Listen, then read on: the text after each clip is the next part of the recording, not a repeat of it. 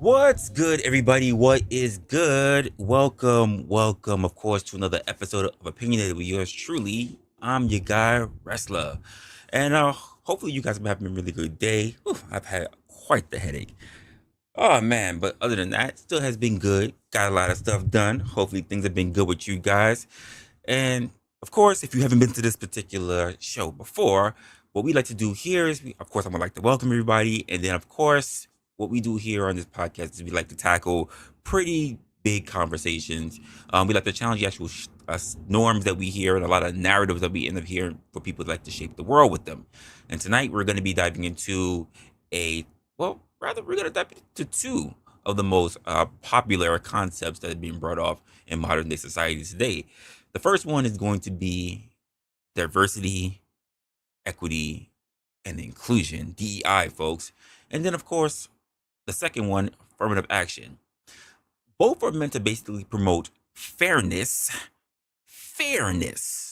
and opportunity. But people are divided. And these policies, when we break them down, they come down to having a lot of biases. And we have to ask, are they actually there to help build up walls or break down the ones that we already have? So that's something I think that we need to talk about a bit. And here's the twist on that. There has been a lot of buzz lately when it comes to DEI, when it comes to affirmative action. And I know people have their own different quarrels about it, whether we should have it, whether we should not, whether it's something that we should keep for the future, whether these groups versus those groups are the ones that are being disenfranchised. But I think as we get through it, we're going to try to figure out a little bit more as to what's been going on and how we should be looking at these things for the future. But before I even get started with all that, I want to address everybody who's in the chat and give everybody a good round welcome. So let's go about doing that. First to the stage, we have CJ, who's up in here. He said he made it just in time. I appreciate you, CJ. Mama was up in there. Thank you very much for actually coming in. Yeah, you made it. You made it. You're here. Con Chanry is in the building. The young and the wrestler. That's what's up. Alex has made it here. All right. Appreciate you coming up here in time. He says, yo, fam. Yo, LA Wokes is up in the building. Appreciate it. Brick says that he's here in attendance. And, what's that? We got Cardi Blanc is in here. I appreciate you. Forrest is up in here. Love it. Love it. Joshua with the morning time for him. And of course, everybody who also comes into the building, because we got some more people in the building, but you're probably just listening or you're probably just doing your own thing, so you can't necessarily do anything. But give your hellos. Make sure that you are actually known in the chat so that you can get your nice way into attendance. And if you haven't yet, folks, do me a favor and hit that like button. It's free. It's the price of admission, and it lets YouTube know that we are in the building and we are trying to make sure that we are strong for this community. So about this thing, oh look, just about to do it. Crazy Mom just snuck in here. She said, "Here, present. Hey, hello, always here. Yeah. Oh, I get it. You're always multitasking.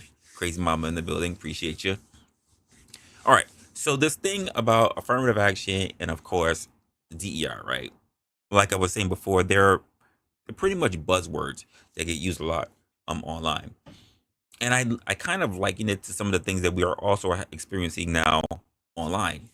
And when I say about that, I talk about one of the most recent headliners that it came out for 2025, and that is about the U.S. needing more Indian immigrants to help drive future innovation. Is that really a smart strategy when it comes to economics? When it comes to trying to build up one's country? Or is it part, or is this just simply part of DEI or even affirmative action? Is it part of that puzzle? Where exactly do that typical type of crisis actually fits in? Is it part of DEI? Is it part of affirmative action? We're talking about people that's not even here. And I think we'll get a little bit into that. So of course, if you haven't already, get your favorite drink, and let's go ahead and break down a little bit into it. So the first thing I have up there as a headline is I want to talk about the rise of DEI in the workplace. And I think we should kick it off with just addressing DEI. And if you've ever worked in an actual corporate environment lately, you've probably already been aware of the wave of training programs and wave of diversity trainings that happen in your local corporate business. And I mean everything from unconscious bias training to diversity hiring goals. Companies are saying we're committed to inclusion. Inclusion. You know, I'm already here. I'm a little late with this already. I don't want to hear anything crazy. Rama's kind of reminding me. Let me adjust my mic a bit.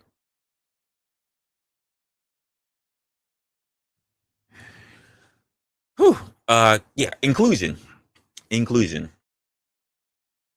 But how did this movement get so big and why now? DEI isn't new. It's not. It's just been simmering for decades. Slowly but surely, we've been coming to this time. I mean, as you can say, you can read the tea leaves. It was definitely on its way here. But now it's front and center. The pandemic pretty much heightened this thing when we use for systemic inequities. Companies had to respond because everybody wanted to join, and everybody also said that they want to do their own thing and they want to be their own person. I have my own particular stances when it comes to these things, and I have my own ways of which I have to adjust to it. But here's the question: how much of it is real change, and how much of it is just a PR thing to keep pretty much the critics at bay? You know, I think about affirmative action, right? And I think about what happened on the college battlefields, the college dilemmas. Because when it came to this whole thing that when we let's pivot over a little bit for affirmative action, especially like I said, especially when it comes to education. Now I'm thinking about this thing because this was never really a problem that got so heightened until after DEI. When it comes to affirmative action, this is something that we can look at that's been a flashpoint for decades, especially after the Supreme Court decided to have their decision to have it turned up. I think colleges that once championed this idea of racial diversity are now rethinking their administrations, which is some people say it's a good thing and some people say it's a bad thing. And of course, with the change of their mission strategies, there are people who never felt DEI, who never felt about the DEI, who never felt affirmative action, and now are saying that they need it. And there are people who have, quite frankly, have tried to work hard to not never need affirmative action, are crying out that it's an injustice because it's not fair that they have to work twice as hard to prove that they're just as good. While there are people behind who don't have to try twice as hard just to be able to compete on an average note. Some are saying that this marks the end of affirmative action today as we know it, while others pretty much are predicting a rise of a more subtle, a more under the radar, you can kind of say, method when it comes to achieving diversity. Quick story: I had a friend whose college acceptance pretty much sparked a whole big family debate. She was losing her shit. I know that she worked really, really hard to get into the particular college that and at the time. I damn for sure they wouldn't have made it there, no doubt. But there was always this big lingering question. You know, did her background tip the scales as to why she was able to even get into university? Smart individual, don't get me wrong. Great school that she got into, but the question always came up. It's like, did did I get there just because of my ethnicity and not necessarily because I worked super hard? And trust me, she was on pins and needles the entire time. It's a complicated issue. And today it only gets more heated. And like I said, now we got to talk about this whole push for immigrants in the US. Things things are getting really, really interesting in this time right now, especially when we have uh, federal institutions that are not going to start, or rather, federal representatives who are going to start pushing things in the institution to start coming in pretty much willy nilly rather than really supporting their own citizens. The recent talk about it has made the news in saying that they need more Indian immigrants to stay competitive in the global innovation race, right? Think about it. You have Indian professionals who are dominating the tech field, who are dominating the medicine field, who are dominating the engineering field. Companies are calling for policies that attract this type of talents. But is this really diversity then? Is this really diversity, or is this just selective inclusion strategies that are driven by economic needs? I remember one reporter saying something, a news anchor, and I can't remember exactly what she said, so I'm a paraphrase, but when we start pushing forth and just saying that we need immigrants for uh, a tech rise, a tech boom to compete against the world, right? Aren't we also erasing the culture of America? Not everybody needs to make it into the tech field. In fact, the tech field can't do shit without the blue collar field to help put those things into place. Before you can compete on a technical field, you must have the groundwork and the foundation up with me. You must have the building, you must have the infrastructure for such technology to thrive. And let's just be honest, for someone who's been in fields who have been in fields where I saw a lot of dominated ethnicities, people tend to pick their own simply because they can. Which is also the reason why in the working world today, people don't necessarily tell you the reason why you don't get picked when you were refused for a job. It's actually in their policies that they can't really tell you the reason why, because it makes them a liability for a lawsuit. When I'm thinking about all this stuff, on the surface, it might look like DEI is a win. I mean, after all, it's about bringing the different perspectives and people's skills, right? But here's the flip side. Some argue that prioritizing the high skilled immigrants could pretty much sideline the efforts of uplifting underrepresented people, underrepresented groups, mainly the already citizens that are there in that country.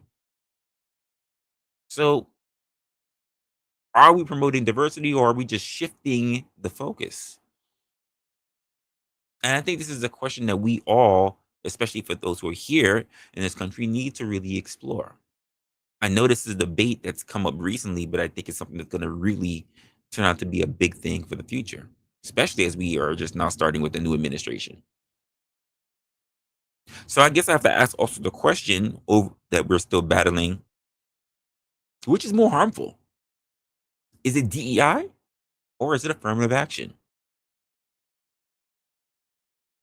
I wonder. When I think about pitting these two heavyweights together against one another, it's hard to see where shit's gonna land. There are arguments for DEI. Some critics like to say that DEI allows it allows for everybody to be able to make it into the show. It's more about the optics than actual change, if you ask me. You got the flashy diversity reports, love meeting your actual quotas, but behind the scenes, nothing really shifts. Others argue that DEI can feel divisive, which is actually true, in my own personal opinion, at least. Putting Pretty much these companies are putting too much focus on the differences instead of the shared goal. They are focusing on how the company looks rather than how the company performs. I thought the shared goal in the company was to make sure that you are effective and you that make most of all you are productive. It wasn't about personal affiliations or personal looks in terms of who looks like who. I didn't know it was just strictly a quota ban. And what about the arguments for affirmative action? Because when it comes to affirmative action, it faces its own type of criticism. It's always faces its own type of criticism. And I know we could look at it in terms of college, but it's been the same thing even in the workplace. Some feel like it undermines the actual merits of people that are there. So and for a while, it's been sparking resentment. And then there's the whole stereotype argument of it, right? Because that perpetuates that the idea that people from certain backgrounds need a little extra help in order to succeed. To succeed. And now we have the immigrant factor, the push for more Indian immigrants, specifically said immigrants. That came from Vivek Ramaswamy and even backed up by Elon Musk. Doesn't this complicate the whole DEI and affirmative action debate even more? Are we prioritizing some forms of diversity over others? Critics argue that this might change the whole hierarchy of desirability when it comes to diversity.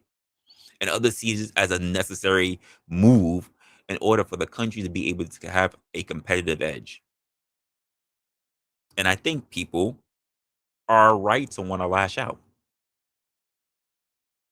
We've had these two kind of policies for a while, and I think there's something that needs to be done about it. I think it really does. Which of these policies do you think are more flawed? Are they just tools that just haven't we haven't just quite figured out how to make work yet? And from my own personal insight of all this, I think these policies, both DEI and affirmative action, and especially when it comes to this whole immigration thing, they don't just exist in the boardroom; they exist in the courtroom. They're gonna end up shaping people's lives, especially when you hear things like, "If we have immigrants come in," said by our own president, sorry, soon to be president, that if they do so much as having 2 years of school. Let's be honest, most people are not even able to do anything with an associate's degree. So that means it should be 4 or more years of schooling. But within 2 years, you should be able to just be an American. Just 2 years of school, and you get to become an American.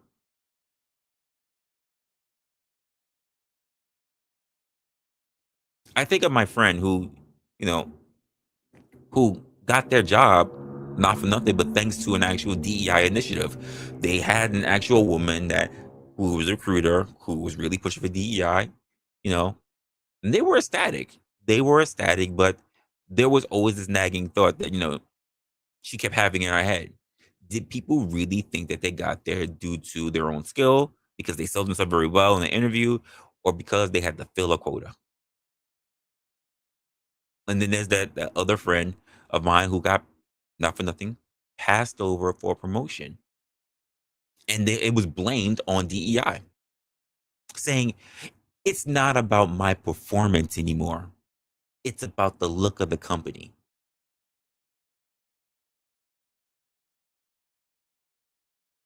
And we're only going to see more of that when we see the push for immigrants to be able to come in.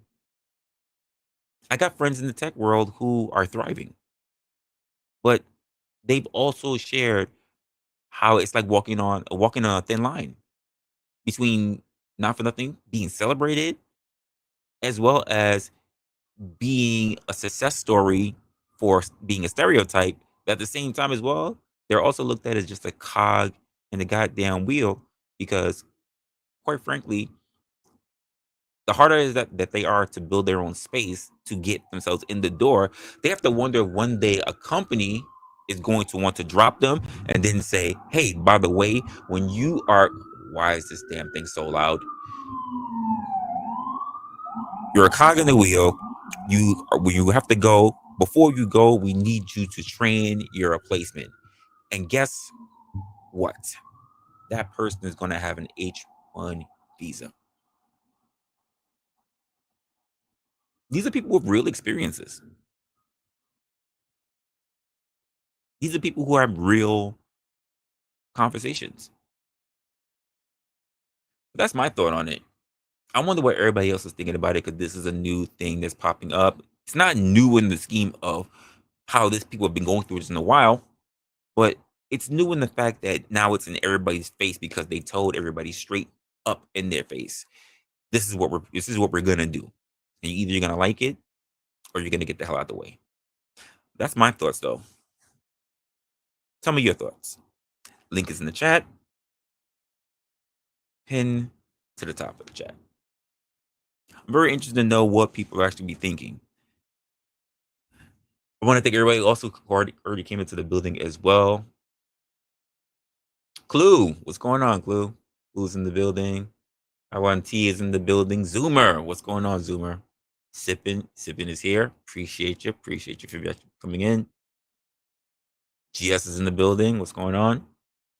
True Keys. Hey, True Keys, what's going on?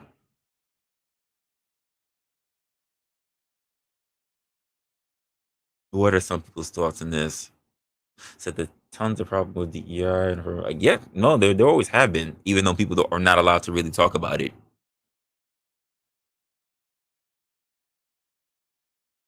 Wait, what? Less white? What the hell?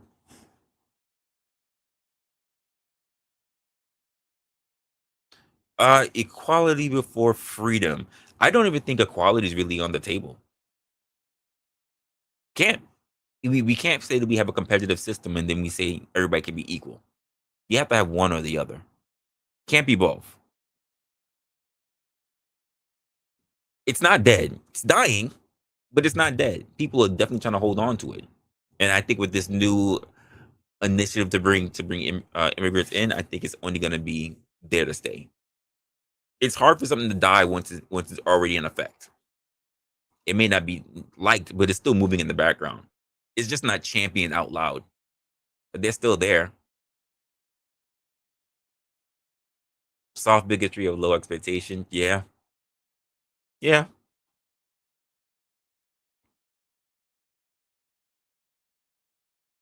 How much of it yields? I guess depending on the person who's running across it, Zoomer. I'm sorry, Khan. I think the person who's running across it. I personally don't see anything positive about it. I'm a person that really moves on merit. But let's be honest, for a long time, even in the world of just business itself, whether you want to talk about actual politics or office politics, people get hired or people get to stay in their jobs because of how much they're liked, not necessarily always in their performance. And that's just what it is.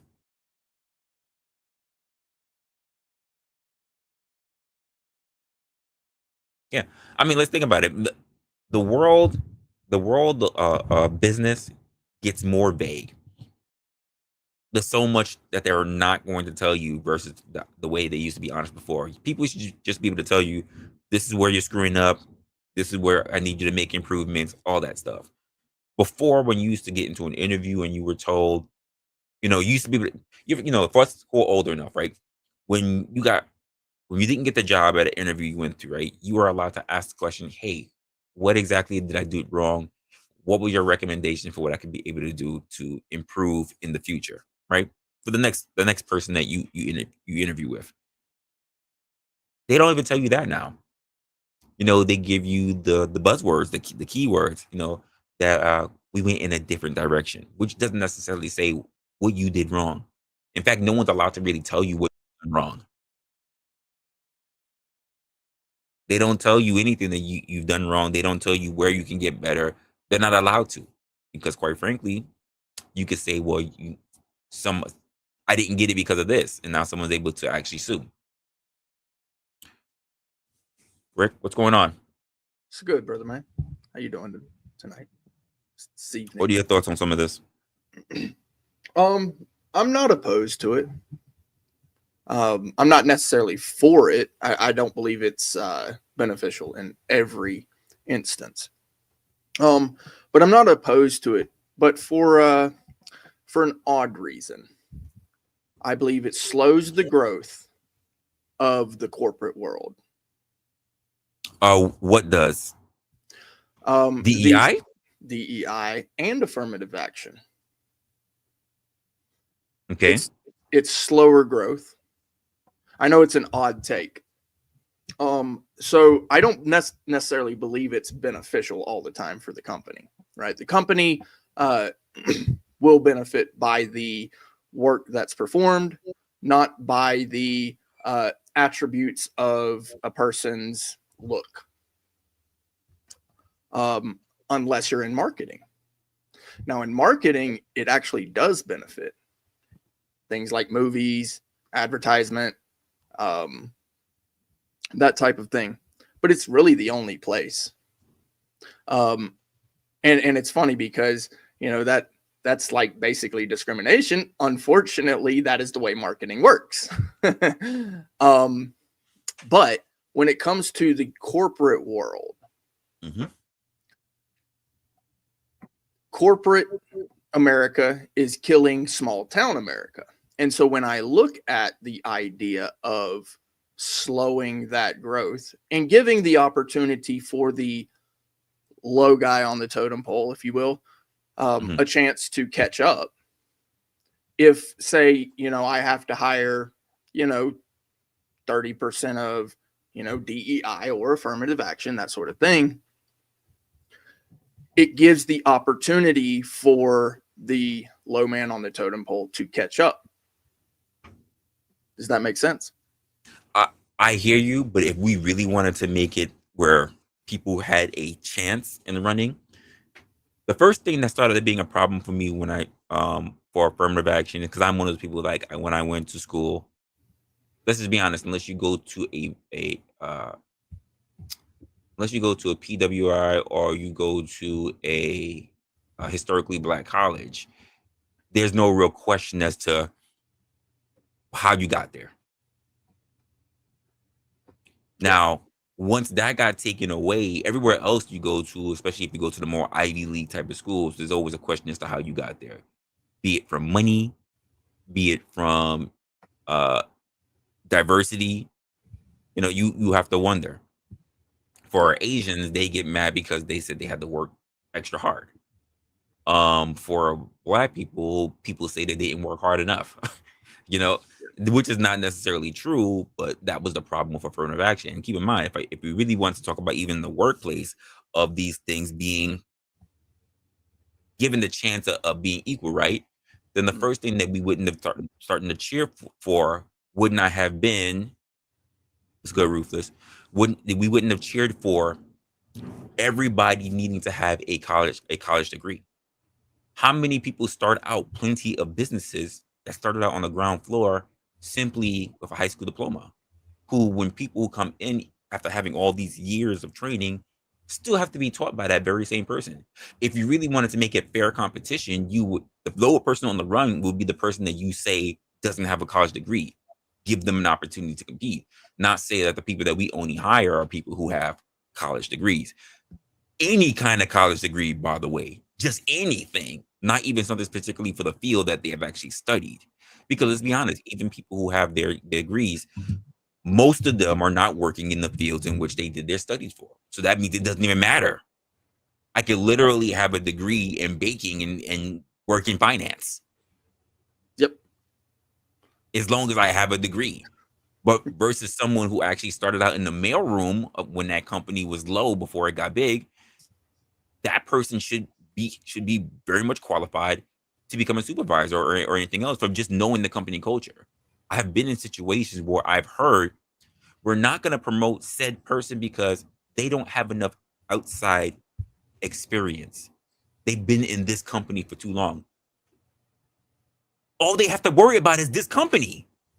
All you worried about is that the rise of this company. Yeah. Then that means you have somebody who's not only been loyal, but they understand your company in and out. Yeah, Why and would it matter if they came from somewhere else? When I'll somebody give else you comes in, they have to learn your company. yeah, I'll give you a primary example of where DEI and affirmative action will never fly. Okay. And I use the word fly specifically because you don't want the DEI hire or affirmative action hire as your pilot. No way. Well, No way. we've seen people get off of airplanes simply because like how did they get that? How many hours they float? I'm not doing it. I'm out. Yeah, I'm you know, out. I'm getting off this plane. You yeah. know. But also the idea of affirmative action has been a big thing, a big contentious point for corporate for a while. I think the difference with DEI versus that in the corporate world, you want to say, is that Mhm. beforehand, affirmative action, you weren't sure. You could hear the potential. You could hear the potential that you could be said thing, but it wasn't really known for sure. DEI is outright discrimination. We hired this person because of this reason.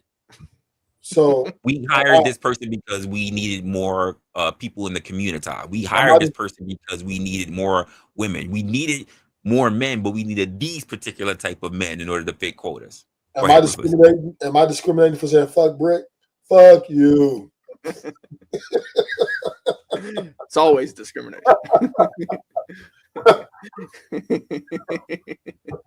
Actually, no, it's actually quite the opposite.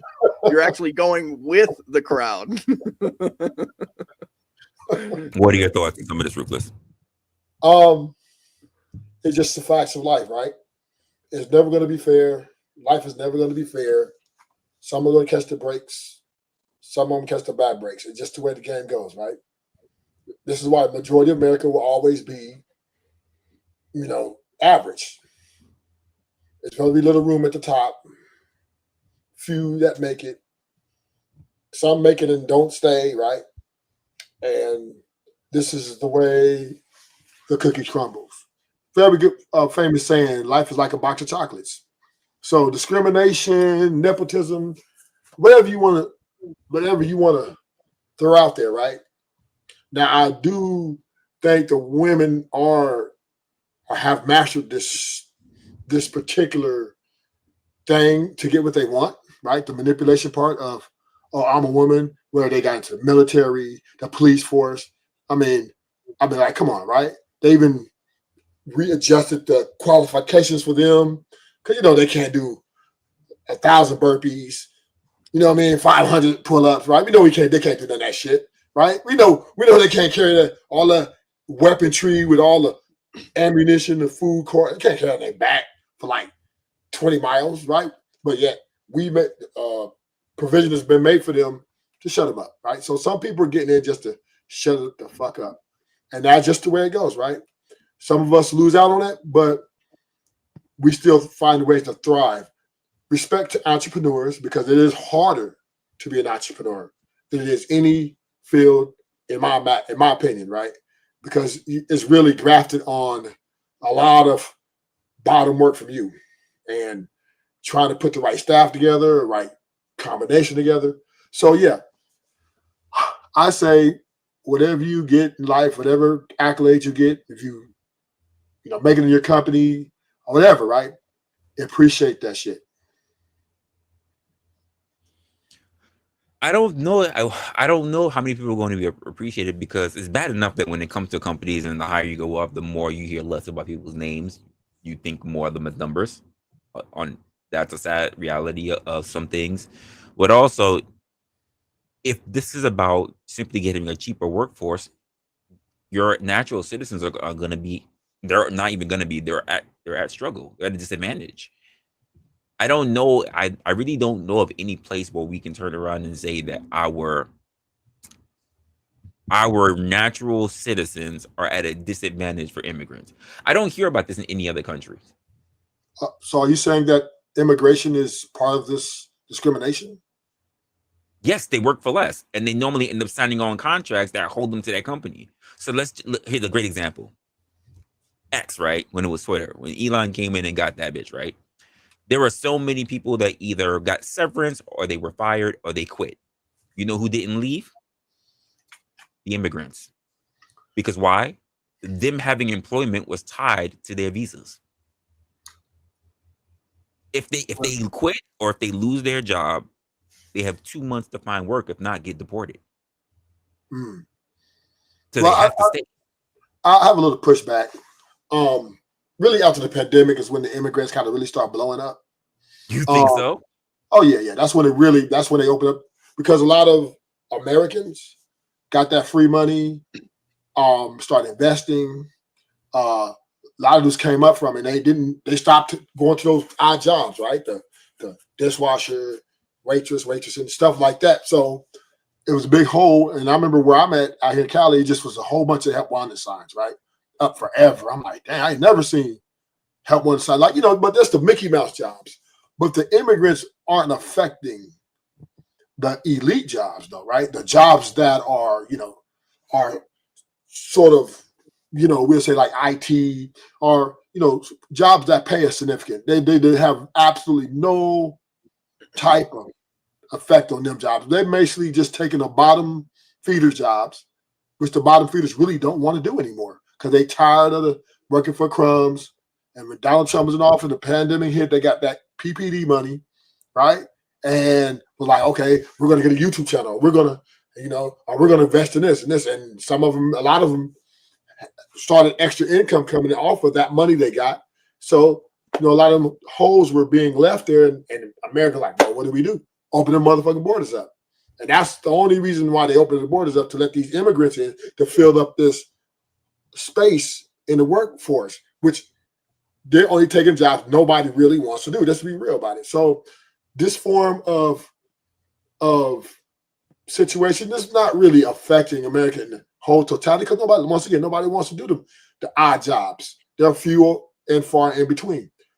But I think it's immigrants okay with me. They don't threaten me. I mean, because once again, they don't have the experience of the corporate world. They're not even in close to that, right? So yeah, I think it's just I just think Americans are reacting because they want to covet rightfully privileged people should be able to come in here, inspection, make sure to do all the paperwork. They don't want people getting in how they got in. But the fact of the matter is, America's going to do what's best for itself, and that's just the way it's going to go. And I think it's actually a good plan. So you say Americans don't do it much for itself. Where do you think those first areas start from? Say that again? I missed the first So part. when you say the Americans don't do well for themselves, right? Where do you think the first part of that stems from? For the, the odd jobs? Well, in order to do odd jobs, even Mm. you need experience, which means Mm. in order for me to even want to hire you for a particular position, I need to know that you are capable, right? And the first thing I go down to is education. Instead of worrying Well, about bringing in people to start working on uh bringing in foreign people to start working on our infrastructure, because let's be honest, immigrants have come here for a long time. They've come to our education system, and what they've normally done, they left. They didn't yeah, stay. They yeah, left. Even yeah. after becoming citizens, they still left. Mm-hmm. So when we look at education in a country that we say is the best and one of the best on the entire globe, our education doesn't reflect that. In fact, we only see it's been declining. Instead of you bringing in outside talent and then hoping they're going to be the thing to help compete, why aren't you investing in your own by first fixing the very thing which made us fall off in the first place? Education. Okay, so that's good context. So let me help you out, right? In this part, the jobs that we're talking, these type of jobs do not. So you know me, I'm an ex-convict, correct? Mm-hmm. And there's like I could get warehouse, washing dishes job. I don't need no education. I don't need nothing. They don't ask for. I tell them, I'm a felon. No problem. Just get in there, wash your damn dishes. So same for the immigrants, right? They're getting the same jobs I'm getting as when I first got out. Now, so that's all they're getting, right? Which these dishwashers, waitresses, waiters, at like titty bars and stuff like that, and different little places, right? They really don't require, and they're not asking you. I mean, they might ask you what level education, but that's not really a requirement for get that job. Just as long as they can come in there and show you, it's because they're mostly hands-on work, right? So they come in, show you how to wash a dish, run the machine. You just putting the dish in the machine and pushing the rack. You know what I mean? So those are the type of jobs they're getting, and it doesn't require any experience because they're fundamentally very easy, and you don't even have to have no English or nothing to do these things. Because believe me, being a convict, I work with a lot of immigrants, right? Right down there with me. We ain't saying that one word because we can't understand each other. Hey, only thing I knew was hola. That's all I knew. Hola. So here's my thing. Yeah, we can work together. You being there with them on the ground floor, and I get it. Let's just be honest. Just keep it a buck. The reason why you're there with them is because of your background, yes, right? Specifically. But if you work in a business, say you get hired as a convict, you work in that business, but you put forth the effort, should you not be able to want to climb that ladder within that very company? Because here's the thing that's going to help elevate you: experience. Yes. Just because you are on the ground floor doesn't mean you need to stay there, right? All you need is first the one thing that even they have that you have when you're there altogether: an opportunity. An opportunity. But you're already ahead of the curve because here's something that you mentioned that you can do that they can't. Yes. Yeah. So yeah, I'm definitely ahead of them, right? Because I did move up in a few companies over them, because right. I knowing how to, conversation, right, stuff like that, dealing with.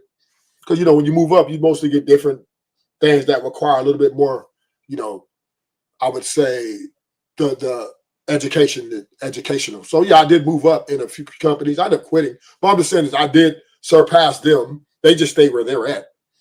So what I'm saying is, them immigrants did not affect me at all because even though they did the same thing I did, I was always ahead of them in a lot of areas as far as understanding the economics of how this company goes and how to move up. And they really showed favor towards me because of that, right?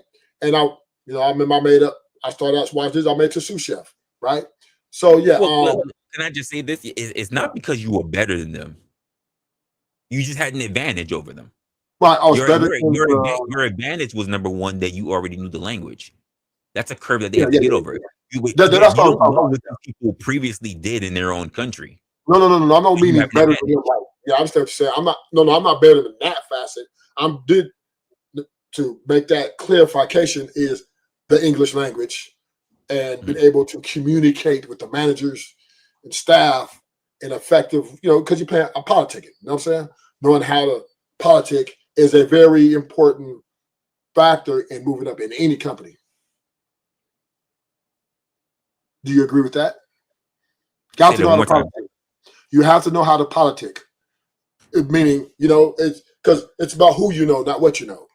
Right? So the manager comes in and he's holding a conversation with you every other day. Oh, hey, Resla, and you're able to articulate and move about your conversation. This is a part of. Unfortunately, you're right. Unfortunately, that's not the way the game is taught. So, for instance, when you're in school, you understand that networking is important. Who you are can help get you into a place, but you're taught that your skills, what you know, will help get you in the door. But then when you get into the real world, you realize it's not that at all. Yeah. Just improvising. Go ahead, Brick. Yeah, I would say also, I know that it's been said that it's not what you know, it's who you know, but actually I would put it a different way. This is something that I've said for quite some time now. When I finally realized this, it's not who you know, it's who knows you. I know that a lot of people say that, and it's wrong, right? It's who knows you. It's split hairs, but it's yeah, you're right. It's split the hairs though. It's close, right? It's in proximity. Because they got to know who you are in order to want to promote you. So you act like you said, politicking, right? It's that compromise that you're willing to do. Are you willing to stay, an extra 10, 15 minutes after work to have a Right. little conversation with your bosses and say, hey man, I appreciate you, and that sort of thing, right? Yeah. So Right. if you don't do that, and this is where the education factor comes in, because as Resla mentioned, in school you realize that part, and so you're doing that in school, but then when you get out into the real world, you just do the hours. It's kind of Right. like the difference between college football and professional football. Why I love college football way more than I love professional, right? And so you see the difference in a person's attitude.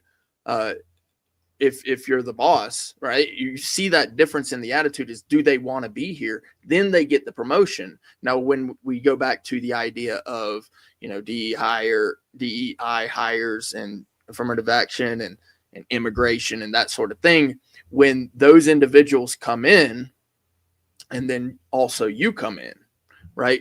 Who's going to be the first on the totem pole? Well, it comes down to politicking, right? And then on top of that, I know you mentioned as well, is when the person comes in, is it during this time when Americans, and this is kind of a waxing and a waning thing that happens throughout this country from time to time, is when are Americans actually looking for jobs? And when they're not, what's happening is those DEI hires are coming in, the immigration is coming in and saying, hey, I'll do the work, hire me. And then the Americans are looking back and going, hey, wait a minute, that was my job. Well, you didn't do the job whenever it was time to do the job. And so somebody had to get hired on. Now you are going to get hired on, but the immigrant or the DEI is already a step ahead of you. Their education is now ahead of your education. You're getting left behind. Now you got to work twice as hard because you chose to take a vacation. Or maybe it was your parents at the time. Maybe it was a generation behind. Either way, it is the fault of the American, because the American has the freedom already and chooses not to use it. But And that's my view of it. once again, is what jobs are we talking about here, right? So we're talking about All, immigrants being hired, right? All of all them. jobs. No, All. not in, let's say, plumbing or a plumber. All. Yes. Yes. Right? I Why can't tell we you it, unless these unless they are close family and friends. I can't tell you how many times you'll even have immigrants who are coming into that. I will say one area, and I already mentioned it: marketing. Marketing is the only place where DEI it's a well applied for any spot corporate of job, action. any corporate job. I guess no. I guess I'll say HR as well. HR likes to enforce a lot of DEI, but when I look at it, there's not a I can see strong that. representation among them. Yeah, I can see that too. Yeah. So Yeah, it's but- certain little spots in the workforce, but when it comes to the broader spectrum, the majority of real jobs, right? The real jobs. You mentioned manufacturing before, I do believe. Yeah. Mhm. I wrote it down. Yeah, Manufacturing, I mean, like construction. I know that when I say tech, I mean like the guys who are out in the field, like not the guys in the office, like the guys who are really out in the field. Yeah. Because Yeah. I've seen two type of architects. I've seen the ones that sit at their desk, and I've seen the ones that actually out there in the rain. But the corporate jobs that the immigrations have no impact on, though, right? Period. It just the jobs that are takes, because think about it. Most people get those jobs are somewhat educated in those fields, and so the competition is between They're few and far between where immigration matters, but it does. There are some places. Take for instance, the Jacksonville Jaguars, when Shad Khan pulled in with his big old yacht. I guarantee you, there were some immigrants who got hired on. Right, so there is. It's only when someone comes over from a foreign nation with a bunch of money that sort of thing stands out. Mm. Yeah. But I'm just saying. But if you look at the overall movement of America, right, how the economy works and the jobs that are, let's say, like working for GM, General Motors, jobs There are that there are require. there are immigrants in Yeah, GM. yeah, but right, but they're also janitors, do a lot of cleaning, right, stuff like that. They're not doing the the jobs that are paying like 60, 70K, 80K. Sir, It's is not they happening. know no you wrong because there are places. Now I'm not saying this is GM, but there are definitely manufacturing plants who have assembly lines that Yeah. they still run the same game as that. This one person that's really good at English who's the spokesperson for everybody else, but they hire those other people on. And you Okay. just Yeah. hope that one person who can tell everybody else what to do doesn't get sick and call out. Yeah. That still happens. Yeah. Y'all see that in the warehouse, a lot of warehouses. I did a Like, lot of warehouse work. like being foreign doesn't mean that you can't be trained. But yeah. But the GMs, like let's say General Motors, stuff like that, they're in mostly Idaho, right? They're in Nebraska. There's not that many immigrants there. So when you talk about Oh Cali, yeah, but the but immigrant let's be honest, capital, right? there's not a lot of there's not a lot of Americans willing to go out there as well. Yeah, but there's still Americans there though. Where if you talk about California, the immigrant capital, right? One of them is I think it's California, Texas, Florida, right? Now in these places out here, yeah, they're getting all the hotel cleaning jobs, right? They're getting all the H2s, they're getting all H2s, those little. no, yeah. Yeah, they're getting those jobs. They're like they dominate in all the cleaning services, right? If you want your yard kept up, yeah, the prices are rolling up on you. What's good, right? So those jobs and they're needful, and believe me, I love it because they are more they're more negotiable in their prices, and they do an excellent job. But typically, the dudes who are making it, the money, the big bucks are at we'll say middle class. The immigrants have no effect on them, and not even a little bit. So I don't understand why Americans are crying. Like really, they don't. They're not touching them. A Not lot even of no, a lot of the a lot of the wealthy people who are making a shit ton of money, even though we have the faces of Americans who are up there, the big millionaires. Guess what? The majority of people who are making a shit ton of money were foreigners. yeah, foreigners making money. Tech Yeah, is tech. I yeah. mentioned it. Tech, Indians, manufacturer, like they're China, held up by immigrants. but them are a different level of immigrants though. I think than they'll say the But when Hispanics. an opportunity comes up, they still bring their own in. Yeah, that's true. That's true. And I think the Asians killed affirmative action because they couldn't get in. A lot of blacks were Were put it in. the Asians that killed it? Yes. Or Well, was I it guess was it the white or was it the white people that both. killed It's it kind of both. after it was shown after it was Yeah. shown one with complete evidence that Asians were dominating. Mm, mm. See, Okay. let's shoot it. I'm gonna say it the way it is. White people have been getting through in education and everything, been getting indoors for a long time without problems. It wasn't until the fact where they turned around and started saying, especially when you have, like I said, affirmative action started kicking through and freaking DEI coming in, where they said, we can't really take you. We don't have enough space. Well, why don't you have enough space? And then they look at the roster and saw all the Asians. That's when the Yeah. pushback came in. Yeah. You didn't hear a big cry for black people talking about there's too many Asians. Yeah. Black people, we're a different animal, in my opinion. No, We but black people have been taking advantage of affirmative action, is what yeah, I've been yeah, saying. yeah. But they didn't cry Right, when we the didn't cry about it, right? it was the white. We see the black people, we're a different animal. We're bougie at the same time, taking advantage of what's given to us, right? We're like kind of in the middle, right? So we don't really the immigrants don't affect us in no kind of way because the jobs they mainly get, we really don't indulge Well, in. but that's where you're wrong, because the immigrants affect us most. And here's the reason why I'm going to tell you why they affect us most. Enlighten me. And I've said this, and I'm going to keep saying it until we can prove it different. Let's just say there was a very nasty war or a very nasty conflict. Rockets were sent off and hit your 10 most prominent cities. That is the bulk, the majority of your black population in the country. When immigrants come into the country, Rick, you said it. In fact, you said it too. Ruthless for like GM and play. Do they move to the center of the country, or do they move to the coastal areas where predominantly black people reside? Yeah, Whose neighborhood do they also reside next to? right. We shoot neighbor. So yes, they do affect us. I said this before too. When you go to black neighborhoods, right? How Yeah. many black owned businesses do you see compared to the foreigners who come in and run shit Oh, there? probably From your close. grocery stores to your corner stores, your bodegas. Yeah, that's always been since the 80s, right?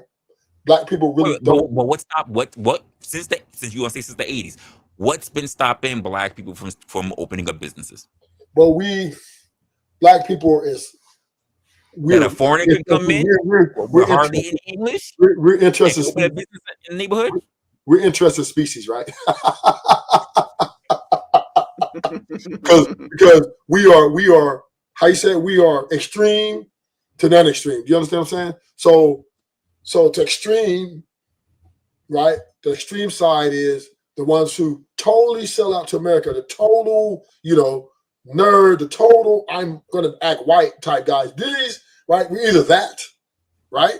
Or we're criminals, right? We're going, we're trying to rob the business, not start a business, right? So Wait, stop. it's That's a big narrative. Would you say that's now, that's now, gonna now, be now, that's the majority of no, no, no, black no, no, people? no, no, no. Let me finish. I'm gonna give it to you. I'm just breaking it down to you right now. Then you have the in between blacks, right?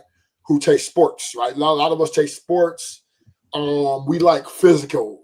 We're more physical people, so we're into those. So those are pretty much that tailors off the community, black community, right there. Either they're athletes or some. We're spending a lot of time instead of opening a business. We want to go to the gym and shoot the ball or to the football field. Right. That's what we as kids indulge in mostly majority. And then we have, I said, extreme blacks who are, they live in the Hamptons, right? They don't even socialize with other blacks. Then you have the ones in the hood, right? Just the guys who want to sell drugs, rob business. So this is why the Asians and the immigrants can come in and open up businesses because we can't open up business in our own community because it's too dangerous. Number one, that's number one, right? That's why you get even the guy who runs trap. Who dominates and runs that community? We do. That's my point, right? But we No, but are dangerous to each I other. don't like. I hate hearing that because I don't give a damn what neighborhood it's been. You know who always outnumbers the gangs? The police. The community at large. Yeah, but They have more numbers than the gang.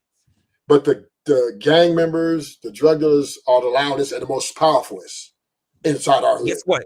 You can't kill the entire neighborhood because you have no one to sell to. You can't, but you don't what want are to we take the doing risk. here? You don't want to take the risk. The thing is, you won't take the risk of opening a business there because then everybody's gonna want a discount. Everybody's gonna feel you owe them. You know what I'm saying? It's how you say it's a lose-lose situation. Even if they don't rob you, right? They're gonna walk in. Hey, how you gonna charge me $1.25 for these donuts? I'm black. Give them to me for 25 cents. Like stuff like that. We want to nitpick each other. Yeah. So I'm glad you brought up that point of basically the consumers. Who are the consumers? What I find interesting is that when I look and I see, I guess you could call it the black community, I noticed that a lot of the black community are consumers. Yes. Like the primary aspect of the black community is that they are consumers. We consume, yeah.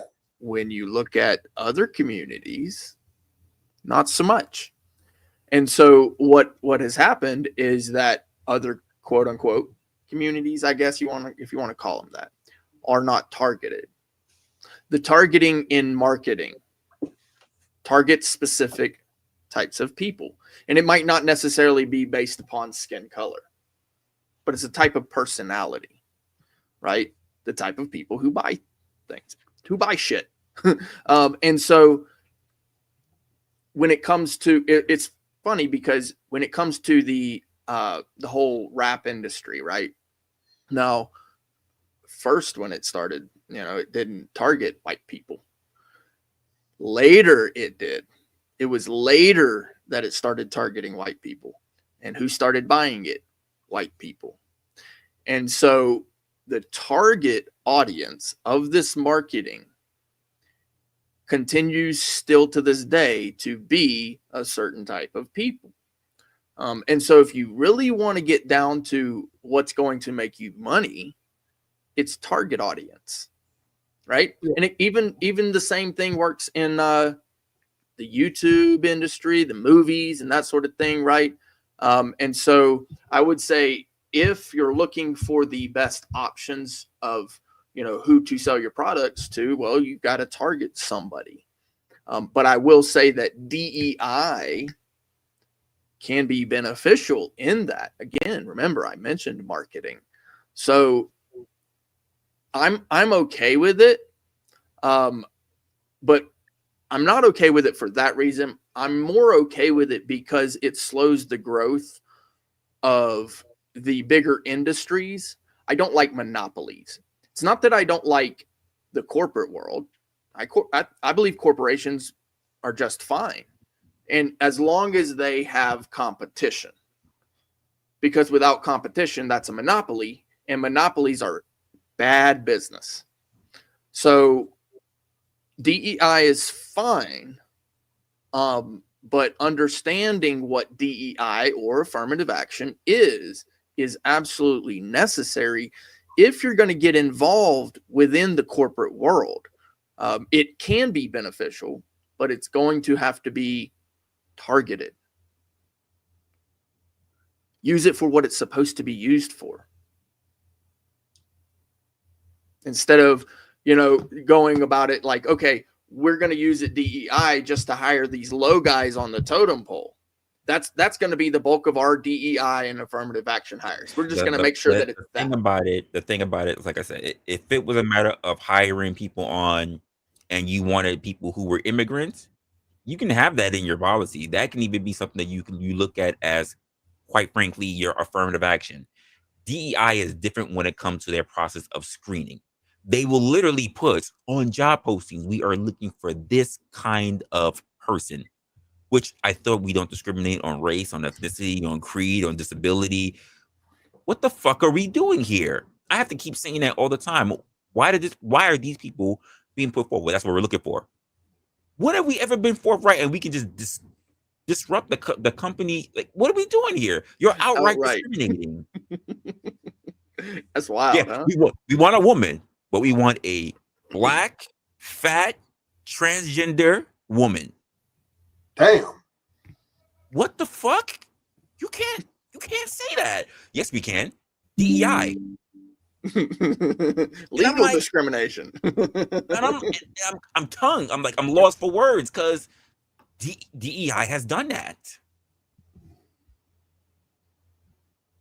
If I go to listen, if I showed you LinkedIn, I'm not going to, but if I showed you LinkedIn, if you look on LinkedIn, you can find plenty of these postings. Plenty of them.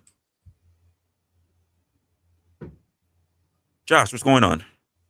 Nothing much. I'm thoroughly enjoying DEI.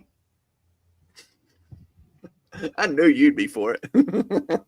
Of course, I'm a corporatist. I want to get rid of half you fuckers that don't want to actually spend an extra half hour after work, right? I want the person that I have the leverage over to convince them to stay a little while longer, to do that little bit extra. And if it happens to be the case that I can use their employment visa as leverage, or maybe even the concept that they're basically trying to feed their damn family and they need that money that much more, why would I not go after them? Why would I deal with some fucking shitty ass fucking Westerner that's got this meism attitude about what about me? What about my vacation time? Where do I want to spend my time? Do I want to spend my time fucking focusing on the business, or do I want to spend my time focusing on what the fuck you want? Because frankly, don't care.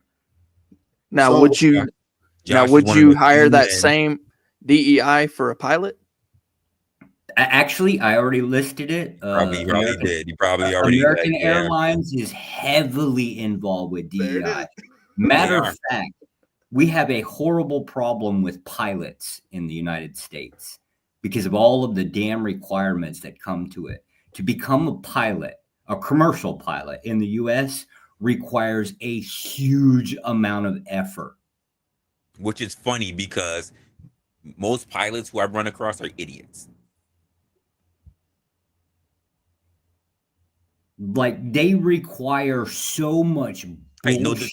and by the way, no disrespect to pilots, but people treat pilots like they're astronauts. I've met so many pilots, and So, they're not nearly as bright as so people claim. I have an interesting concept here I'm gonna introduce, right?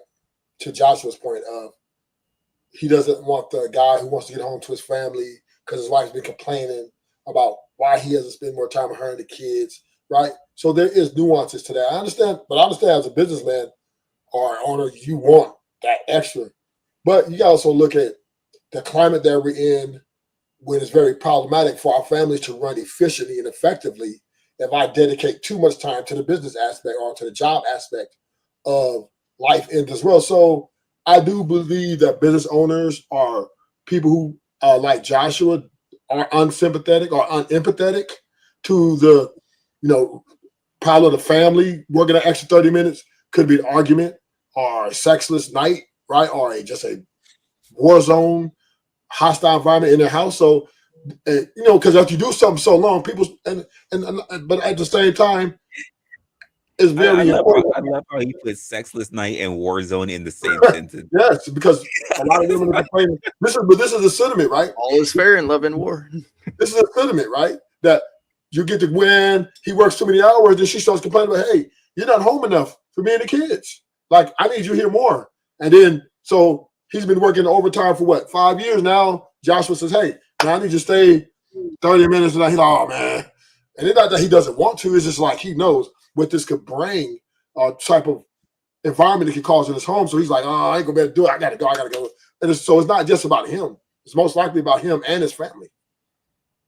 This is a fair assessment to look at this because most people who work like that have families or some sort of partner that they're involved with, and they have their demands too. So the company's demanding extra and all this extra, but then their partner or lover is demanding, "Hey, what about me?" So now it's okay. I'm gonna have to try to split this up the best I can. There'll be some nights, "Hey, I know you want me to stay extra 30 minute hour, but I'm going to have to pass on this one because I do have a right to refuse." And then do like Joshua, like, "Well, I'm like a DEI, so they can, who really don't have no family, who don't care, they just work all night, work all." Yeah, okay. So in my estimated opinion, that's unfair to not consider an American who has a family and understanding that this could affect or take a toll on his family life. Of course, that is his choice to stay. And then also, if that is the case, then perhaps it's not so much the hire, but rather than it is the 40-hour work week or the minimum wage, things like that. It's not the hire, but it is the system itself. Yeah, and I do agree with. I mean, I was an overtime man for real, and a lot of time it wasn't worth it with after taxes, right? So plus, but it was problematic, and a lot of my coworkers, most of my coworkers had family, right? So it did take an effect on their families as well, and the taxes is a double when you do overtime. Maybe Trump could change that. See what he does if he keeps his word. That'll be a major. If you take tax away from overtime, then I think maybe Joshua they might get to Americans to maybe go into that. But still, the family element is still an element though. And that's what I don't think employers understand a lot of times. I don't think they care. And they don't have to care. But the point is, Why should they care? yeah, that's what I said. They don't have to care. But my point is, this is the sentiment though, that there's a thin line between, okay, I'm here for the company, but I got to be there for my family too. You got to give me some, how you say, some empathy. I'll be empathetic, or maybe you don't have to give me empathetic, or at least be understanding. Well, that's right? why they call it work, because it's the shit that people don't want to do. That's why they pay you to do it. Even if you like to do it, they don't like to do it. So it's called work because they'll pay you to do it because they don't want to do it. So they want to go home to their families. Just like, okay, rake my I don't know yard. about that. Rake my yard. Yeah, Right? Rake my yard and I'll give you $15. yeah. Right? Oh, Jesus, this idea that DEI is this one small group is fucking ridiculous. It's about Well, just about every immigration that exists is out there. well, okay. So the people who I see that represent DEI the most happens to be, and I'm going to tell you from my anecdotal and actually what I just see online, tend to be white women. They do go for the LGBTQ community. It's also Black women who are actually representing these spaces, whether it's your HRs, whether it's people in recruitment, whether it's the people who are sitting there in your management spaces. Let's just be honest, it's mainly represented by women in Sure. totality. I don't know much about HR. I kind of ignore most of them half the time. HR, they're all, they have no choice, because keep in mind, HR. Let's just be honest. At the end of the day, they're there for the company. I don't know why they keep selling this racket that they're there for the employer. They're there for the company. It's this. It was the same concept with the unionization. I know it's Correct. Would let unions were, that contract be at stake. You yeah. think your union rep is going to give a fuck what you saying? Not at all. Because when we say, like, I'm looking at what Alex said, when we said blacks, and then I start black women, I'm thinking about the blacks. I'm like, no, I mainly only see Black women in that. I don't really see the guys benefiting. Trust me, all of my fights have been against DEI, not with DEI.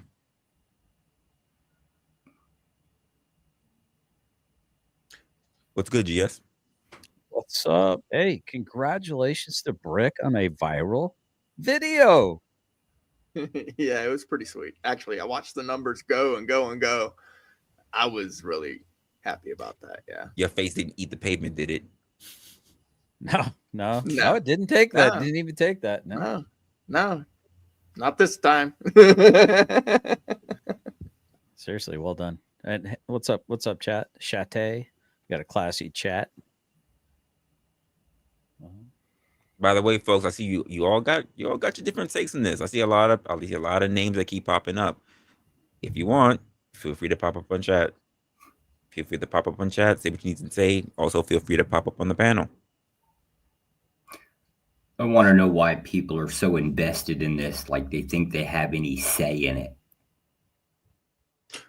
Well, see, that is actually exactly why I was saying, that I'm not against it, right? I'm not for it, but I'm not against it because, when it comes to each and every company, those companies are going to make decisions based upon whatever they want to do. And there might be some legal consequences to it.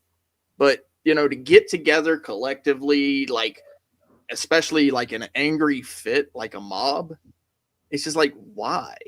Why even invest your time into what somebody in, 5 states over is doing with their company?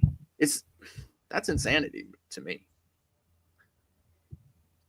Well, I would understand why the people would get together. If they see something they don't like, it would be their responsibility to go against it. Like, that's just how that's going to be how competition operates.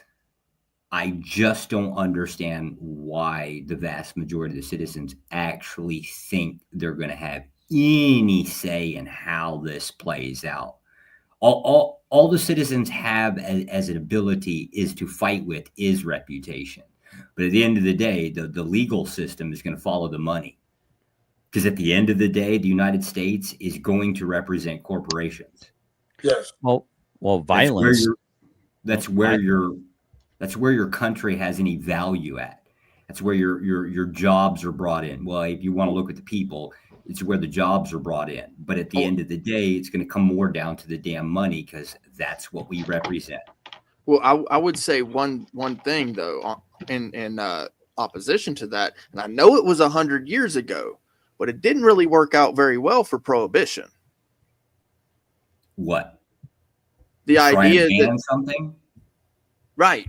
The idea that you're going to force Americans to go along with some program that they don't like.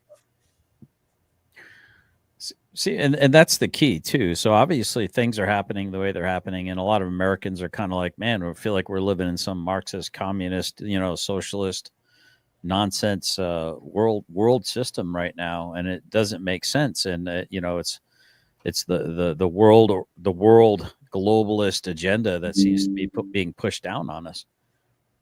That's all well and good until people decide that revolution happens when you take everything away from a man other than his life, and he has nothing left to lose. And revolution is not where they want people to be. Violence is the language of the unheard. So they have to really, really tap dance this real, very delicate line, and not push too far, too fast, too hard, because there will be a net rejection of it. And that's when, you got to understand, the system needs the infrastructure more than the people need the infrastructure. I think the system has that all twisted, although there are a lot of weak people right now that will disappear. They will deselect themselves out of the gene pool because they weren't prepared. They won't ever be prepared. And when Big Daddy government's not there to hand them a meal or lodgings or tell them which way to go, they're going to perish. But the system requires the infrastructure, not the other way around. Lindsay, welcome to the panel. Hello. What are your thoughts? What are your thoughts? My thoughts kind of going to pick up where he ended off, because he was talking about business infrastructure. And I was thinking one of the keys, one of the solutions to this problem, or at least betterment of the problem of lack of meritocracy and continuing nepotism and unfair hiring practices, could be to have a more horizontal structure, business structure, rather than a vertical one. And what I'm talking about, I got this from a business textbook because I took someone's business course for him because he was working and didn't have the time to do it. And yeah, that's unethical, but that's another thing altogether. I learned some stuff. I liked it. Anyway, I learned with horizontal structure, you have less overbosses, overlords, less people at the top looking down, which is inefficient. It's proven to be an inefficient way to work. Less people telling you what to do and how to do it. For example, unqualified people who maybe just graduated from the Army and have no technical experience in a technical company, sitting there telling you what to do and not understanding you, the engineer who's actually making the company function. So they suggest a vertical type of situation where you help each other. It's not like I'm going to boss over generally specific and say, you didn't do this very well, I want better numbers or you're fired. I give him the leeway and say, hey, you know what? You're good at A, B, and C. You take over those things. I'm going to lean toward, give you your own expertise and area, and not humiliate or reprimand you and say, like, I'm telling you what to do because I get paid more and I'm called, CEO of the company or manager or whatever it is.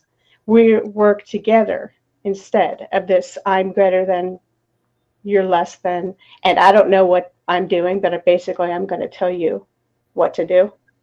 Because that's completely inefficient. I'm starting to loop now, but what if we did that and we had a vertical infrastructure and not this higher than, and then we wouldn't have as much nepotism and, oh, we got to hire only Black people, or, oh, we have to hire only white people. What do you think? It would require an employment that was, or a group of employees that were capable of multiple things. Isn't that ideal? It's generally just not the case, is the problem. You can only employ within whatever pool of resources you have available. Although you could, I guess, import immigrants, those people that are willing to spend extra time to learn additional skills to, I don't know, fan out and to do like different tasks. Or you could just basically hire with your domestic, or stick with your domestics, the lazy ones that don't want to do a little bit of extra and prove themselves, right? It depends on the company, because you're talking about the immigration issue. You brought it in here. I wasn't necessarily talking about immigration. Let's say you're having a tech company, because that's the one I mentioned. You have your group of engineers. You have your group of sales. You have a group of this and that, and everything that's pertinent to having the functioning, the basic functioning and success of the company. But what you don't have is a bunch of overlords telling you what to do when they don't know how to do it. Right. So the reason why the overlords exist is because you generally have to branch out. Like you have a department for this and a department for that, a department that the reason why that exists is because you don't have employees that can or operate under multiple skills. So you eventually get to that point where you branch out. Then the people get all pissy that all these branches exist. Well, you created it probably like 30 years ago, and this is what you're stuck with. You can go back to it, but you're going to need those employees that can operate under different skill sets. Well, then I ask you. Both sides. I see both sides, but I see the side that you're saying, Josh, because eventually you're right. It does wind up coming out to having to outsource to get the talent that you're looking for. But at the same time, I have to agree with Lindsay saying that a lot of companies end up faltering because they don't. There's very far and few in between the further you move up. And let's be honest, that's how actually a lot of communication falls through the cracks. And that's how companies actually end up in the position where they need to outsource, because there's such a thin line of people who are actually in charge. You'd be surprised how you would think that with less people, communication would be stronger and therefore it's easier to disseminate. It's actually worse because people want to interpret, and then they interpret and they give that to the next person. It's a nasty game of telephone. And the employees don't know anything. Even when it comes down to the company letter that everybody should know the same thing. I think those are more important than this is what our meeting is. Go tell your teams, and then that tends to be the thing that fucks up the most.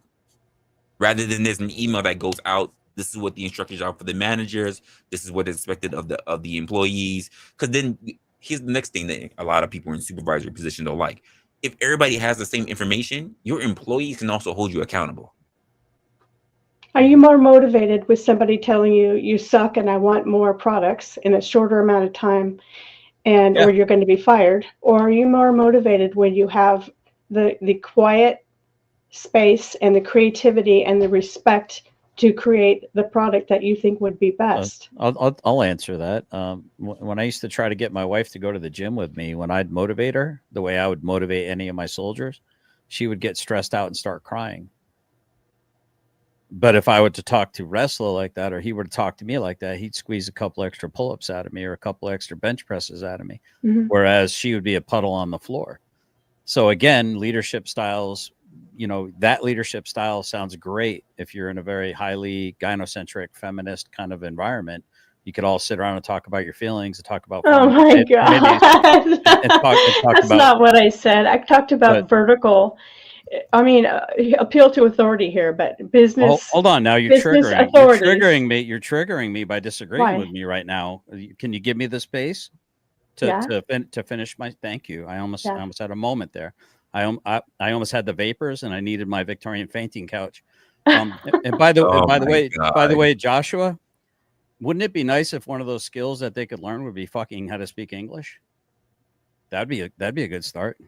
I mostly don't need it. Well, at least not in any of my industries. This has nothing to do with gynocentric anything. These are I'm quoting sort of business textbook authors who have been in businesses for years, 50 plus years or however long, experts in the field saying we have too much of a vertical structure. We need more horizontal structure. This has nothing to do with vaginas or gynocentric anything. So I know you take it there because I'm female. It's the feelings aspect of it. You asked me a very pointed question, and I gave you a very specific answer. I just can't believe you brought gynocentric. To include an analogy, I gave you the analogy of, you asked, would you rather be yelled at and told that you suck and you need to do better? Yeah, I suck and I need to do more push-ups. Help me do 5 more push-ups because I want to pass my PT test. Honestly speaking, I rather be told, here's where you dropped the ball, here's where you effed up, here's what we need to tighten up on, than be finessed and told that there's some chinks in your armor and we just got to work on a few things and not really tell me what the fuck the problem is. I'd rather be told where I fell short so I can make it up. Why does a horizontal structure lean to complete laissez-faire attitude and nobody telling you, your co-workers and people who are as good at their jobs as you are and as knowledgeable, hey, Hank, you messed up over here. Aisle 2, whatever, you fucked up. We need to hire someone that's more efficient or you got to step up your game. that's still something you can tell your cohorts, your coworkers. Kind of difficult these days because everybody's in their feelings. I All don't like the right. way you said it. I felt this kind of way. He might have been well intentioned, but this is how I internalized it, and it made me feel this way, and I felt like I was worthless of a coworker. Hold on a And minute. So- Hold so- on. Well, I and, wanted to say, I'm not gonna tell Resla because he said that to me. I'm gonna go to HR to Shut Ruthless up. and tell him exactly how I felt, so that Ruthless can reach out to me, so I can have a meeting, so that Ruthless can All tell right, me look, I said that nothing about. I'm not being a good enough leader because I need to be more delicate to my coworkers. Alex, what do you think about this? Meanie head. When I just hear DEI or affirmative action and I think about them, I think about a company basically being told that you need to bring people in for interviews. And as soon as you spot someone that has 2 brain cells that are fighting for third place, hire them. Mhm. That's basically what it is. I think people should be hired based on them being qualified for the job. That's why I said meritocracy. Yes, based on merit. And I also think when you really dive into it, affirmative action, especially, is very racist. And not in the way that you think I'm going to say, where it's against white people because you're just hiring black people and women because you have to. But I think to send the message to a group of people that you're not good enough, you're not smart enough, but we're going to hire you anyway because you're black. It's teaching young black people that you're not as good as white people. And I, for one, don't want my mixed kids to think that they're only going to get things in life because they're half black, because they're really not as smart as if they had a white dad. But since they have a black dad, they're going to need help because they're just not as good. No, that's not true. They are as good. You are smart. You can be whatever you have to be. You can be whatever you want to be. You don't have to have someone, lift you up because you're just not good enough. I think that's offensive. And that's what affirmative action is. And that's what DEI is. Well, I'd like to give an anecdotal life experience of, if I may, because I'm going to head out here pretty soon. So I'm going to suck as much oxygen out of the room as I can before I have to leave. Resla, great topic, by the way. Awesome topic and great contributions from the lasses in the room. I appreciate you guys having your voices there. Yeah, affirmative action. As of I joined the Army in 1989. I was with the graduating class of 1988, 89. That time frame, right? And one of my buddies that I went to high school with, his dream was to become a state police officer. Well, unfortunately, he got put aside, even though he scored higher meritocracy wise for someone that scored lower who fit a particular description.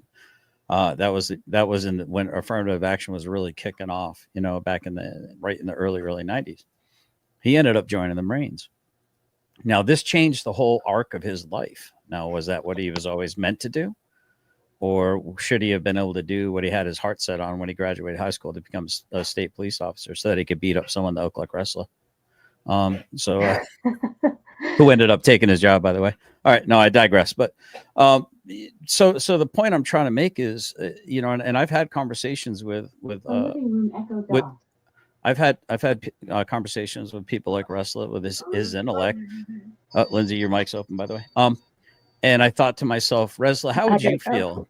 How would you honestly feel, Resla, if everyone that looked at you at the job site, even if you were the most qualified, not just the most qualified black person, the most qualified person at that business, but they didn't know because they kept all that secret, that they just thought that you just got a free affirmative action ride, and they just look at you side-eyed like, oh, this mofo, he didn't earn it. Meanwhile, you're crushing and slaying. You got the top scores and nobody even knows about. So, so affirmative action, in my opinion, you got to, in the back of your mind, go, is this person think I'm here because I don't deserve to be here? Because I'm just some token? I mean, that if anything, that would tick me off. As a capable black man, I would be more offended by affirmative action than I would be needing it, if that makes any sense. Your thoughts on that? No, it absolutely does. I've gone through it. Okay. I've gone through it. And what made it worse was the fact that at the time, the bulk of my department was black. Mm-hmm. So the idea of me jumping into another role or going into a higher position was like, oh, well, because I can easily walk into those core areas. This is before I joined like the core group, the core managers group. Well, this was me getting into middle management at the time. There wasn't really people that represented me. There was maybe one guy, and then once he was gone, it was everybody else. So, and again, when I had a conversation with him, he wasn't the token. He was just like, I wish there were more people that could be up here. So, me rising through the ranks and do whatever I was going to do, I just said one thing to him: do not advocate for me. Don't do it. You know I'm good at what I do, but don't advocate for me because it's going to seem like you're bringing in one of the boys. Don't do it. Which is kind of well, hold on. That's kind of a kick in the nuts, though, because that's the good old boy system right there, wrapped up in a nutshell. I get it. Why not? Well, here's the reason why. If you're looked at as already the minority, of course you want to bring somebody else in. So damn, you got a double whammy then. Shit, bro. I had to be very strategic about it. Which means that if there was a chance that I get brought up even as the DEI, the quota fill, the moment they thought to challenge me, they would get verbally back fucking flipped on their damn face. Because I came in with the idea that I need you to underestimate me then. So that means I cannot have someone who looks like me represent me. If you want to do whatever you're going to do in the background, but you can't be verbal about it. You can't be outspoken about it. Wow, that just changed my worldview just a little. I never even looked at it like that, because I mean, you think to yourself, I don't know, man. I just think that if somebody's vouching for you, they're vouching for you. But yeah, I get it. I get what you're saying. I've had people vouch for me. I had plenty of people vouch for me who did not represent Black people. Right. But having the only Black or few Black people to represent me wouldn't look right in my eyes. Not that I didn't want them to. Right. So I had to have the opposition be the ones to represent me. And it's bad that it had to come down to that. Because even it didn't stop once I was there. Those who tried me sorely regretted it. Yeah, they quickly. I'd like to try you. I won't regret it. And me and that same Black guy would just look across the room and just like, he's like, I saw that email. Give me the eye. Like, I saw that email. I'm like, thank you. Like, I think Alex says she wants to come to the candy shop. That's what I heard. She said she wanted to try you. Yeah, I said I'll try you. I won't regret it. How many licks is it? How many licks does it take to get to the center roll of that Tootsie Pop? That's what she wants to know. 456. Yeah, it's kind of funny because it's the condescending thing, right? So automatically they look at you and they go, "Oh yeah, that's one of them guys." Well, we know how we can talk to him. The funny thing about that is I feel the same way sometimes. I've made a name for myself for being fine with it. Please underestimate me. Go right ahead. BZ Watchdog, I haven't seen you before. Yeah, that's my buddy. Yeah. Okay. All right. You've been vouched for. I could definitely see. What's up, BZ? See, that's why you can't really trust people vouching for people, because that could mean BZ's crazy. But see, Brick, I think you get treated that way because you're one of the Go ahead and underestimate me, Alex, shit eater. Yeah, I think you're one of those people. How dare you? Remember how that worked out? I was talking about where they see you and they can this tell. Is exactly what I'm talking about. Wait, she's from India. Hold on. Brain cells that Alex are is for third place. Hold on, Alex, you're from India. You eat shit? I don't know. You know they do that because they say it has like antibacterial, and they wash in it and they eat it and they rub all over. That's also where E. coli comes from. Yeah, no, I don't. They put it in their hair. Well, they don't do their own. Brain cells. We're moving from that. We're moving from the point. They take it right from the cow's ass, and so anyway, I digress. I would like to bring it back because, and I agree 100%, Resla. When insults start getting thrown around, that's when we move away from the conversation, right? You come at me with an insult, I'm going to throw one back out at you. But I would like to talk about the topic, right? So DEI, when it comes to this idea, I'm not opposed to it. I believe that every single American, even if they own a company, should be able to make the choice on their own whether they want to hire the not so good versus the completely professional. I believe in a meritocracy. Period. End of statement. Josh? Sink or swim. I'm sorry. Are you referring to the business owners making that choice or the employees? I don't. I mean, It smells like communism in here. who's the What's going on, Josh? You got some whether he socialist owns Marxist the views you wanna? business or not? Yeah, if I own the business, I get to select. Sure. What's the alternative? The employees making the selection? Is that a I'm. rhetorical question? I don't know where. Well, you made a claim that Mhm. people ought to have the choice, right? Okay. In the case, do you mean the people as in the employees, or do you mean people as in the employer? I didn't make the claim. Doesn't make Okay. any sense. Yeah. And, And I don't people know. are I don't know people. that. Corporations are people too, Josh. Corporations are people. Yeah. So what's Yep. your point? I'm still confused. So I didn't make a claim that Who it's owns an the ought. corporation? Who owns the corporation? Well, I said the even people. if I believe that all Americans, whether they own a business or not, should be able to make a decision on who they hire. or If you where don't they own work. a business, if you don't own a business and you're employing somebody, aren't you operating illegally? Can I restate it one more time?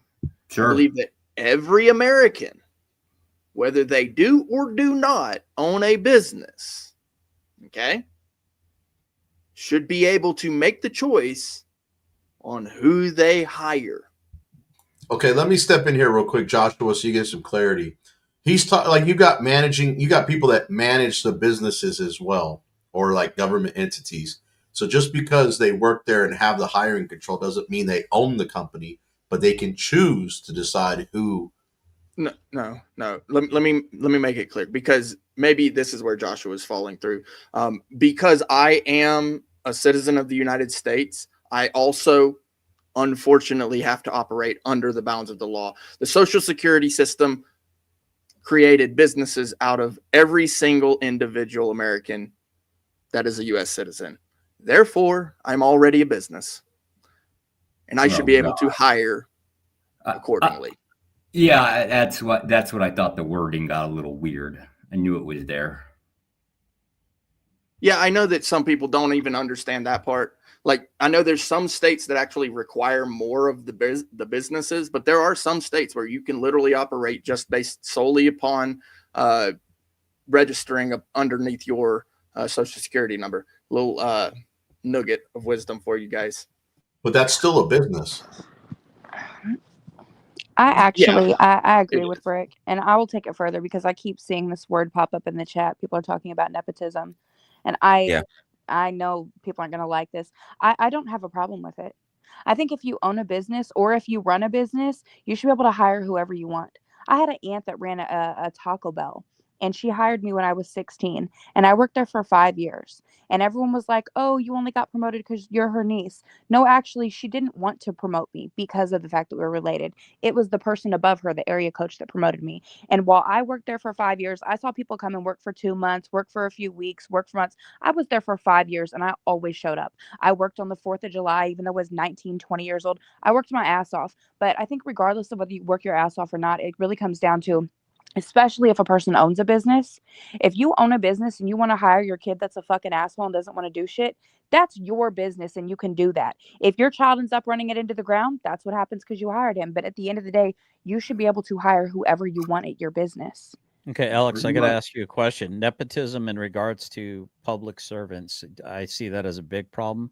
I think there was a mayor, and was it a mayor in Georgia? Who was that mayor that was like paying all these people and her family hundreds of thousands of dollars and then getting kickbacks from them? Who was that out of control? The one that Long Island audits. Tiffany Haynard, and that's up north, Yeah. I believe. Super mayor.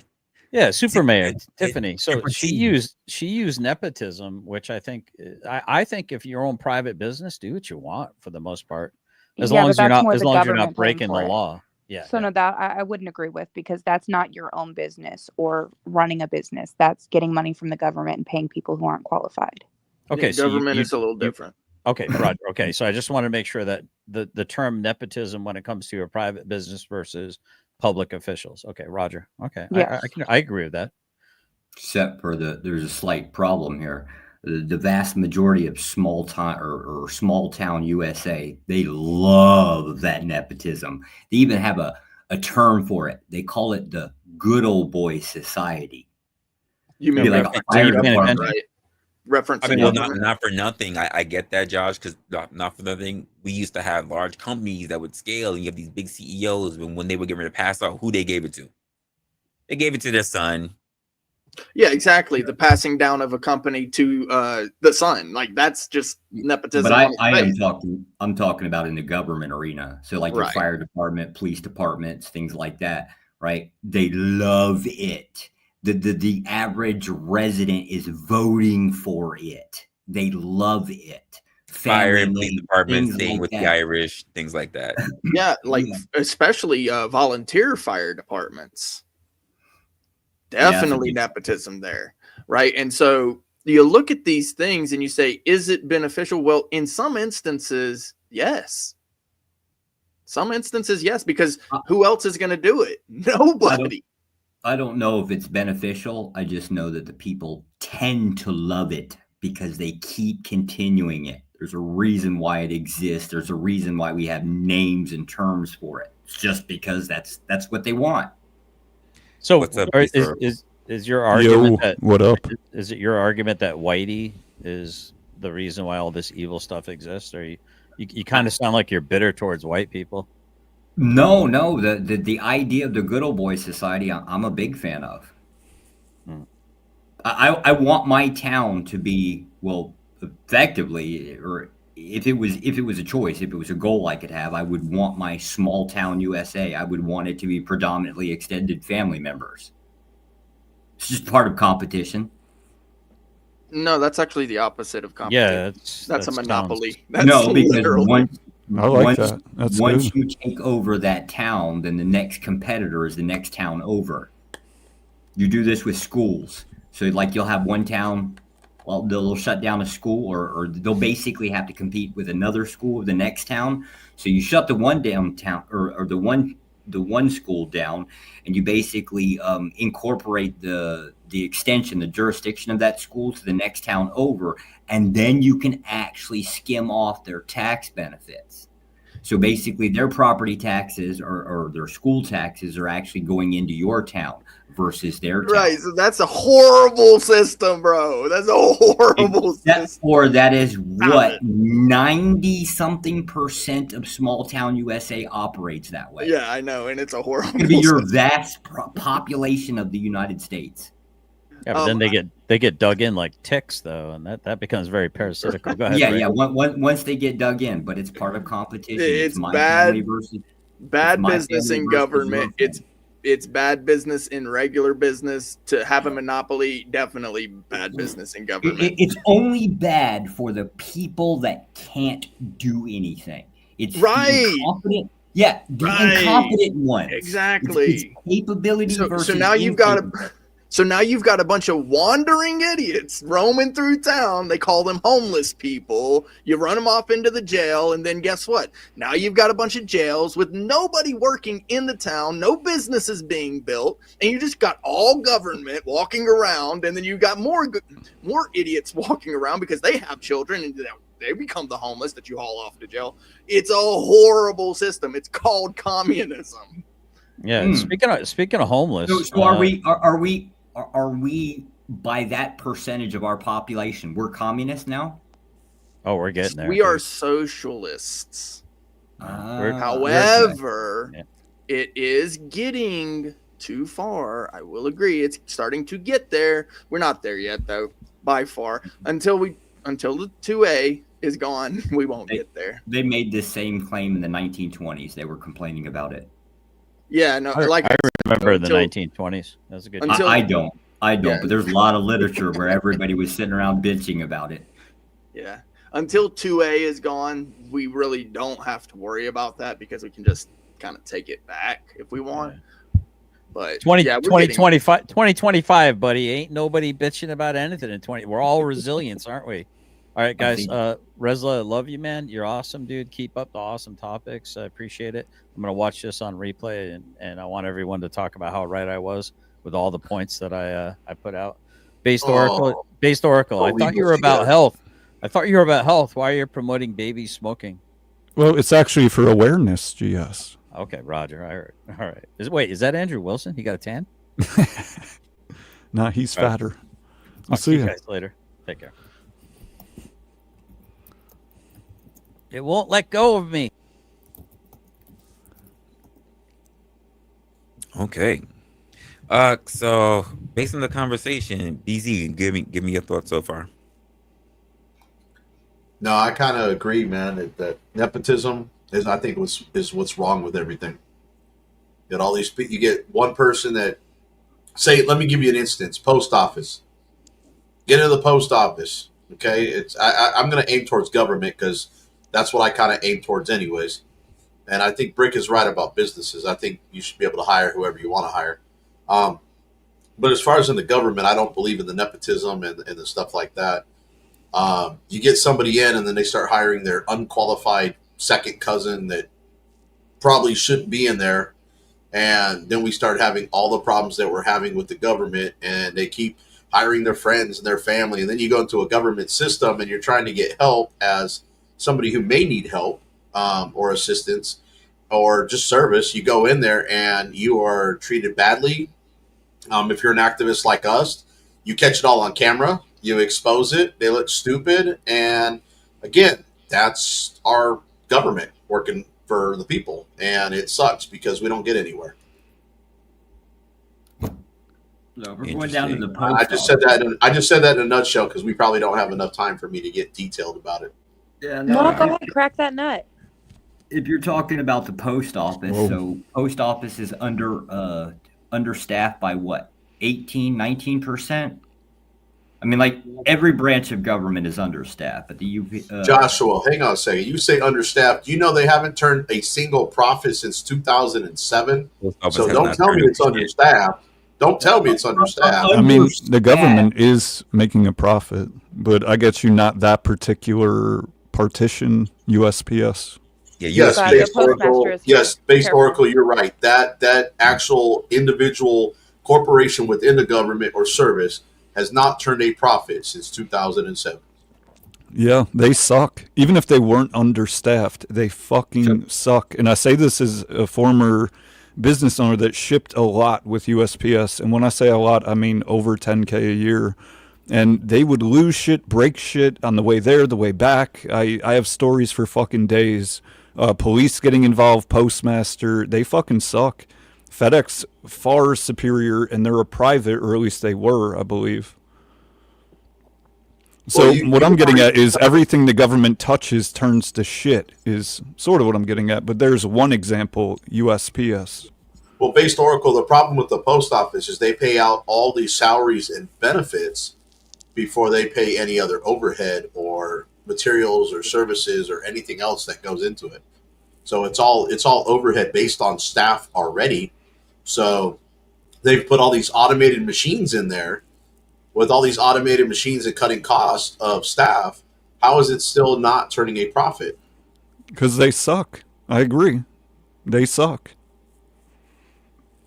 The USPS is turning a profit. It's been self-sufficient for quite some time. It's just shifting the blame game. So you're basically complaining about how they hire, right? But then you're not even going to address that whether they are or not understaffed.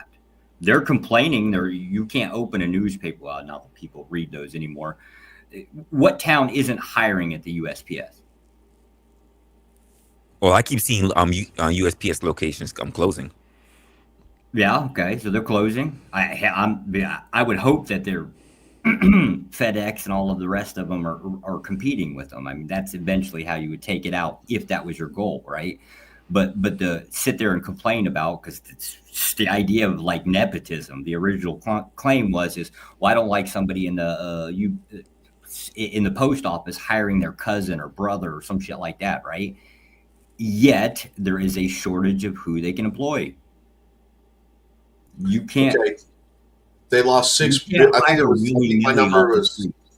I think my number was $6 billion last year in 2023 that they lost, or 7 billion. Yeah, Billion. what Billion. does their profit have to do with nepotism and their hiring practices? Because what I'm trying to say is the people that they hire turn away a lot of people to go to UPS and FedEx.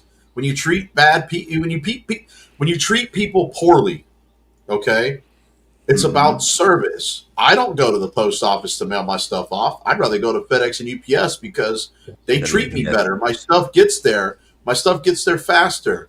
I don't have to worry about stuff getting broke. Right. I can track it. Right. Now address the nepotism part, right? Like your idea is that USPS is failing because of they hire, I don't know, some asshole cousin that cross-eyed that can't read numbers or some shit, or Joshua, let me ask you this question, sir. I don't know what you do. I don't know if you're an activist or I'm a federal. I'm a postal activist. So postal activist. I didn't even catch that.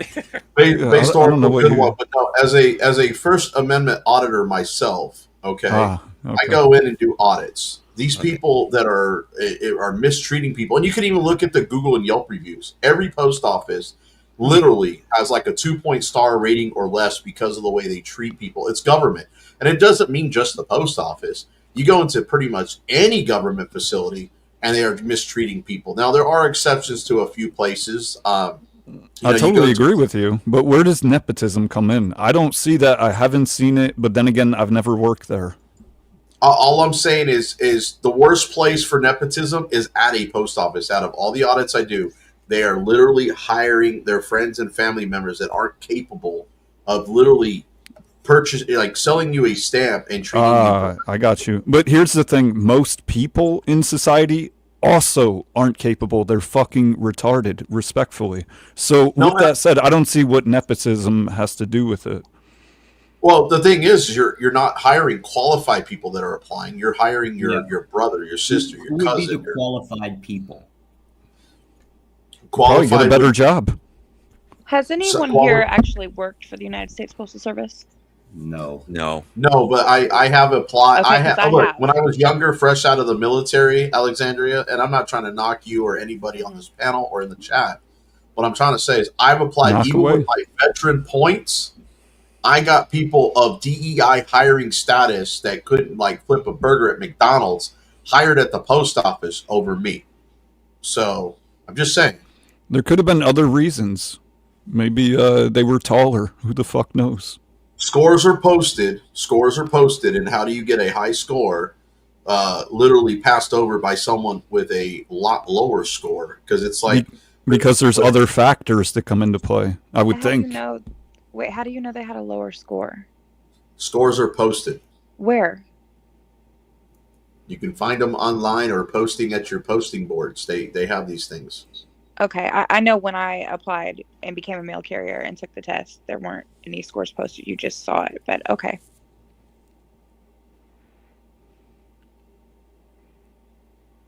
I just know the reviews from people in those neighborhoods. I don't know about their actual postal scores. Due diligence, what's going on?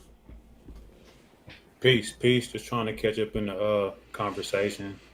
The diversity, equity, and inclusion. What's everybody's position on that? You don't mind me Gay. asking? It's gay. It's varied. I'm of course, as usual, kind of not middle ground, but you know what I'm saying. I'm Milk slightly toast. right. A fence sitter. No. Your leg is on the right side of the fence. Slightly You're right of sitting. fence. You're leaning a little bit, but you Slightly on the right. fence. I got Always you. So what's slightly your right. argument against it? Or I'm not against it, but I'm not for it. I believe that businesses he should was be me. able to. Should be. I'm gonna eat my cheese while He did say Oracle. He did say Oracle. He did. Oh, okay. Yeah, so I'll be a little bit more precise. I'll expound upon the point. I think they're gay. No. Did that help? so what about you, Josh? Well, I'm for it, but I'm obviously biased because I'm more into the corporate world. He's a bed. I don't like you peons. He's a bed. You don't Whatever don't Uncle Sam says, whatever Uncle Big Daddy Sam says, he says yes, sir. I'm a big fan of any tool that gives me an advantage. Okay. Probably your boss. So I was Marine Corps. I guess I was a Fed of sorts, right? I mean, not really. Wouldn't get that title of Fed, but worked for the federal government.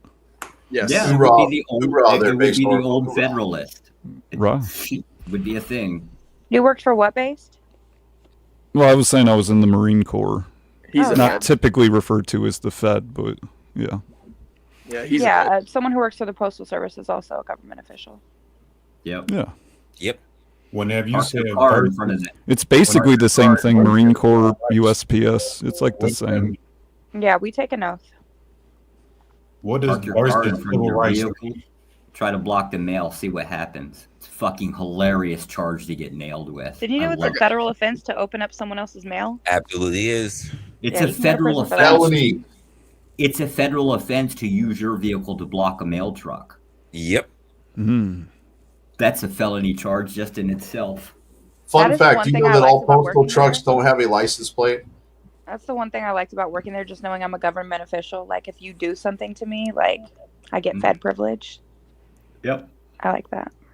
What did it mean in the title whenever you put DEI versus civil rights? What does that mean? We didn't bring up civil rights. Rather the we were having both the conversation about especially both of them in today's age, DEI and affirmative action. Civil rights wasn't brought up. Yeah, that's what I meant. Why did you Well, put, those because in two the things are title not you the put, same. so They're I'm both asking, opposites. why did you put affirmative action in the title and you put versus DEI? as what it meant? You understand. Well, first of all, the title says breaking down the biases or building it up.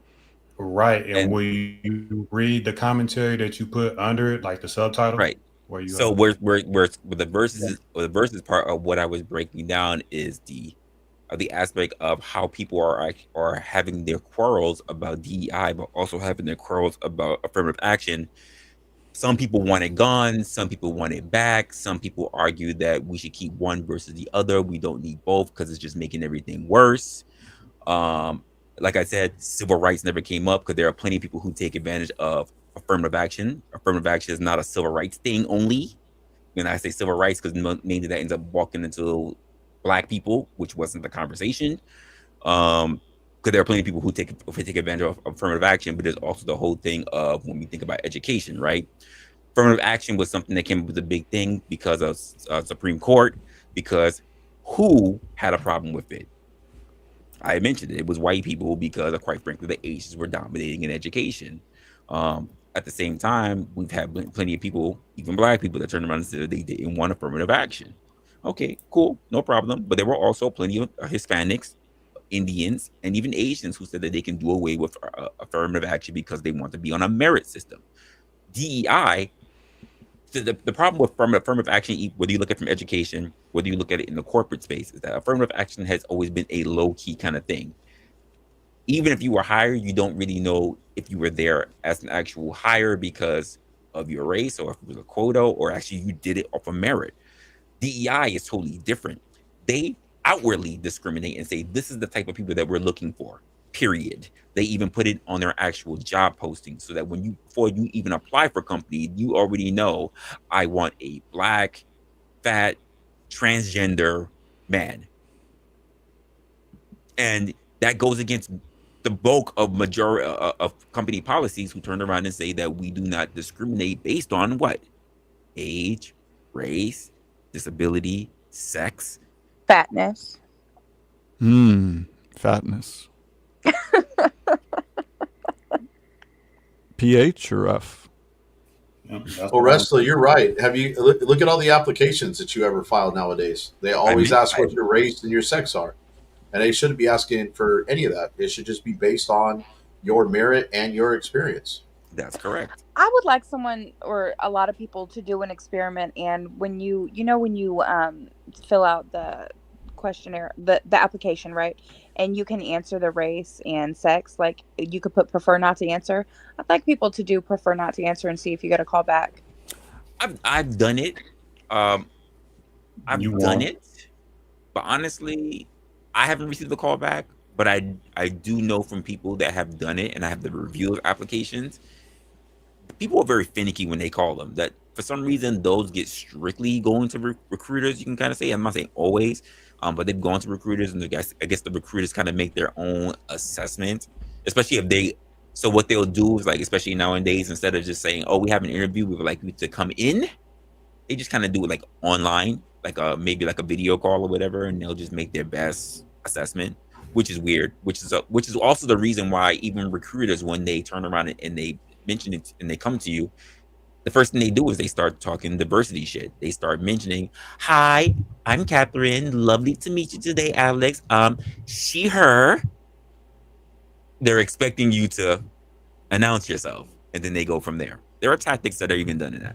So I'm glad that we kind of got into the application process a little bit, because I don't know if anybody else does this, but for me personally, the way that I've always handled the application process is I don't give up, right? A lot of people like to just put in the application and wait for a callback.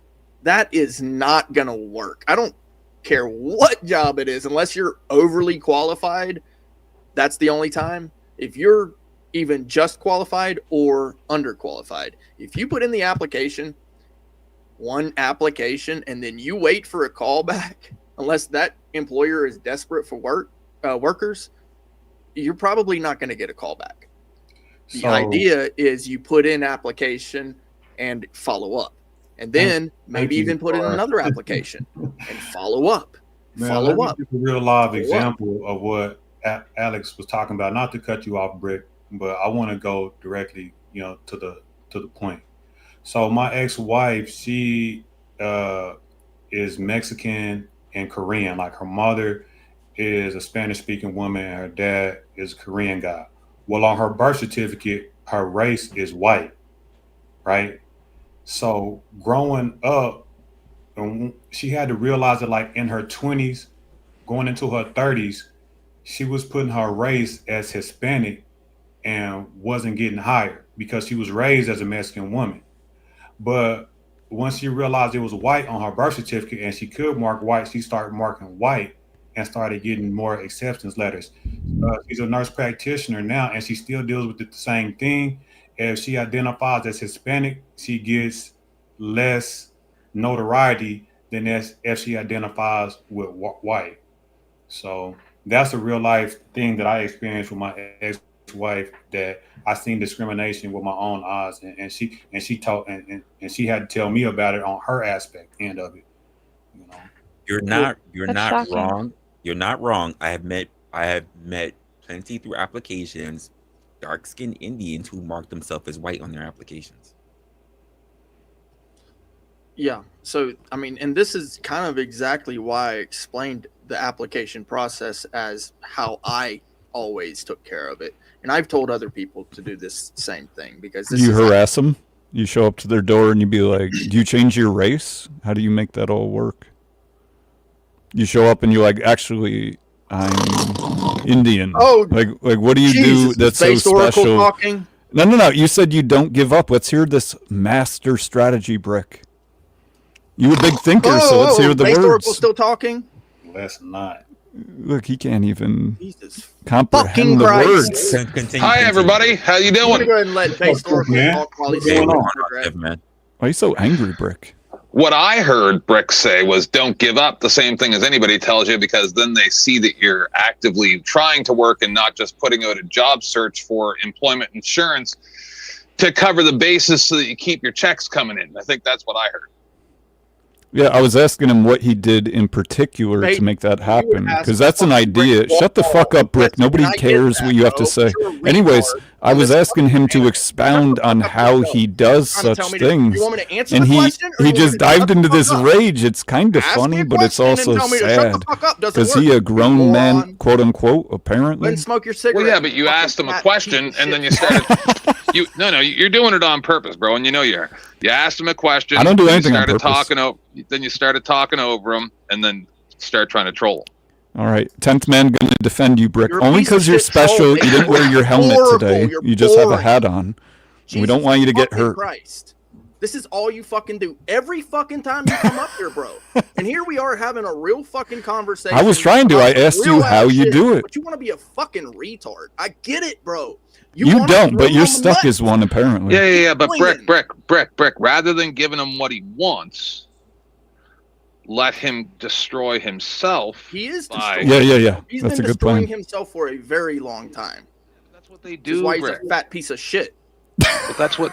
See, you're giving him exactly what he wants. Then he can play this clip on his show later.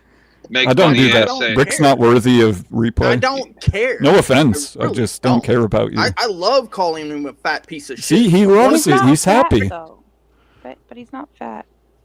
See, he's not fat.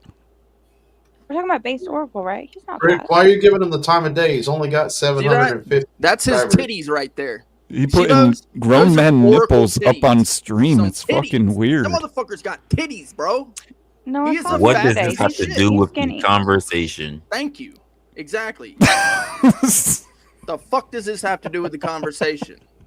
Rick, he's Fat only got piece of 750 subs. Don't let him get to you. Rick, continue what you were saying. He doesn't know what he was saying. He's I thinking, came oh up shit. to say this, which is, I find it absolutely shocking that the majority of society has not completely lost their minds that a workplace is even allowed to ask you your race. It's the most offensive thing, right? Because I'm a gay man. I identify as a non-binary, transgender, paleo vegan ghost that's a wolf every second Tuesday. I'm transracial. I'm also a witch.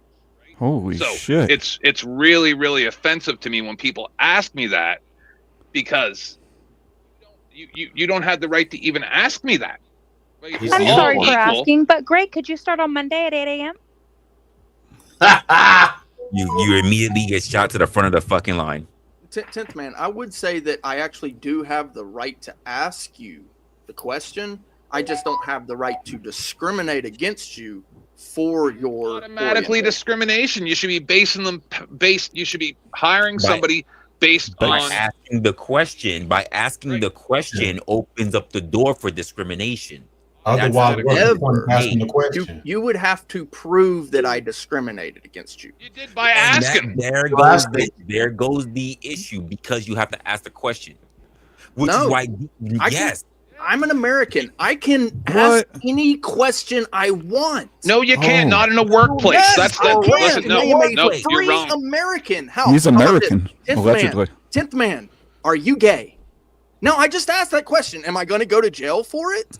51%. Am I going to be fined for it? We're No. talking about Are workplace you, in the, environment. are, you in the America. concept, are you in the concept of hiring someone, Brick? Because that's the point that he made under an interview. Even if I'm hiring, 10th man, No, I and might it's hire you about- one day.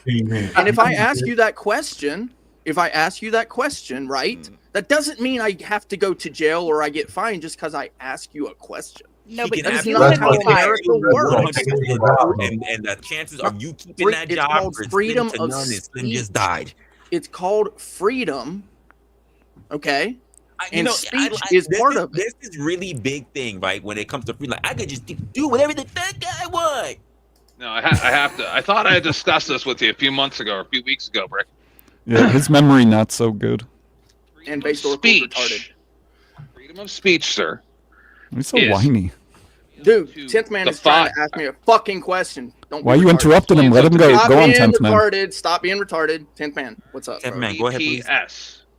The 5 elements of the First Amendment. RAPPS. Okay? So, that is to do with the government.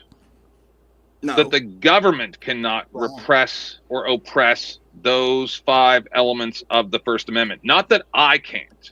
No, because the people are the government. No, you're not understanding.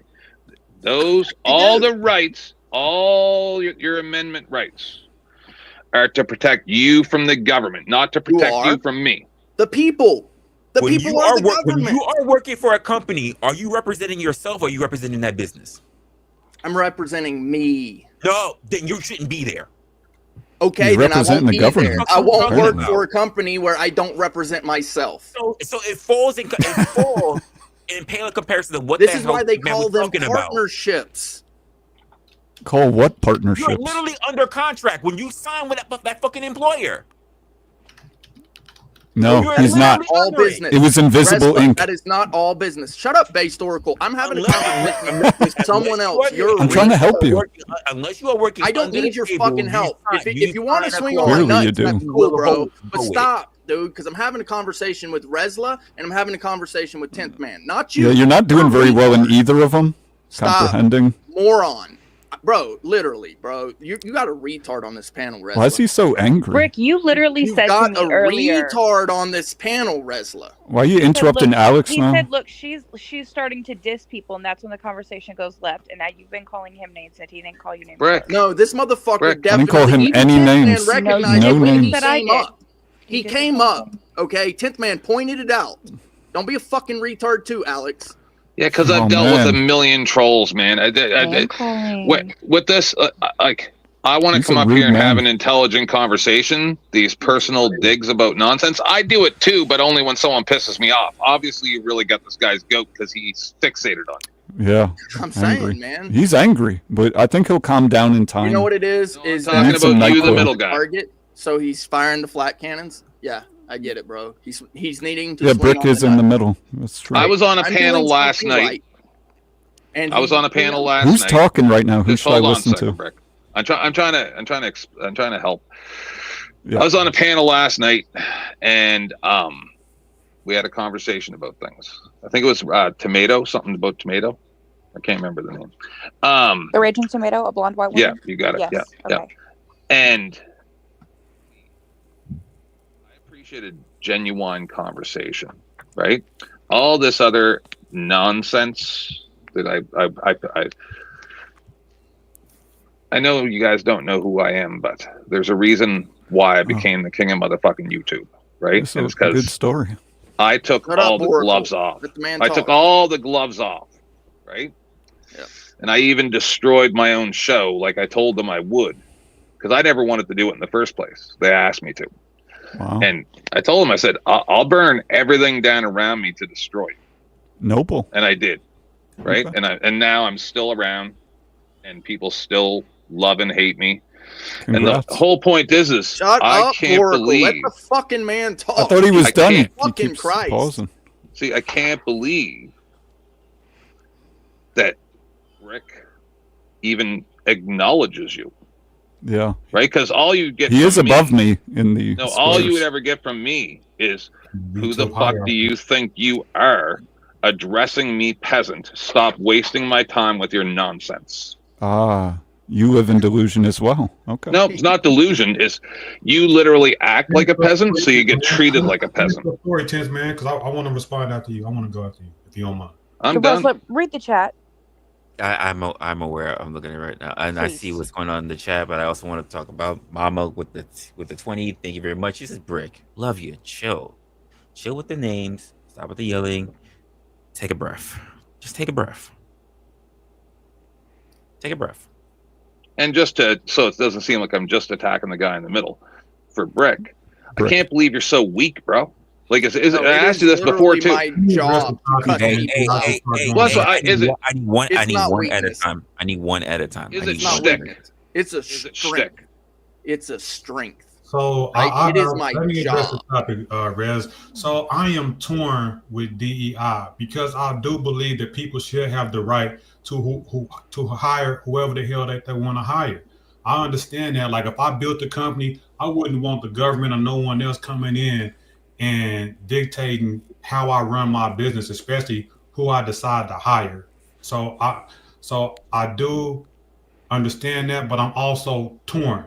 And the reason why I'm torn is because certain people in this country, have a head start. The people that founded this country, they own completely industries, or well, I shouldn't say own industries, but they have monopolized certain industries and they don't let other people compete, right? It says like in principle, we have like a free market and all that type of stuff, but we know that there's a glass ceiling on a lot of type of things to where you can't get into certain type of markets. It's impossible. You can't do it like Which markets? Oil, like the oil market. Like anybody can't have a real piece in it. You won't be able to compete in the oil market. You wouldn't be able to compete in the diamond market. You wouldn't be able to compete in a lot of markets that's typically geared to certain demographics of people that traditionally have it. So that's the issue that I have, that whenever people have monopolized certain industries and then they keep people out purposely, that's the issue that I have. So I'm kind of torn between the two. I wouldn't want nobody telling me, but then whenever you monopolize it and don't allow other people to participate, then I have an issue. So I don't know where I stand. Is there proof? Is there proof to say that there are particular people who are being dissuaded from joining those industries, or is there a certain amount of risk that there are some people that are just not comfortable with it, whether it comes to their families, their friends, maybe being away for a long time? Like, because let's just be honest, when we say oil, right? Let's just be honest, a lot of people don't want to work on a fucking oil rig. I don't want to work on an oil rig, and I know it's a very hazardous but also a very lucrative job. Some people just don't want to take that kind of risk. Well, I believe that there are different minorities working on rigs, but I'm saying who actually owns big oil reserves. Yeah, but you think DEI going to change that is the real question, and the answer is no, as far as I'm concerned. Yeah, I don't believe so. DEI doesn't put anyone in the position for owning a company. Just in the hiring and practice of people who can be in the industry. It's preferred slave. It's the inclusion. House N-word. The perception of equity and inclusion. Because the truth of the matter is that no one is equal. Everybody competes. I agree. See, I think it's I always look at the most base levels. And one time on an interview questionnaire, I was asked, do you believe that people get to higher positions of power through hard work and I'm making these up, but hard work and tenacity, job well and always showing up on time and working their full shift?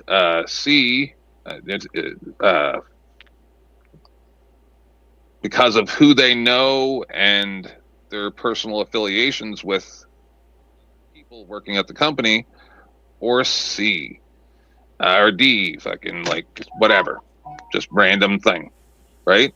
And they're really asking you, are you going to be an upstart? Well, if we're breaking the law, are you going to go and report us for breaking the law? Are you a good N-word, right? I was so offended by that. I'm still angry about it to this day, and it was like 6 years ago.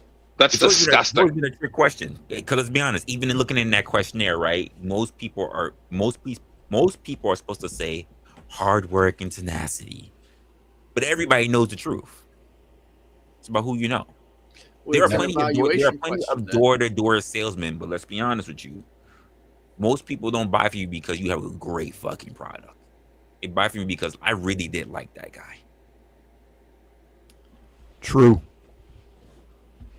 True they statement. Don't give a fuck about the product. They could get it from the next person that's gonna knock on their door next. I really like that guy. I really want to support that guy. I mean, that is part of it. Yep. The other is the illusion of the product. And I say illusion, diamond industry was brought up for one. Jewelry is huge for this. You're not really selling jewelry. That was one of my businesses. I started a jewelry business, and it did involve real diamonds, but also cubic zirconia, also moissanite. With that said, I was competing with big companies. The idea that you can't get into that industry is incorrect in part, but it is true that there is monopoly. I mean, blood diamond, right? I was going to China. I was being third-partied either way. But my point is, you can get into those industries. It may be very difficult to, or you might not want to go down the path. You might not want to learn all the lessons involved. But the idea of I can't do it is incorrect. But at the same time, you are right. There are monopolistic companies when it comes down to it. What does BlackRock own, like 30% of the U.S. or some shit? Yeah, you may have believed you were competing, and I don't say that you can't get into the industry. I'm saying to have a piece, a substantial piece of the industry to where you're part of the market. Like we know that we have like Diamond Cartel. You'll never be in a position to where you can actually compete against these people in a substantial way. The oil market, you may strike some oil in your backyard, but you won't ever be able to compete on a national level or a global level. We're talking about big monopoly countries that, yeah, Like, you can be yeah, a retailer, but you won't be a you won't be manufacturer. a billionaire, right? Isn't that a short way of saying it? You won't be a billionaire. And I agree, most people won't be billionaires. There's about 5,000 in the world last I checked. But I don't know what the point is of you saying that. Because Did you guys? we was talking about, I was making a point with DEI, saying that that's what I do and don't like about it. I don't like the monopolistic aspect of it, but I do like it because if I built a company, I wouldn't want people to tell me who I can and can't hire. That was Right, but hiring is different than what you just conflated to, which was the global marketplace, one of the top dogs. That's a different thing from hiring. Yeah, I was making another point. Ah, okay. So it was two different points. Correct. Okay. Yeah. Either way, you're right. Monopolies are illegal here in the U.S., but they're obfuscated through lobbying. Right. There's many quasi monopolies that exist, which do make it very difficult to enter the marketplace or do substantially well. And we saw some of that during that jabby shit a few years back, the masky shit, where a lot of small businesses were taken out. Now, to Resla's point, can you prove it? I think that you can prove it circumstantially. I don't know if there's a magic bullet evidence. Yeah, and I also, you can just look at it historically and just look at who are the principal owners and earners of the markets and look at it through time, and then you should be able to do some type of qualitative analysis on who's been running certain industries, by qualitative analysis. Who are they and what's the problem? I mean, I just named a few of them: diamond cartels, oil tycoons, distribution companies, tech companies, communication companies. Like, we all know these are some of the same like type people. You know what I mean? Like The J people. So, but if they The started J these people. businesses, and Resla likes that, if they started these businesses and they've been here a really long time, like what's the problem? I mean, they were here and they started it. What can we do about it? that's why I said I'm torn. I But mean, do DEI is do not you going to help believe us. that you should be able to compete right off the ground coming in as a newcomer? You think you should be able to compete with Mark Cuban? Are you talking to me?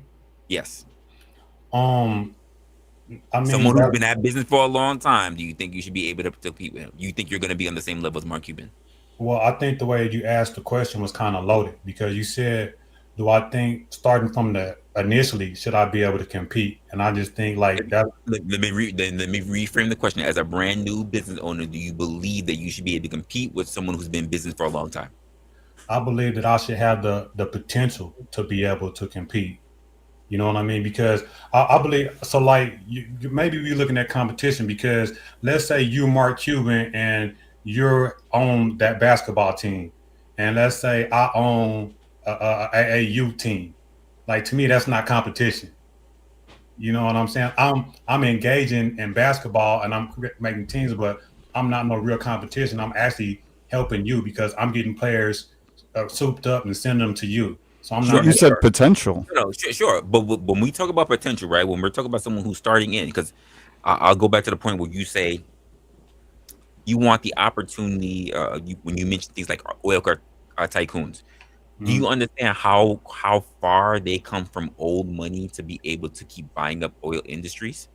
And you think someone who's brand new in the market of getting into oil is going to be able to compete, having their strong network, having their name and their backing of how long they've been in business compete against you? How many people are going to take that risk of a newcomer versus someone who has old money? Because let's be honest, oil tycoons are people who come from old money. Right. I think I should have the ability, and what I mean by that is, they when you monopolize industries, you put up barriers to protect yourself, to make it hard for other people to compete substantially. I'm Yes. talking about You're competing right. substantially. You know what I mean? I don't mean just like having a little side petroleum business and you making, let's say $200,000, $1 million a year. You really helping their industry, but they letting you participate in their industry. You know what I mean? But you said you should be able to have the potential to do it. Potential is something you're born with. That's not something you're given. So if you have Right. the potential to be an oil tycoon, then that would mean you should be able to go out and just strike oil and start selling it, and then you could be an oil tycoon. No one is stopping you from And doing here's that. another thing about that, do there are probably plenty of people who started out and they probably did, so to go to Alex's point, they probably did start out and they started out, they struck and they hit oil. Now an oil tycoon comes in and then can even throw in front of your face the process of what it would take for you to get built up from there, and it could be overwhelming versus them just buying you out or bringing you in. You know how many people Correct. take that deal? The majority take that deal. That's exactly what we're talking about. So that's what so you don't have a real opportunity because they can dictate the prices of the oil. You know what I mean? Well, Around you. not for nothing. That's what. So as people who are software devs, right? Most software devs don't think about building an application so that they can turn around and build their own site. They'll build their own company. They're hoping to build an application that someone will buy. Most Can I software interject for a devs second? build applications to be sold, not to run. Yeah, I because with what you're understand. saying, they're not. With what you're saying, they wouldn't be stopping you from being an oil tycoon. Yeah, if you just, go to a lawyer and be like, "Hey, I struck oil. What should I do?" They'd be like, "Okay, I can get you in contact with this person, Yeah, and you but can start a business, and you would have to do this Correct. and this and this, or guys, these one people will second. come and give you 20 million." Let me respond to that. Just let me say one thing real quick. Go ahead. I think what he might be trying to say, I'm just trying to interpret. If anybody saw, there was Canadian and American Congress or Senate or whatever, and then Parliament brought the credit card companies in and asked them, what are the fees that you're charging, yada, yada, yada. They give preferential rates to places like Walmart and other such places that get a way cheaper fee for using debit and credit card machines. And that's just it. So the system is fixed against you, not just a business owner, but against you mostly. Right. So, and also let me every single industry. That's true, but there's still potential. Rockefeller, right? So Rockefeller, whenever he monopolized oil, some tactics that he would employ is, let's say you, Alex, you struck oil, right? Rockefeller comes to you and say, "Hey, I'll buy you out." You say, "No, I don't want to sell out." So then what potentially Rockefeller does is starve you out. He lowers the prices all around you in order to make you lower your prices. And then once all your oil is gone and you sold it for pennies what it's worth, then he just absorbs your business. So I'm talking about people with industry and how they use particular strategies in order to keep people out. Yeah, you participated in it, but I'm talking about having a substantial share in a industry. It's different than just being, a retailer. You know what I mean? Or just having some oil and participating. Like, I'm not saying you can't participate or be involved, but to have a substantial share of a market. Like, we know that there are market like cartels who actively keep people out. Yeah, I like guess lobbyists. I don't think they can just control gas prices like that. You could still go. No, they absolutely can. I think you could still go and be able to have a contract with a gas station and be able to sell it to them. Lobbying works exactly like I don't like monopolizing panels, but I just watched a video where they explained that somewhere, I don't remember where, they have an online store where the police sell things such as cards for every member of your family, your doctor, your baby mama, or whatever it said, and you can even get a flask that's got their crest on it. And they showed half a dozen or a dozen videos where they show these cards, and the people just go, "Okay, have a nice day." The cops are just like, "Have a nice day" for speeding or whatever. You got to get a jail free card that you buy on the police's online store. Wow. What was the point of saying that? I don't get it. That it's rigged right from the very bottom to the top. The government puts scammers in place to steal the money. They move it around, and everybody else pays for it. And they all have what's called qualified immunity, and they 97% of the time are not held responsible. I want to try to bring it back to the conversation though, because I'm starting to get lost as to how this applies to DEI because thank you, because I was just thinking it myself, because DEI is not something that we can actually really hold to company buying, company competing. It's really not used in the sense of that opportunity. Well, it might be in the case of competing for employment, but the problem is, no, it's used for employment, for talent acquisition, for sure, or the optics of an actual company, but not necessarily the acquisition of other companies. This is why I went down the road of immigration, because that's usually going to be the competition. That's going to be the thing coming up. Yeah, it's a line of us versus them, right? Like you're a citizen, the other's not a citizen. That would be a form of competition, right? But again, you're gonna have to. I don't know. I don't know how you're gonna weigh this out, right? Because it's gonna be the haves versus the have-nots. It's gonna be the people that say, "Oh, well, I don't have a job, right? So I want to bitch about the system." You mean America? You have to learn how to compete. That's kind of how it is. Everything is a competition. I wonder if I been get that way. a yes or no from everybody on the panel. This is the question. Do you believe that the government should be able to tell you who you can and cannot hire in your company that you built? Resla. Sorry, say it one more time. I believe that the company that you built, should the government be able to tell you who you can and can't hire? If I move into an industry in which I have to work with the government, that's what I've decided. But if as a private business, no. Brick. But that doesn't mean that doesn't mean I don't have to be subjected to the laws of the land that's already set in both federal and state. In order for me to run my business, to be able to have that business, I have to be able to submit to those rights. I just want a yes or no. Just generally speaking, if you built a business and it's not a government, we're talking about a private business. Of course, not a government business, a private owned business that you built from the ground up. Do you believe that the government should be able to tell you who you can and cannot hire? Brick. Nuanced. Very nuanced. Alex.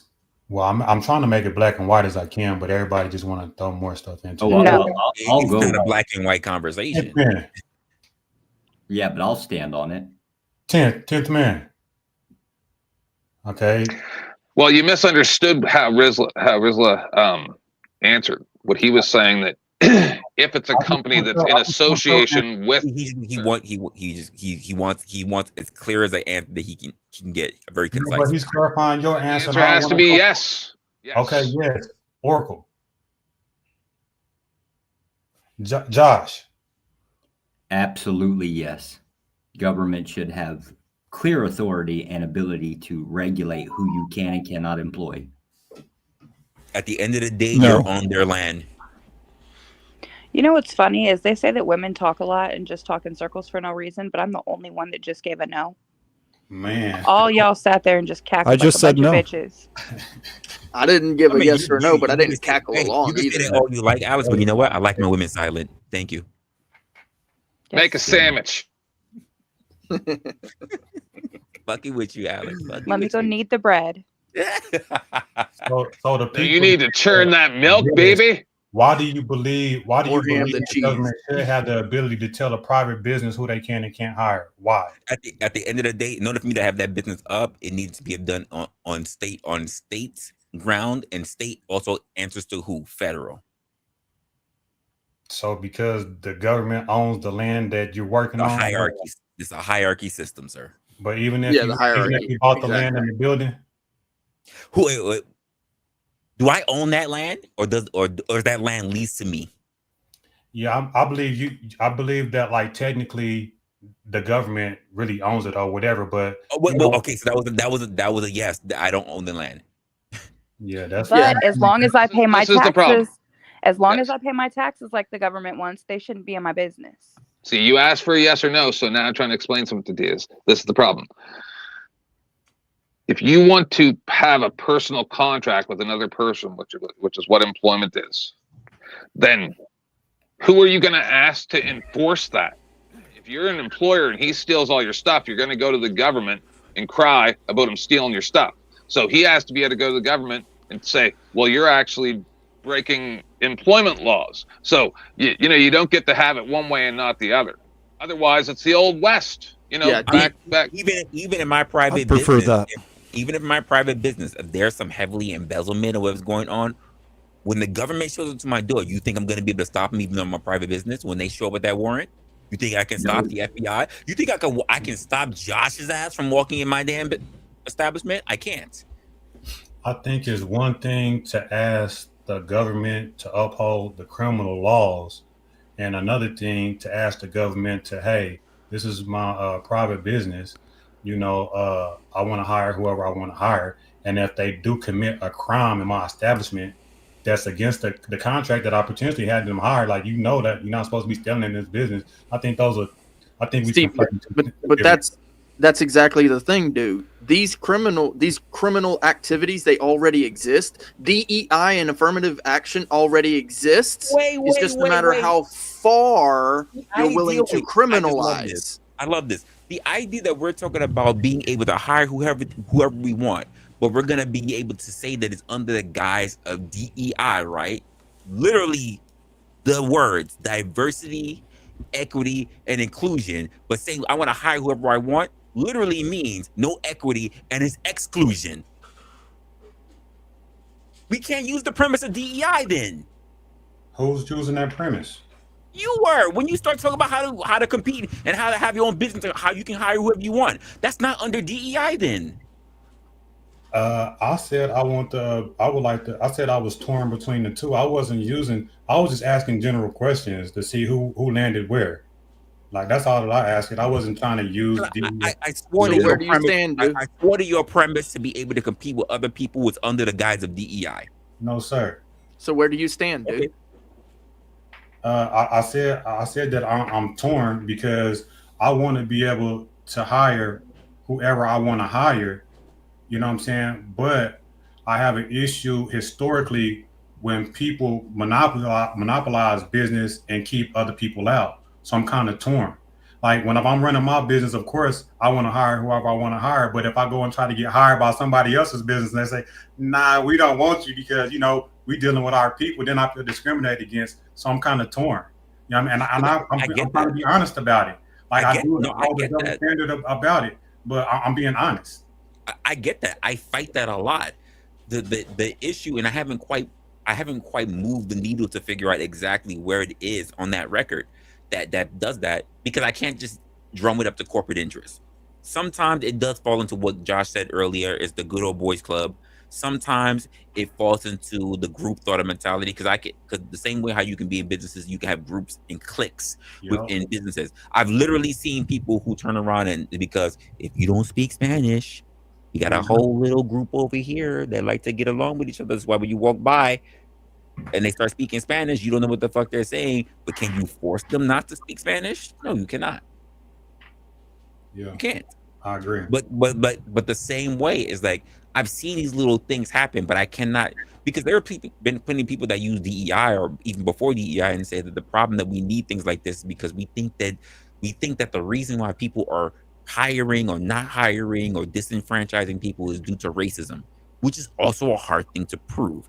So there's been so many companies that I have to review, and I've seen so many different sides of the table that I cannot put a finger on what exactly is the one thing, which is why something needs to go away, because there's so many things interwoven. It's a nasty tapestry. And to be honest with you, DEI just doesn't solve it. It doesn't. But also, just saying that I can hire whoever I want doesn't solve it as well, because quite frankly, when we talk about opportunities for all, we can't say that when we hire whoever the fuck we want. Yeah, so I think it'd be more classism than race or gender or orientation, and I think it's been this way for a long time. But because when we start having companies, let's just say you have your company do, and you're allowed to do that. Now that I see that you have a company like that, what's stopping me from doing a company like that? Now Alex is going to open a company like that. Base is going to open a company like that. Rick is going to open a company like that. Like, And then we have a place where we cannot say that we have a country where it's the land of opportunity. It's a land of who the fuck we like. Well, Rizla, hold on. I want to apologize, Rizla. No, let me do it. Because It'll take a second. Let him reply, and then you can come to me, Tim, after, man. So how I would respond to that, Resla, is I believe that that's the reality that we live in. I think the reality is that people do hire whoever the hell they want to hire until an issue was brought up, until somebody makes that claim that I was discriminated against. But otherwise, it's not, most companies, 99% of companies don't go out of their way to hire other people, whatever that other may be. Right here in the present, they've been starting to do that. But I'm talking about throughout the whole history of the United States, people with companies hire whoever the hell they want. And then you got people that bring a claim against the company, and then something is being brought against it. And Sure, I want to give, sure, I am not against that. Listen, I have literally worked with people who have worked for a company who has been working for a company at the same time have a lawsuit against them for like 20 years. You feel me? They haven't gotten rid of him. He was working for the company while still having a lawsuit against them. And I'm like, how the fuck is this possible? So I've seen that kind of stuff as well. But also when we have to look at history, we have to look at what are we learning from history and how we can move forward instead of just being stuck as to what was. I want to give an example, if you don't mind. And this is close to the DEI type of thing, right? And this is my analysis. If y'all see something different, then I will be glad to hear. So let's take the segregation thing, right? The United States outlawed segregation, right? But then it's outlawed overtly on the books and all of that. But then whenever I look around where I'm from, Oklahoma, segregation still exists. All people did was just go into neighborhoods and put a fence around it. And if I go in that neighborhood, I'm not going to see a single minority person. And also I can go into different companies downtown, skyscraper buildings, and walk into that building and not a minority works in that motherfucker. So it's just not overt, it's covert. Define minority. Discriminate or segregate, but they just not overt about it. It's just more covertly. And the only time we deal with it is just somebody bring an issue towards us. That's my analysis. I have a question though. What's wrong with that? And what's a minority? I already said that I didn't have an issue with it if it was my business, but we just putting it out on the table. Like, can we discuss it? Why avoid I'm the just minority saying, question? That's strange. I'm just saying, like, if there's a bunch of white people in a neighborhood and then a bunch of black people move in and they don't want to live by y'all, so is they the all white move, people minority, and they make or is it the black people minority? So if they move and they go to a different white neighborhood and it's a bunch of white people there, why can't they do that? They don't have to live amongst black people if they don't want to. Who's the minority in the black neighborhood? Let me address that. Here's why I said that, Alex. Because we're talking about dealing with DEI. And I'm saying we already had an issue that was like DEI with segregation.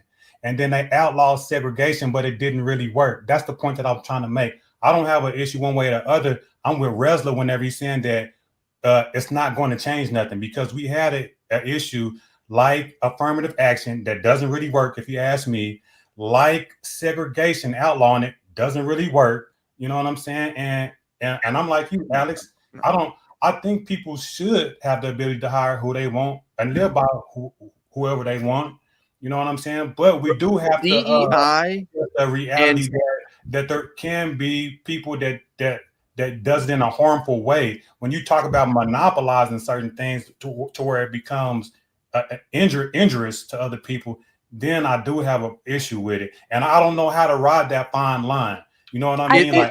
It's called abuse, right? When you get to the line of abuse, I'll give you a primary example of where affirmative action kind of already existed long before this 90s version of affirmative action. Also DEI, same thing. I don't know who's got the background going.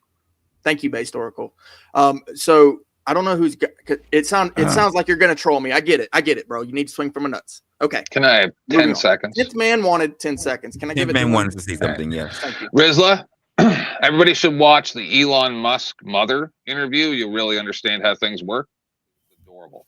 But Rizla, I'm very sorry for what the white race did to you. made it so that you were dumb and not able to even read or write or anything like that. All right, that's enough And I routine. really do understand racial strife, because my girlfriend's boyfriend is black, and I have to see the type of things that have happened to black people every day of my life while I watch my girlfriend have sex with a black man. Can someone kick him? Just anyone. That was gay. Anyone. Get the I cuck wanted off to the mention panel. I wanted to mention abuse, because with child labor laws, the idea of a You a child. Can you shut your mic off? You a child. Can you shut your mic off? Because you got. I don't think you massive work though. I don't think you have Wesley, child can you- labor. can you I take think care you're of this just a dude? child. Can you? Because this dude. Okay, all right. So I got the $4.99 for Rockefeller, 45.67 says Resla. I've seen a good amount of debates on your channel. See about that. Good stuff. I'm curious. Who do you personally think are some of the best debaters you've had? That's hard to say. I don't run a debate channel. Me. I don't. Well, we'll figure out how to debate with that later, Alex. We know you're terrible at making sandwiches. Can we master debate? Yes, we can absolutely master debate. I'll master debate you. All right. So yeah, I don't run a debate channel. I run a conversation channel. I understand that arguments happen in conversation, but I don't structure anything to have a debate or what we assume are debates now, which, just to be honest, most people don't understand what the actual debate is. I think most people who are on panels now have never actually been in a structured formal debate before. That's my own personal thing. Boracle, you got a massive amount of feedback still. I could Can hear me and due diligence get back to what the we were entire time trying that to- Resla was speaking and still have Fuck. feedback, Boracle. Can you literally mute up while we're talking, while somebody else is talking? Because it's super annoying. It's only you. It's you, Boracle. Massive amount of feedback. Can we do something about that, Boracle? No? I don't hear anything. Because coming from him. I can hear it. I don't hear anything. Rockefeller, I'll have to think about it. I don't know who's the best I've seen. Only you can hear it, Brick. So Yeah, Brick, you hearing things I can't again. hear it, Brick. I'll be No, honest with you. I'm muted. inside his head. Look, all he hears I've is got No, it's actually Resla. It's Resla that's feeding back. No, it can't be me feeding back. I Positive. literally have no, all it's my Boracle channels because off. when he I have when he someone in muted the up other before, room with a blow dryer on. I got headphones in. That's why I hear it. Nobody cares about your headphones. Okay. So I Shut want to up, get back to Oracle. what. So you yeah, and and I Albert- wanted to bring up the child labor laws because Shut the fuck up. idea Someone of- was talking, Brick. the idea of See, he can't stop talking. I haven't talked for like 30 minutes, dude. Shut the I know, fuck and it up. was the best 30 minutes so far of the whole You're a show. retard. I get it. You need to swing from my nuts. I get it. So I wanted to get back to the actual Yeah, conversation. but we don't, instead of the retard feedback. which is you. And I Shut agree. up, moron. Jesus fucking Christ, we've got a retard on the panel. I get it. His And name you is need to Brick, swing from my nuts, bro. I've been doing good. Yes, I've been doing great. and he got a Stop. vagina. Stop, dude. Stop. Calm it down. Ease up, bro. He's talking to He's up. himself now. I hope it Swing works. from my nuts or whatever, bro. But you can't. Okay, me talk and while Du were you're actually swinging. trying to talk, and now this is just like Yeah, I know. This is just stupid Exactly. at this Look, point. I get it. I get This it. is not I get about it. listen. The conversation is not about you two. If you guys want a private room with each other, like No, I'm good. Yeah, you guys should have sex. just get it over with. I'll pitch okay. for So, you. Du, Okay. what I was gonna So say. I was going to say about the child labor. Here he laws, goes right? again. I was going to say about the child labor laws, right? The idea that we don't allow certain individuals to be abused in the workplace already exists. Now we can take that a step further and say that there are other certain classes, right, that also can't be abused to a certain degree. However, there are certain places where I wouldn't like to take it legally because it just doesn't make sense. Like, so your sexual orientation, right? That shouldn't really matter. The color of your skin, right? That shouldn't matter. I like the idea of keeping the child labor laws on the books. But Great. So, Du, like we were saying, Yeah. I think that, you know, the stopping segregation, I think stopping segregation was a good thing. I definitely don't think that businesses should be able to discriminate. I don't think you should, walk into a Chipotle and be Black or Asian and then be like, I'm not serving you. I don't think that's right. I think you should, have to serve everyone and let everyone in your business. I'm just saying, like, yeah, I think as far as like neighborhoods or, your friends, you shouldn't have to be like, oh, my best friend is Black when you really don't even like Black people. Like, just be racist and be white. Like, that's fine. Or be racist and be Black, like who you want. But when it comes to professionalism, I don't think anyone has the right to not want someone in their business solely based on what or who they are. So you said that discrimination is okay in the workplace, but not what was the other aspect? I totally did not say that. I think you have the right to have your preferences and you have the right to be racist in your real life, but not in a professional setting. Okay. What happens when age comes into that? It's okay to be discriminatory in your personal, but not in your public. I get it. What about age? I brought up age. Yes, See, you're a child. We allow age to be a factor, but we age don't is part allow of discrimination. Yeah, right. I mean, you if you're a 40-year-old guy and you only want to date women who are 25 or younger, you can do that. No one can make you date a 40-year-old woman. Yeah, I think you have the right to discriminate. Now we don't allow workplaces to hire 7-year-olds because they're children. That's a whole different thing. That's right. Exactly. So discrimination does exist legally. So dumb. That's such a dumb point. Legally, right? Discrimination and protecting minors, I think that's different, though. They're not adults. Right. So they're That's a protected class because unless you live in England. Equality. Right. So I interviewed this person, right? And biologically, it was a female, but she wanted to be identified as a male. Well, the thing is, I don't know why you want to run from the conversation. This is exactly what the conversation is about. Oh, okay, just let me finish, and I'll let you go. I didn't mean to cut you off. If I cut you off, I apologize. I wasn't meaning to, but I was trying to give a real life example of a discriminatory practice that I did myself, and I want to know what you guys think about it. So it was a female that she identified as a male, and I didn't want to hire her because I feel like I could get myself in trouble if I call him. He wants to be called him or her. And then it could potentially put my job at risk because I slipped and called a girl who wants to be called a boy. I called her a girl. And I just didn't want to. And also it interferes with my personal belief that whatever gender you're born with, that's what you are. So I discriminated against that person, didn't hire him because I didn't want to jeopardize my own job, and it kind of went against my own principles. Was I right or wrong in that? I mean, you were right, but legally, I can't say that. If I was your boss, I couldn't say that, but I wouldn't have hired her either because she's mentally ill, and I don't want crazy people working for me. You're a monster. So is your mom. But I'm not hiring her because she's mentally ill, and I don't want crazy ass people up in here.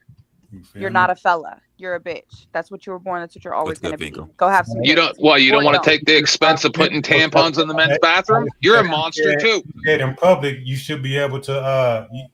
You shouldn't be able to hire who you want. You got to hire whoever. But I just gave you a scenario that you would discriminate in public. I'm not going to hire her. I'm going to discriminate by not hiring her. Right. But I would serve her as a customer. But I wish she would go eat somewhere else. If I'm working at the Chipotle, I really wish she would go fucking eat at fucking Taco Gringo. Go to Chick-fil-A. Go somewhere that I'm not at with your crazy ass. But I mean, if she comes in there, I'll serve her. But when she says extra meat, I'll be like, that's $1.95, right? Or if she wants extra rice, I'd rather not. I'll give her the littlest scoop possible because, bitch, I don't like you. This is a he we're talking about, right? That's a bitch. Frank has double D tits. She has ovaries, and even if she takes them out, she will never produce semen. That's a bitch. So when you hire someone, it should be the best for the job. That's the idea. And, there's probably times that somebody with some sort of mental dysmorphia of their gender, whatever you want to refer to that as, this person isn't going to be the best for the job.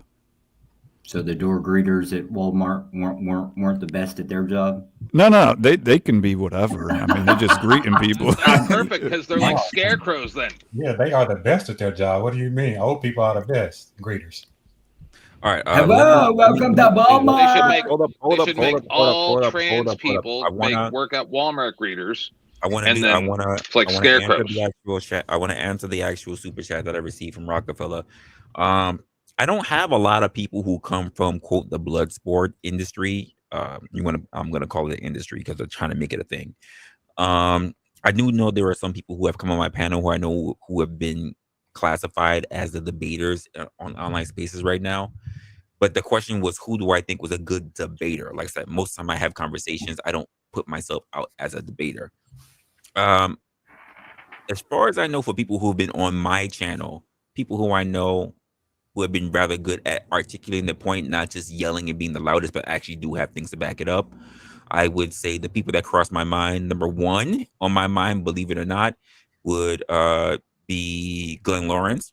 I've had conversation with him. I've had rather good conversations where he's pretty much articulated his point that even if I turned around and I looked it up, it has been something I've actually seen that he's more right, or at least like he's been more right on the things that he says than I have on the particular subjects that we've had talks about.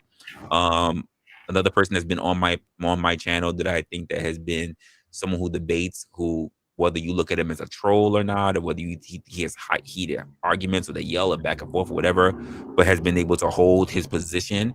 I would say that's been Speakeasy. He's been doing it as well. He's another person that when I have had talks with him, he's always provided me with information on the back end that always solidifies his points. Not to say that it changes my opinion, but it does solidifies his points. Another person is the guy who I know, Uncle Tom. Like he comes through, he loves to yell, loves to debate back and forth. But I gotta say, a lot of the points that I do hear him expound upon, when I go about looking at it, he has a very presumptuous way of doing it, but he does come out to be a lot on the right side when it comes to some of those things. The only other person I can say that I haven't had a lot of whole conversation with, but who's been on my platform a couple of times as well, and so far the people that he has debated with on my platform, but he has not been proven to really be wrong. It's just turned into a slugfest after he's already made the initial points on it. Would be Ben Thorpe. And I know that's a crazy name to have to put up for a lot of people. A lot of people don't like it. Whatever your own particular feelings or proclivities are for the people that I just mentioned on my platform, I don't have a lot of people who've actually popped on my platform, so I don't have a large list for the people who have showed up who are in those debate spaces, because I'm still getting to know a lot of people here, so I don't really know if you are people in debate spaces. But those are the people that cross my mind of all the people that I've had. Again, the question was on my platform, who I've come across on my platform, and those are the only people that's really been on my platform. But even the people that they've argued up against, they have kind of held their points. So I wanted to make sure I answered your question, Rockefeller. I'm only here to recruit you for cuckold porn. No, sir. That is a resounding no. And you don't think I'm a good debater? That's fine. I was going to say a couple of things. I don't really know you to be in the debate space. You just haven't seen me shine. Spaces? It's fine. What were you said you were going to say a couple things? Go ahead, Sam, Resla. No. Are you in the debate space? I be debating, but Sam, Resla, say Oh, it. I haven't known you to be in the debate space, and I don't really know you to be in the debate space in my area. I don't really. You better ask Izzy. Ask Izzy. Well, ask Izzy. She's seen me. Okay. Well, I'd like to see you. And now, what were you gonna say though? Nothing. Okay. Didn't think so. No. Yeah. Sandwich. Anyway, brick and base, y'all can keep flirting. Women can't be recognized as debaters. Yeah, now we got to turn things up before people get bored. No, I'm not really interested in talking to a retard. Oh my gosh. Restarted. Josh started projection. It. But I do have a point to make. I doubt it.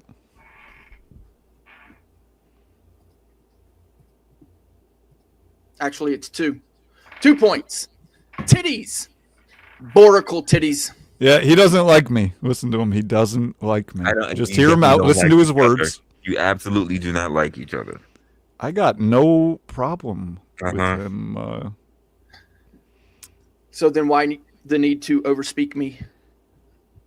I think you've been doing the overspeaking. No, actually, every time that I go to speak, you tend to. What are you overspend. talking about? I never did I that. go to make a point. I didn't. I never did that. And you must. I never. chime Not in once, Brick. every single time. 0 times. Every single time. Not even You're still doing it. uno. So I think America does a good And I made job 2 though, points. considering, like, whenever you take a look at other places around the world, and I see how you know, like in India, for example, they have like, you know, the caste system is still in effect. And then whenever I look at like Mexico and how they treat their citizens, and you know, you have a real bad class, like the class levels is real bad in different places. And I think America does a good job at trying to help the most people that they can. You know what I mean? Compared to other places, whenever I see, you know, how I can't think of the word, but how just messed up things are. It's good that black people can be racist and all other. Everybody can hate each other equally. It's great. What the fuck are you talking about? What? I agree with you, but I definitely think we have room to improve and we could do better, like the French. There's a lot of ways that the French do great things, like healthcare is free. Anyone can just go see a doctor. You don't have to have insurance. You don't have to have money. I think that is something that people should have. No one should just be in pain or with cancer or dying and you can't see a doctor. I think that's awful. They also like give like a month of vacation for everyone. Like everyone's off in like July or August. That's really cool because people do need a break. Also for like moms, you get like 6 months of paid vacations or something like that to like bond with your baby. That's very important because to raise a good human, they do need to bond with their parent. But then they also don't pay as well as we do. So give or take, you know, there's some things that are great there. There's some things that aren't as good. And then real quick, I also wanted to answer Finkel in the comments. He I said, agree with everything that you said completely too. yeah, thank you, babe. Finkel said, do we believe hermaphrodites are real? Yes, it's definitely a real thing to be a Hermaphrodites hermaphrodite. are real. There are definitely people who Yeah, are they're born with definitely both. Nothing that And you have I to feel believe for in. them. I think that's awful. I can't imagine having girl teen hormones and boy teen hormones and then having both. Like I feel for them. Yeah, that's real. Yeah. To elaborate on what I said about everybody hating each other equally, is Elon Musk and Ramaswamy both advocated for it's the caste system in America, which is to immigrate people who would just be making $40,000 a year, right? It's not something that can't be done by somebody who lives in America, and just get somebody else who's not going to complain and going to get paid less. That's all. Which is why I also mentioned that with those H1s coming in onto a company, like when Elon came in and took over Twitter to make it X, a lot of people who were fired, a lot of people even left, but you know who could not leave? Those immigrants. Because looking for work in a 2-month period to be able to stay in the country would be almost slim to none. And Slim just died. So therefore they stayed. And you won't complain if they're breaking laws or doing anything. You'll just keep your mouth shut. They want to stay. Mm-hmm. God, that sounds like a damn good employee to me. Were you saying about whenever you was talking about everybody can be only person that can be racist is black people? What did you mean by that? It's intermittent slavery. What is? I'm not sure what you mean. What he just said about that the Twitter employees can't leave. But what does that have to do in reference to black people? Right. Well, it does. But who said black people? Oh, I heard Dude said black people. Yeah, that was the question. I'm saying in general. Never mind. Anyway. Yeah, that had nothing to do with the question. Yeah. So what's your answer to it, Boracle? Moving on. Don't avoid. He chasing. Okay, I guess you're just gonna avoid whatever. Anyway, so yeah, the funny thing is that, you know, when it comes to child labor laws, we're all about it. We're all about making diversity, equity, inclusion, and affirmative action.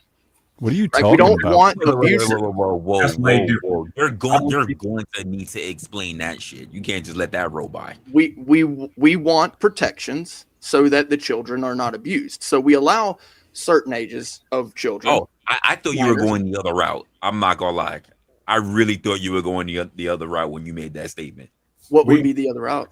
That Resla, you can go the other route we with are me. absolutely for child slavery, child working early. Like I thought you were really gonna go the other route. Yeah. No. We want protections, right? But we're really talking about discriminatory practices, and child labor has to do with abuse and taking advantage. Right. Now that's exactly my point. Yeah, when it comes to discrimination, the reason why we have these child labor laws is because of the abuse factor. And so what I'm saying is when it comes to DEI and affirmative action, it should be solely based on whether someone's being abused or not. Yeah, that's some bullshit. Yeah, That not gonna happen. very That's subjective line. Yeah, subjective, Brick. Highly subjective. Whenever I said injuries, Brick, I meant like injury in a court. Like you can be injured and don't have to be physically injured in court. I'm talking about bringing a claim against somebody for discrimination. Injury. Right. So what I'm saying is this. So you say, I didn't hire you on because you're black. Let's take that for an example. Okay. You take it to court. Now you've got to prove in the court that I abused you because of your race by not hiring you. Well, no, it wouldn't be abused that he discriminated, not abused. Exactly. Yeah, it's discriminating. It's the same thing. No, it's not the same thing. They're different words for a reason. They mean different things. Then if I hire you on because you're black, then now I've discriminated against the white man.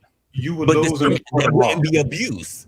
Like the words matter. My point is that if there's no abuse, then where's the claim? Discrimination. It's not abuse. That's what we're trying to claim. No, I don't think anyone made discrimination in the terms of abuse. So the claim is just because of your skin color, now you can bring a claim against me. Brick, don't do this, please. What? Don't do what? What do you mean? I don't get it. Okay, yes, they can, but that's not abuse. It would be discrimination. But still, that would be an abuse of the system. It's oh my god. So every time you turn around and you're not hired on because of your skin color, you're going to sue that employer. If he's gonna bring it to the system, yes, it's an abuse of the system. There are plenty of people that if I have an Asian girl sitting in front of me and I turn around and I say no, she's not gonna be the person that's getting hired. She can, and I can just simply say, no, there are other people who also met requirements, and through a panel of voters, we decided that we're going to go a different direction. We're going to go with another person. I'm not going to say who it is. I'm not going to say what it was. She can turn around and later and turn around and do a defamation or whatever, or claim against the company and turn around and say it's because not only she's an Asian, but also because she's a woman. Like she can do all that stuff. So if the burden of proof is upon her. Brick, if I went into court and said that somebody didn't hire me because I'm black, and I took it to court and said that they abused me. You're a plaintiff. Yeah, I'm a plaintiff. Right. Another word for plaintiff is victim. I'm trying to follow your line of reason, right? Because we in court. You gave the court scenario, right? So we in court, and you said you discriminated against me, and I went to court and says, hey, Brick abused me because he didn't give me a job because I'm black. They're going to throw it out because abuse is not the proper terminology. They're going to dismiss it. No, it is. It is because it is the plaintiff. Plaintiff is victim. You are claiming that you have fallen victim. You are the plaintiff. You are the complainant. No, I am claiming there abuse. Is no victim if you were not abused. You are claiming discrimination. You're not claiming if you're not abused, there is no victim. That's not true. Okay, we're not going to get anywhere with this because no one else. What do you mean we're not getting anywhere? This literally is a discussion. You don't want to have the conversation. It's a nice way of saying you're dumb. Run away from the conversation. Why are you screaming? Everybody who goes to court is a person who's abused. If you are a plaintiff, wait. Everybody who is subject to being penalized in court, whether you want to talk about the plaintiff or the defense, but they're all victims. Sure. Are they all abused? Are they all abused? To be a victim requires that you are victim of something. What? Abuse. That was deep. Criminal activity. Subject to discrimination. Discrimination is abuse. No, that's just another word for abuse. This is you the mean funny to thing say about it. injured party, not abused party. You mean to say injured party? Injured party is fine too. But Where is your abuse injury? Because Where is your injury? Because injury doesn't involve like physical damage. It's just a legal term. Oh, so you're not a real victim. You're just a victim in your mind, just by feeling. I felt terrible it could be money. because he was money is not a feeling because of my skin color. Now you're claiming victimhood. You're saying you're the plaintiff, the abuse, or whatever you want to call it. God It's damn it! still You the know same what? thing. Wait, stop. We're gonna have to pull it back. I'm gonna give points to Brick because even under terms of abuse, it's called bad effects. It's even called bad purpose. It's even called misuse. And if we're calling the idea of discrimination, then we're calling about something that's called misuse.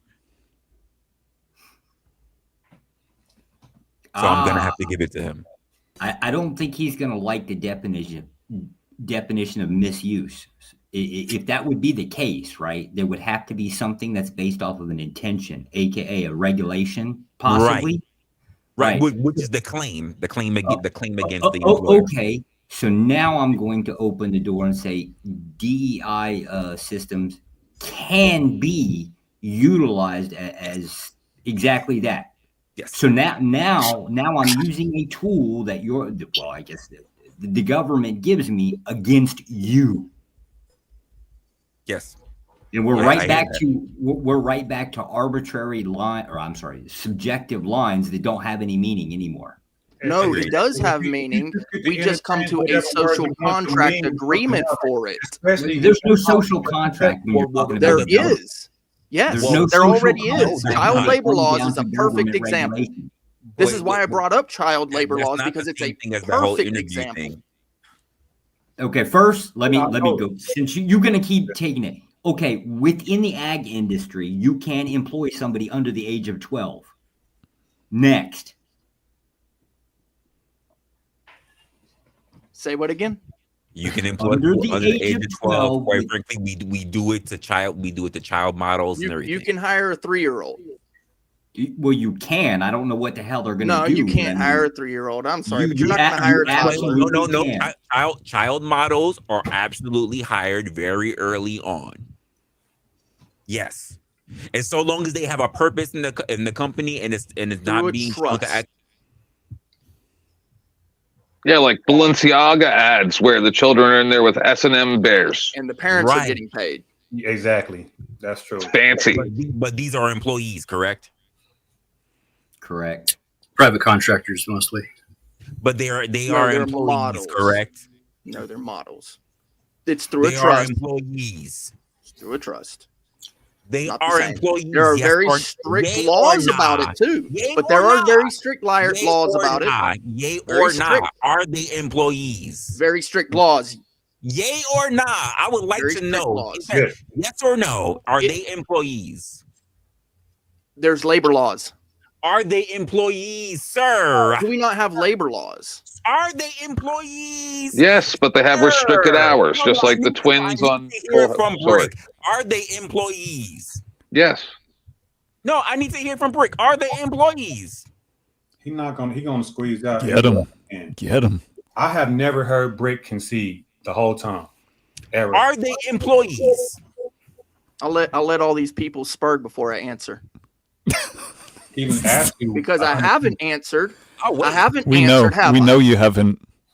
You're just wasting love time, hearing wasting them breath. spur. If they're on what the my clock, answer if will they are be. on documentation, are they employees? I need to know. And I would say yes.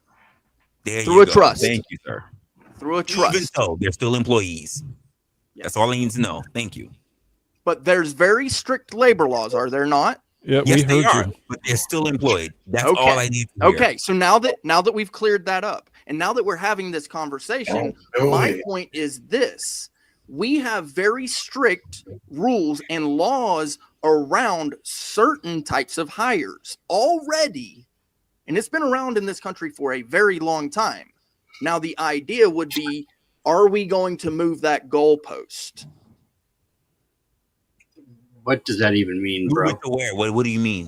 When it comes to these DEI hires and affirmative action, we already have some labor laws. What does DEI stand for?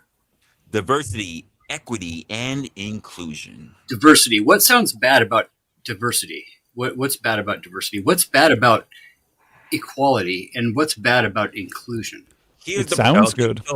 Because you came in late, a little late. No, I saw I- you in the chat, Uncle Fatty. I got you. But the aspect of, and especially when we're doing the comparisons between DEI, diversity, equity, inclusion, and that Did not earn it, right? and Did that, not earn it. Well, no, it's more than it's more than just not earning it. Because I also brought in affirmative action, right? The thing about affirmative action is that it's very low key. A lot of people actually do get in off of merit, but at the same time, they may question themselves because maybe they think they're filling a quota. The issue that I see with diversity, equity, and inclusion is that it outright discriminates. It can be Which looked is a at that problem way. in a lot of corporate hirings and laws. Sure. I mean, it can be looked at that way. Aren't No, we no, usually if- hiring look, the people that are if I most qualified? if I see an application that says that I would like to hire a black female, take that as you will, fat, around Sure. the age of 32, is that not discrimination? Not if you're Lizzo. No. Yes, it is. Because every It- company has the policy under states, under federal, that we do not discriminate based on race, age, Right. ethnicity, Right. disability. And when you put Right. out an actual job posting like that, it is outright discrimination. Against the other people that would apply for the job, right? Correct. Right. I got you on that. I'm an employer. I have 30 in-house employees right now. Okay. But what I can't do when I hire is discriminate upon those situations. I can put out an ad saying, my production company wants to hire a black woman for a part, and that's the part. That's Absolutely. Absolutely. a determining factor of the actual job that's being, Correct. provided. Yes. Which I worked in production. I get it. Yes. So in which case the white guy can't show up to the interview and try to claim discrimination because I've made that determining factor in the The advertisement. determining factor is also the fact that you're also stating what the role is. Right. So with defined If I things say and I'm looking for Asian female for a casting role in said part of movie is different from looking for HR representative. Must be Indian, must be Sure. male, must be between the ages of, must be trans, must be. Right. That's a problem. it is. And Anyone can qualify for that role. Not God everyone damn can it. qualify for a movie role that's asked for something very specific versus a job. Because now you're talking about the positioning versus qualifications for the job.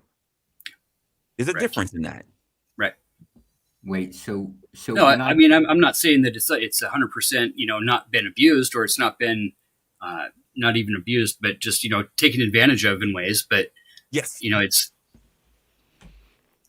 it's not like it's a written law that just because a black person shows up for the job that you have to hire the black person. That's not what DEI is all about, right? It's not written that way. It's not a regulation. It's not a mandate by the state board of labor, right? It's Well, part of the issue is because it is not written into law. That's why it's open discrimination. Because if it was written into law, we can't complain about it. so without the definition of the expectation, it's hard to manage an expectation because it's not defined. Because if it was right? written into law, I would be coinciding with everything that dude said about I should hire whoever the fuck I want. And I would be like, absolutely, you can. Because you know why? It's in law. And in which case, we'd have to literally sit down and define and write out every single job in America that's ever going to be taken and what the criteria is on every single fucking job, rather than just being human beings and being like, you know what? Diversity is a good thing. Diversity makes us stronger. But is It's kind of like diversity it's an let me ask American you a trope question. that we've used for fucking 200 years, guys. Well, let me ask you the Diversity question: makes Is us stronger, diversity a good thing, or is diversity a good thing, or is the word that we've already been using for so long in our country the right thing? Opportunity. Sure. Because people use diversity. People have a different mindset compared to opportunity. Yeah. They're not the same think they thing. go The hand- words matter. I think they go hand in hand, though. They don't. I mean, like real life wait, scenario. I can tell you how they don't go hand in hand because they're not seen as the same. They're not seen as similar. Wait. Let me go right back here. Context. Did you say that DEI isn't a law? Because I can show you the. I hate to say this, right? It is there is technically laws. a law. It is an executive order. Sure. And as far as the state labor board is concerned, Yes. those words are in there when it comes Yes, to the they hiring are. practices and the proper practice, proper principles for running your bullshit. Okay, whatever. Who So fucking cares? There's nothing says that you have to hire the Mexican or you have to hire the Correct. other person, right? If you got 9 people show up and they're all white and a black guy shows up, you got to hire the black guy because it says so. There's nothing that says that. Because right along that, yes, you're right, Josh. But right along that still says that we do not discriminate. Yeah, And in that's which case, a trans person shows up for the job, and you tell them, "Look, you're just not the right person for the hire, right? You're not the best qualified." You don't tell them due diligence. You don't tell them. We don't want to do it because I'm not hiring you because I'm afraid that I will call you something different. You got to be able to kind of. But to that point, as someone I actually did that. I actually gave that example. Asked the founder what I thought about it. I don't know. Sure. Yeah, but I mean, as someone who owns a business, as someone who's had to hire people, it's because of that also that people don't understand exactly what their shortfalls are because we're not even allowed to tell them. We're not allowed to tell them. So you can't really talk to people. There's a reason disability even exists at all. God, you think you're going? We got a problem here, though, guys. Wait, what happened to diligence? I'm sorry, you're a little lower than everybody else. I'm sorry. I'm a little lower than everybody else. Yeah, you're a little bit lower. So, am I higher now? Am I higher now? Am I going up? Yeah, definitely no. Okay, so I'm gonna give a scenario, and then y'all tell me what y'all think, right? So, let's say like the people who founded America, right? The families that founded America, right? And now they founded America and they have built industry, right? And now they want to keep these industries in their families. So the people that they put in a position to run these industries be their people. From their position, I can understand that. And I don't have a problem with it because they did what they needed to do in order to found the country and create the industry. But on the opposite side of that fence, who is me, I'm still torn because now I'm like, damn, to go with what you were saying, I don't have the opportunity to run that company. I can participate in the country. They can put me on a lower level and they'll even hire me, but I will never have an opportunity to have stake in that industry. So if that's your goal, then basically it would be in your best interest to create your own business and compete against that business. Yeah, and I'm okay with it too. Yeah. And this goes back to what Based Oracle was saying earlier too about the monopoly situations. That's what I said.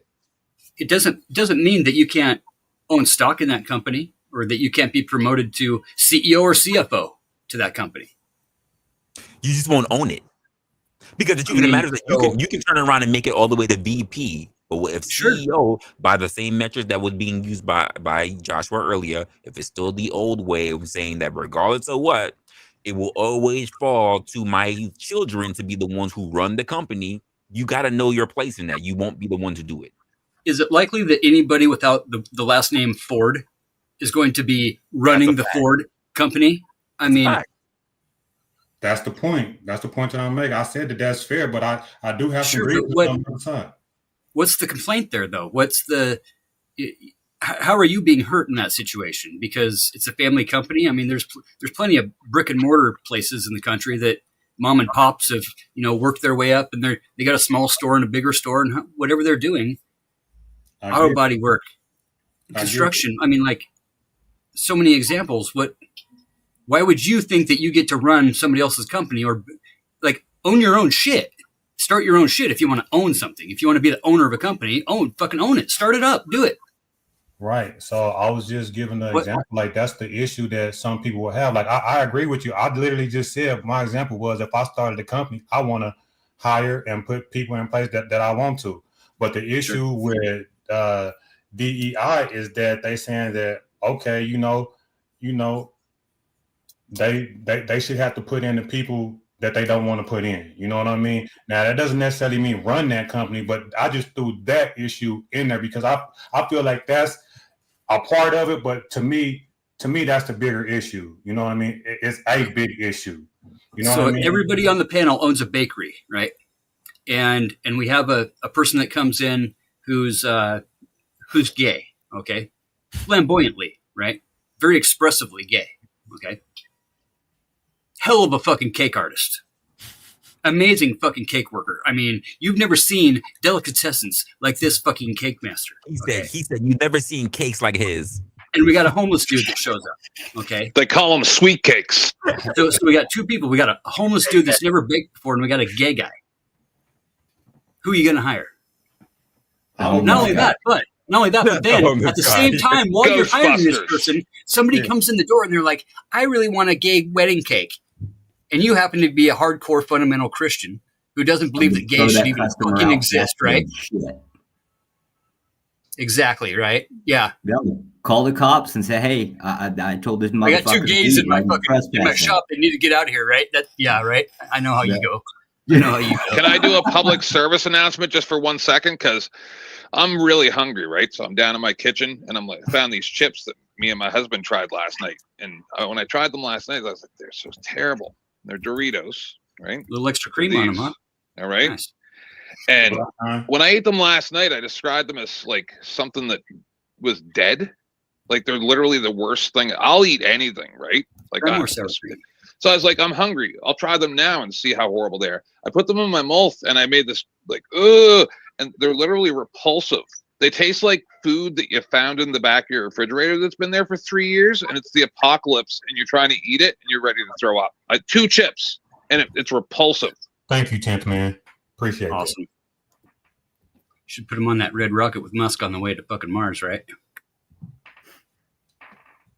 But yeah, I feel you, Uncle Fatty. I don't think anything is wrong with it, but I do think I think that these tools that they're trying to bring in with affirmative action, DEI, and all these other things can be used as a way to break up monopolies. That's really what I'm trying to get towards. But I don't think it's going to be. But do we have evidence of that? Do we have evidence that DEI and affirmative action throughout its time? And I guess if you want to say DEI is new, which is it's really been circulating for over a decade, but can you really say it has ever taken a crack at monopolies? And the answer is no. I mean, I think that it's actually built the NFL straight up, and it's built a hell of a lot of college football teams as well. That's a fact. I mean, to multi-million-dollar teams. Like, sorry to the white guys on the panel, but if it wasn't for the fact that you had things like affirmative action and stuff like that, y'all motherfuckers, this is the reason why y'all got freaking blackwashed out of the NFL and out of the fucking NBA. Also, the reason why you don't want us in ice hockey, because we probably kill that shit too. There's quite a few you ninjas in the ice hockey game. Hey, wait a minute. How many of y'all have bowling leagues? Hold on. I think that's a bad. You'd have to get that extra bone taken out of your ankle first. Let me put it this way. Dude. Because if we want to talk about DEI, right, and the places that we can all have inclusion and equity to be able to go into, if we really wanted to be in those spaces, there's nothing stopping from going in and dominating. Because we've already shown that we can do it in any other sports that we decide to go into. And that's why I made the point I do agree. That's why I said. But guess what they do? Let me ask you. Go ahead. I do agree that we can participate in others' businesses. But will we get a substantial piece of industry? Like, yeah, football players came in and took over football, but how many black people own a football team? So that you are gonna go where I'm gonna go. 99% black athletes and minority athletes, but nobody owns a team. And we got like 1 or 2 people that own 1 or 2% of a team. And it's just like these big corporations. Yeah, they might have 10 minority people working for the corporation, but how many of them do we have in vice president, president, owners? How many of them? Wait, let me ask. I mean, outside of the people who actually own the entire stadium and own the entire team, right? Because again, you're talking about old money as well. You're talking about people who will not leave until it's time to pass it on to somebody else, or they're ready to die. So that means they're not giving it up, right?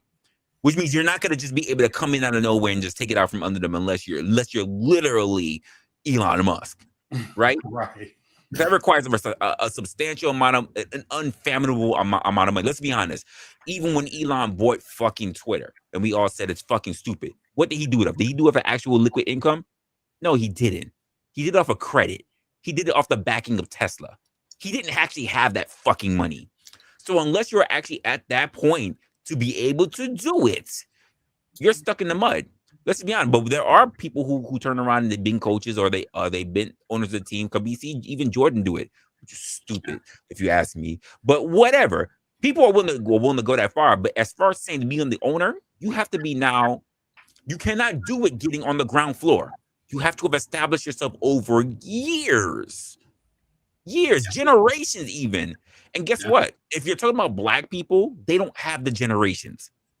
They don't have the generations to have what we can consider to be called old money, which is important. That terminology is very important. This is the point. And the old boys in those old money clubs really don't want anybody new coming in, right? Yeah, that's the whole But point. the thing is that you said this is the point. Who's stopping old money? Because again, there's so many industries that you can be in to be able to build old money. The truth of the matter is that where people choose to spend their money is very important. Very important. Why do you want to work for someone else anyway? You derailing the conversation. No, my point is very kind of the point, clear. though. If you want to get hired on as a DEI or affirmative action, you are wanting to get hired on. That means you want to work for someone else. You know your place already. Yes. Let's just be honest. You know your place when you're a cam getting hired in by Biden. You know your place. Who's applying for a job and saying, I'm here because of affirmative action, I'm here because of DEI, you need to give me a job? Wait. That wasn't the thing. See, affirmative action, you didn't know. DEI, I'm here because of DEI. They say it proudly. Really? They I didn't say know it that. proudly. I'm here because of DEI. You know why? The recruiters and the HRs tell you, yeah, we support DEI. We would like more black faces in there. Look at it. You getting right in your fucking face. They say it in your fucking face. Yeah. Have y'all not noticed that, like, I'm a DEI hire for Resla? He absolutely is. I I appreciate said, you for hiring me. I need a white man to be under me, the black man to work with. Ah, shit, that's hilarious, bro. You get me away from this bed, I think he's trying to pick my butt. And I'm up here doing this shit for free.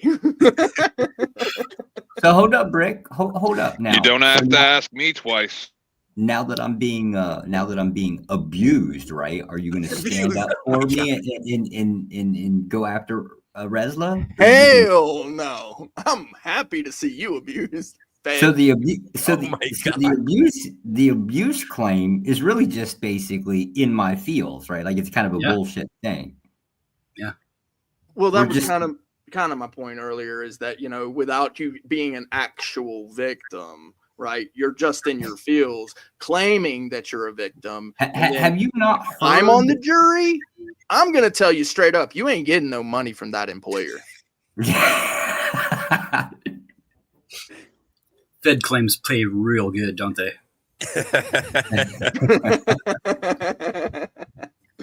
No check like the government check. Rick for the innocence on my part. I appreciate it. Well, I got a couple of silver mines for sale. If you guys are interested in buying some silver mines, got some oceanfront property in New Mexico. the problem with silver mines, though, is like there's a big monopoly of old money that runs all the production companies, right? Yep. Just like oil, true. right? You're absolutely right. You're gonna sell me the Brooklyn Bridge too. So I can produce all the rock I want, but doesn't mean I can take it anywhere and have it processed into actual like silver bars, right? And unless I want to invest like $10 billion fucking dollars and make my own fucking processing plant, I can't really like own any part of the silver trade of the world, right? That's the point that I was making. With the same thing with diamonds, the same thing with oil, the same thing with all other natural resources. Yep, dude. I'll buy the Brooklyn Bridge from you, but I want to work for it.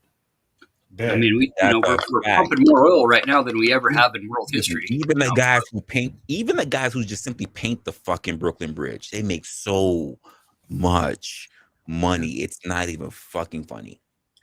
It's not. Resla, you in New York? High-rise window cleaners. You're in Brooklyn. Okay. Yeah, are you from there? Born and raised from the Bronx. You don't sound like you have a New York accent, bro. That's because I've traveled, sir. Okay. I would have never guessed it. Yeah, I've traveled, so I've kind of gotten rid of my accent. College helped. College helped break that too. Can you give a New York accent? If I get heated enough, it happens. But I don't even have a West Indian accent. And I got a lot of West Indians on my family. Tesla has an accent. He's a pretty Yeah, good Tesla accent. does have an accent. Yeah, absolutely. Due diligence. Are you just out of curiosity? Are you checking Resla's hood card? Is that what you're doing right now? Absolutely. Oh, okay. I was just making sure. We always do. We always do. See, you notice diligence. He's up here, right? Like he's fighting for me, and Brick throws me under the fucking bus. Get him, diligence. Get him. Elon Musk is a diversity hire because he's African. And worse, he's an African American. It's true. He's a South African American. He was also an illegal immigrant for 2.5 years. Thing is, like, so I was snatched up in a big family, right? I do mean snatched up. So when it came to doing the things that needed to be done, the chores, and all of that, I was forced to do that. I was forced to do that. It was not a choice, right? Yeah. And then an employee, right? Here we go, Brick. He's like, I was Harry Potter. I was under this. Harry Potter had a cake life. Cinderella. You're a wizard, Harry. But when it came to certain members of the family, I knew they had it easier. I knew it.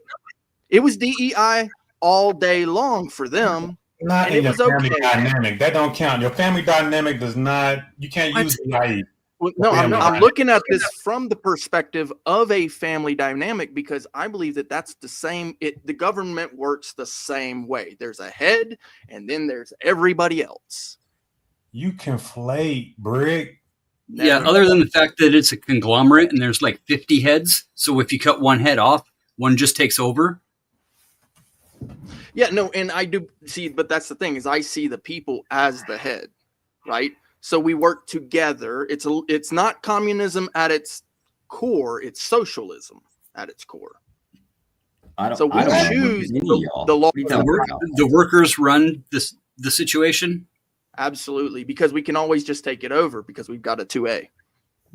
Womp, womp, womp. It's a fact. It's a fact, right? And every time the government hires on someone else into the Army, Navy, Air Force, Marine, or any place in the Fed, there's a new person coming in to go ahead and take over that position. It's not like it's the same family running it every single time. It changes hands. I'm lost. My point is this: it's a social contract that we can change as we see fit. If we want DEI higher, then we can do that. I don't see necessarily the benefit in having the government force that DEI in certain instances, but certain instances, I'm not opposed to it. Did you vote in your last local election? I plead the fifth. There you go. What do you mean? There we go. How do we change things if we don't vote? How do we change things if we're not going to change anything if you don't vote? Right? How do we change things if we're not well-informed voters? Exactly. Do we just sit online and bitch about shit nonstop, or is it? I mean, that wouldn't be beneficial. No. I believe that reserving your right to vote is actually a political action also in and of itself, saying that I don't want to participate in this buffoonery if I see it as that. So if I reserve my right to vote, because people will tell you to pick between the lesser evil, and I think that that's stupid. But that's like showing up to a football game and saying, I don't believe in your rules. I'm out of here. You lose. So then write a name in. Absolutely. Or it could be like this. It could be a political move which says that I don't have faith in the governmental parties that exist. Let me create my own party, or kind of shine light on the ill matters that's going on. So you NFL sucks. I'm starting an AFL. Right, because when that you record still lose in the NFL, though. Right? Well, keep in mind, that's why they did the whole XFL. Your name will show up. I mean, that's why they tried it. If we have a big enough movement where we join together and we say all of us are not going to vote, and not only are we not going to vote, but we're going to show up in a certain situation kind of like yesterday's date, and just do whatever the fuck we want to do, because that's the other option. That's the only other that's option. not the other option. The other option is if you have Is lay down and get beat up, right? Is lay down and tell these people, I'm not going to vote for you because I don't believe in your system, so I'm just going to lay down and let you fucking walk all over me. No, the other option is, according to the Constitution, if you have a corrupt person in the office, to take them out of office and put a person that's not corrupt in office. What about that option, Fatty? How do we do that without voting for people? Hold on. They'll never allow somebody to compete against the two evils. How do we, the public, unelected officials, right? We are people. We are just normal fucking people. How do we go about holding our elected officials accountable? I mean, the whole purpose of the amendment with the gun, what's that? The Second Amendment with the guns is in order to protect yourself against a tyrannical government. So we are supposed to that is one option. To the fire and take them out of office physically and put people up that we want. That's how that's supposed to go. Now, that's how it's supposed to go. According to the Constitution, that's how that's supposed to go. Defending ourselves from a tyrannical government. Do we do it? No. But I think that we should. But I think we have a bunch of scary motherfuckers that won't. But no, there are instances where it actually does take place that you don't know about. I like this guy. That's what the shit is for. That's a fact. But defending ourselves from a tyrannical government is not taking action against a tyrannical government. Those are two different things. I said dethrone a motherfucker, take a motherfucker out of office physically. That's what we're supposed to do.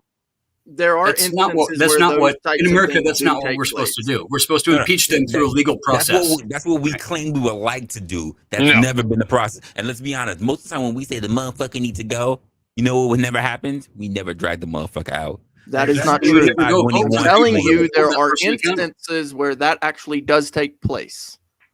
Most of them have resigned and left of their own volition. It is very few in between that the public has ever done a witch hunt and grab a motherfucker out and say, that's fair. Never happened in America. That's fair. That's not what we fucking do here. It has happened. That's what it's supposed to be, though. Well, no, I did see it happen to a sheriff. I watched it. The whole conversation about the whole has happened. Let me just say this to you because my grandmother's been saying this and it's been stuck in my head and I keep saying it to everybody else. Let me do a full screen for you guys. Used to bees don't make no honey. Damn, it's great, bro. What used to happen and what happened before doesn't mean shit if we don't continue to make sure that it stays a tradition. Which is why the entire concept of how Americans are looked at has fallen short. Because what we used to be like is no longer the same way as how we are today. That's why we fucked up. Now, back to the conversation. We sound like the Persians. We had an empire for 2,000 years. What the fuck about today? No one gives a fuck about what you did. It's about what you're doing. No one gives a fuck that you used to hold the title. It's about if you hold the title now. I still got the half mile title in fucking high school. That's why I'm still king of motherfucking YouTube. The only people that still cared about fucking the prom queen is the ones that went back for the high school reunions. Outside of that, no one gives a shit. Yeah, funny how the prom queen always gets fat and the dorky chick always gets hot, right? I was going to say that. Thank you. The normie, so to say. We get hung up on how things were, not how things are, not how things will be. We get hung up on what we used to do. I think we get hung up on what we think ought to happen. And what ought to happen usually isn't like exactly the way things are. So we get crossed between like right now, we got this conversation going, right? We have right to work states and we have states that are not right to work that allow unions. So we have two different ways of even hiring and employing and firing employees. We don't have a national standard, right? There's no standard of principle. There's no standard of action. There's no standard clause, right? So each state is allowed to just kind of do what they want to, willy-nilly, so to say. Especially with right to work states, I don't have to give you a fucking reason at all to fire you whatsoever. I can hand you a check and tell you goodbye. Okay? And You I can't love do that that in shit. other states, right? You actually have to have like a reason. You have to have a reason that you write down on the paper for the labor board, for, unemployment and all that type of shit. So Some people do let their idealism get in the way of Not a swing reality. state, but a swinger state. Tell me more, Lindsay. Tell me more. keys in the basket.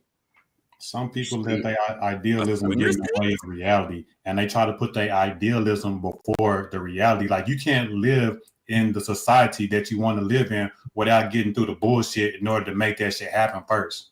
You know what I mean? No, So no, you gotta be ideology. I real. can hear that. Yeah. Hold on a 100% second, should come Resla. first. Why are you spurning my sexual advances and then going along with her? I feel discriminated against. I go long because I like the ladies.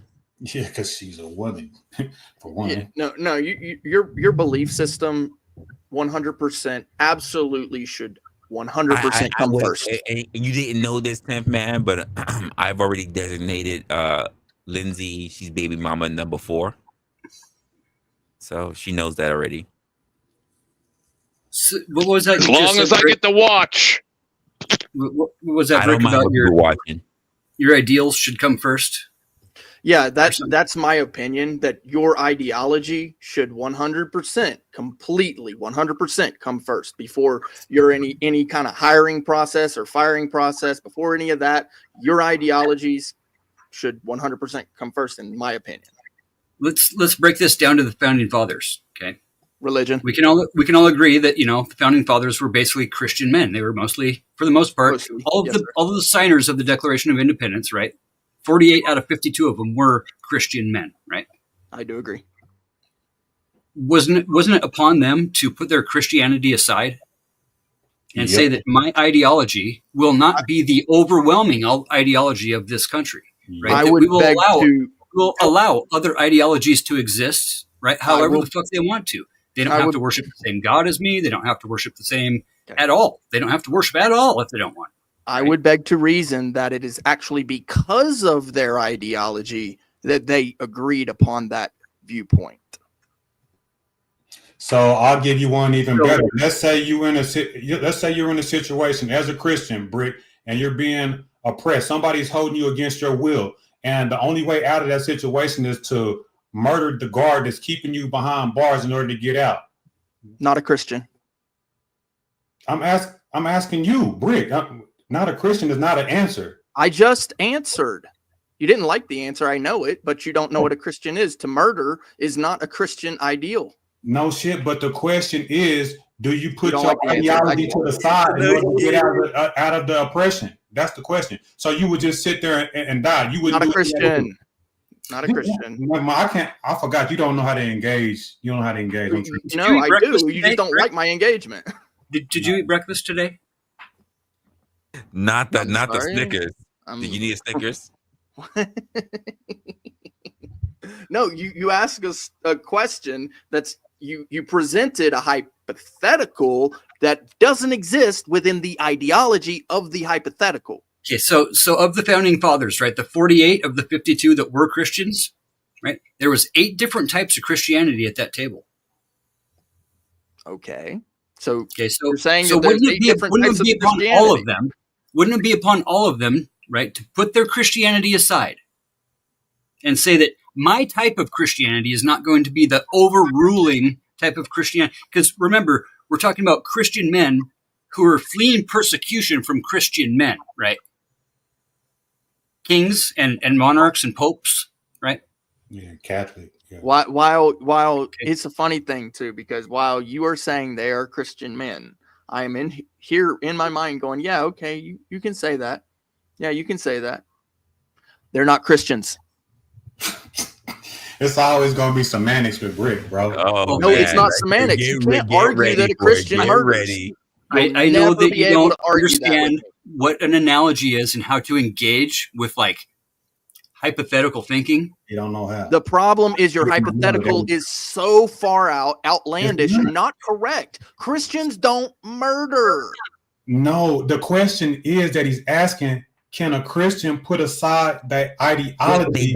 They don't You murder. don't There's know what a there's Christian time- is. there's been Okay, dude. time of Christian Okay, so- murdering.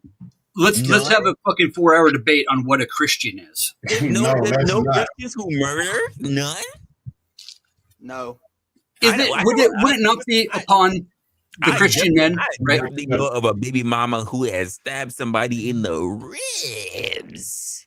Well, it's like, look at it as it being an employer, okay? He can't engage. Okay. Imagine that the fucking you just don't like my answers. They're employers, okay? They're not Christians, they're employers, okay? And there's 8 different types, right? 8 different types of bakeries at the table. They all have bakeries, and they're all bakers, and they have 8 different types of bakeries, right? Okay. But they're going to say, this town is not going to be ran by my type of bakery, right? That all bakeries are allowed to exist. Is that not a form of diversity? Is that not a form of inclusion? Is that not a part of, like, gaining some equity? Yeah, let me just say this. So, I'm not opposed to that. Fatty, I'm going to say this for the record. For some reason, those gay bakeries make really good lemon bars. I'll tell you what, I make the best lemon bars. According to Brick's logic, meringue. According to Brick's logic, here we go. Now you're going to tell me what my viewpoint is. According to Brick's logic, right?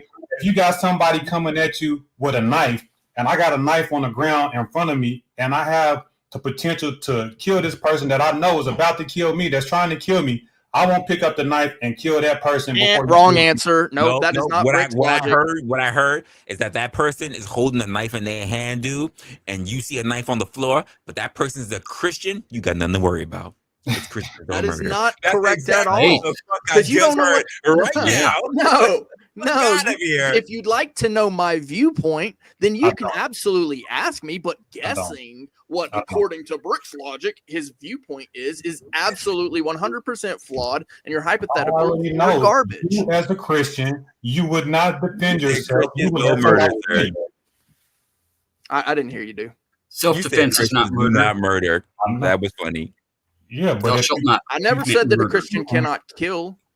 What is this? How are you conflating murder with killing? If I am not a threat, so back to conflating murder. Conflating. If I am not a threat, your intentions are to murder. Okay. So that means Christians do murder. No, that's not a Christian. Christians do murder. Christians do not murder. Yeah, the Crusades weren't Christians either, were they? No, the Crusaders were not Christians, right? Absolutely not. They were okay. This is what all religions do. Hold on. All religions do this. Going to go on a war path. We need a stream fund. We need a stream fund to get a ticket to the Vatican so that Brick can be able to tell these motherfuckers that they were absolutely wrong for having the Crusades, because quite frankly, they did it wrong. They're absolutely not Christians, and that they should move in Resla to be in the Vatican and kick all them out, because quite frankly, I can use the space for streaming. Actually, it's not my job to do that, so I'm not going to the Vatican. Listen, this is what all religions do. No, those are the bad guys. While they pay tithes to the bad guys. I'm not for religion, right? But I'm for the freedom of religion. You see what happens when the Great Flying Spaghetti Monster shows up at the Vatican? What are you going to do now? I'm not worried about it. You will bow. You will bow. You worried about it? Why are you asking? And you will allow his newly appendage to touch you. You need answers. I get it. Oh, wow. You come to me for the answers. Cool story, bro. All right. Ramen. You don't like my answers. Wow. Straw man. Cool story, bro. What is it? How is it that whenever you hear my viewpoint, all of a sudden it's a straw man? But you've asked me the question. Here's the thing. I am sure that there are other Christians who disapprove and even disagree with the point that you've made. Oh, really? Yeah. Cool story, bro. No, it's not a story. It's an opinion. It's not a story. But I am fairly sure that there are Christians who will disagree with your sentiment. Actually, I would have to say that you're probably never going to find even one single Christian who is going to say that I need murder Christians is to a the good panel. thing. I need Christians to the panel. I wish I had a warning alarm. And I I'll need call them Christians to out the for not panel. being Christians if they I say need, that I need murder is a good thing. Christians to the panel. I need Christians who can totally turn around and say that they have they totally understand that Christians have murdered in the name of Christianity. I need Christians on the panel. I need Christians. If you know a Christian, if you know a neighboring Christian, if you know a Christian down the street, just give them your phone. I need Christians to be able to expound on their point. They To don't need say to that be murder they is don't a need to good be thing. the best of Nobody Christians. said murder is a good thing. No, Which you did. You Christians? said that I need Christians Christians. murder. This was the Christians. argument I from the don't say beginning. which You can Christians. rewind it all you I'm want. not gonna be Not that. killing, I'm but not You gonna mean be an that. ordained minister, right? Nobody is. I'm two different religions. Does that count? Catholic I and need I'd Protestant? love to hear I need a a Christian. Christian claim that Protestants are murder Christians. is a good thing. Yeah. Nobody on the panel is arguing that Christians believe murder is a good thing. No, Nobody. that I is want to know what literally kind of what you Christian. claimed, and that's what I've been arguing against since the beginning. Anglican. I love how you shift the goalpost. No one ever said a good thing. They said murder. They never said whether they enjoyed Christians it. murder. They never said whether it was a good Yeah, you're thing. right. They You're said right. murder. Fine. You moved Fine. it. You Fine. moved it. Christians murder is the claim. Christians Christians murder is the claim. Christians murder is the claim, right? Yeah, they do. Okay. Well, I will call BS on that. I would say that by definition, that makes them not good Christians, right? Makes them not following in the words of the Lord, right? You muted, Rez. Muted, Rez. Whoop! Christian alert. Whoop! Christian alert. Whoop! Christians come to the panel. Whoop! What kind of Christian? Come to the panel. DEF CON. I need Christians to the front. I need Christians to the front of the congregation. Obviously, you don't consider Protestants Christians? No. Sure. And all Christians. All. I'm a Christian. What do you got? What do you got No, that? we are discriminating against Protestants on here. Get your ass off of here. I mean, I'm Catholic too. I need if a person defines themselves as a Christian, are they not a Christian? That's just not even possible. To be able to express if Brick is right or if Brick is wrong. I don't care if you're from the Roman Catholic side. I don't care if you're a Baptist, if you're a Lutheran. I don't give a. Come here. I need for you to be able to expound on this point. Period. So apparently, 10th man, you say you claim to be Christian. Do Christians murder? Yep. Do Christians murder? You say Christians murder? Yeah. Okay, well then I would say that you're probably wrong on that. All right. I'm just looking at history. Okay. Because I watched. You watched a movie? Catholic or whatever you want to say, church in England murder Protestant Christian Irish people for many, many years. So I'm asking what kind of Christian? All those extra descriptions that you gave to them, the Protestant, English, Roman Catholic, Orthodox, or whatever, are those Christians?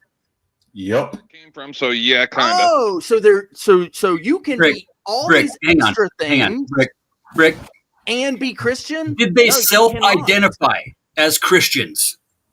Is the proper question. Oh, okay. Did they self-identify as Christian? We're going to move the goalpost. You can be all these extra things. It's called the definition, dumbass. Christian. It's called the definition. You want to define something, let's define it by definition. Do they self-identify as Christians? Let's ask are you an American or are you a black American? Brick. What do they self-identify as Christians? Resla, are you an call a American? Christian? Hold on. I got a question for Resla. Are you an American or are you an American? Okay. Really? I know I'm free. I thought I was American until I was like 10. American, and I only ever called you a black American. Wouldn't you start taking offense to that? Are you an American or a jackass American? No, I would take offense to that. How dare you call me black first? Exactly. And this is the problem. African American. People tend to have is they do not Africa. Yeah. I am not an African American. Exactly. I'm not look. You want to put a label on me? Fine. I'm a Christian. I'll claim it. Cool. And I'm an American. right? Good for Because you. this is where I was born. So But first, just And because all of Christians that, shouldn't I commit am murder, and who was before also all born of here? that, I'm gonna I tell am you just who a was man. born here. Seven City Kid for the $2 says that murder contains malice. Christians kill, not murder.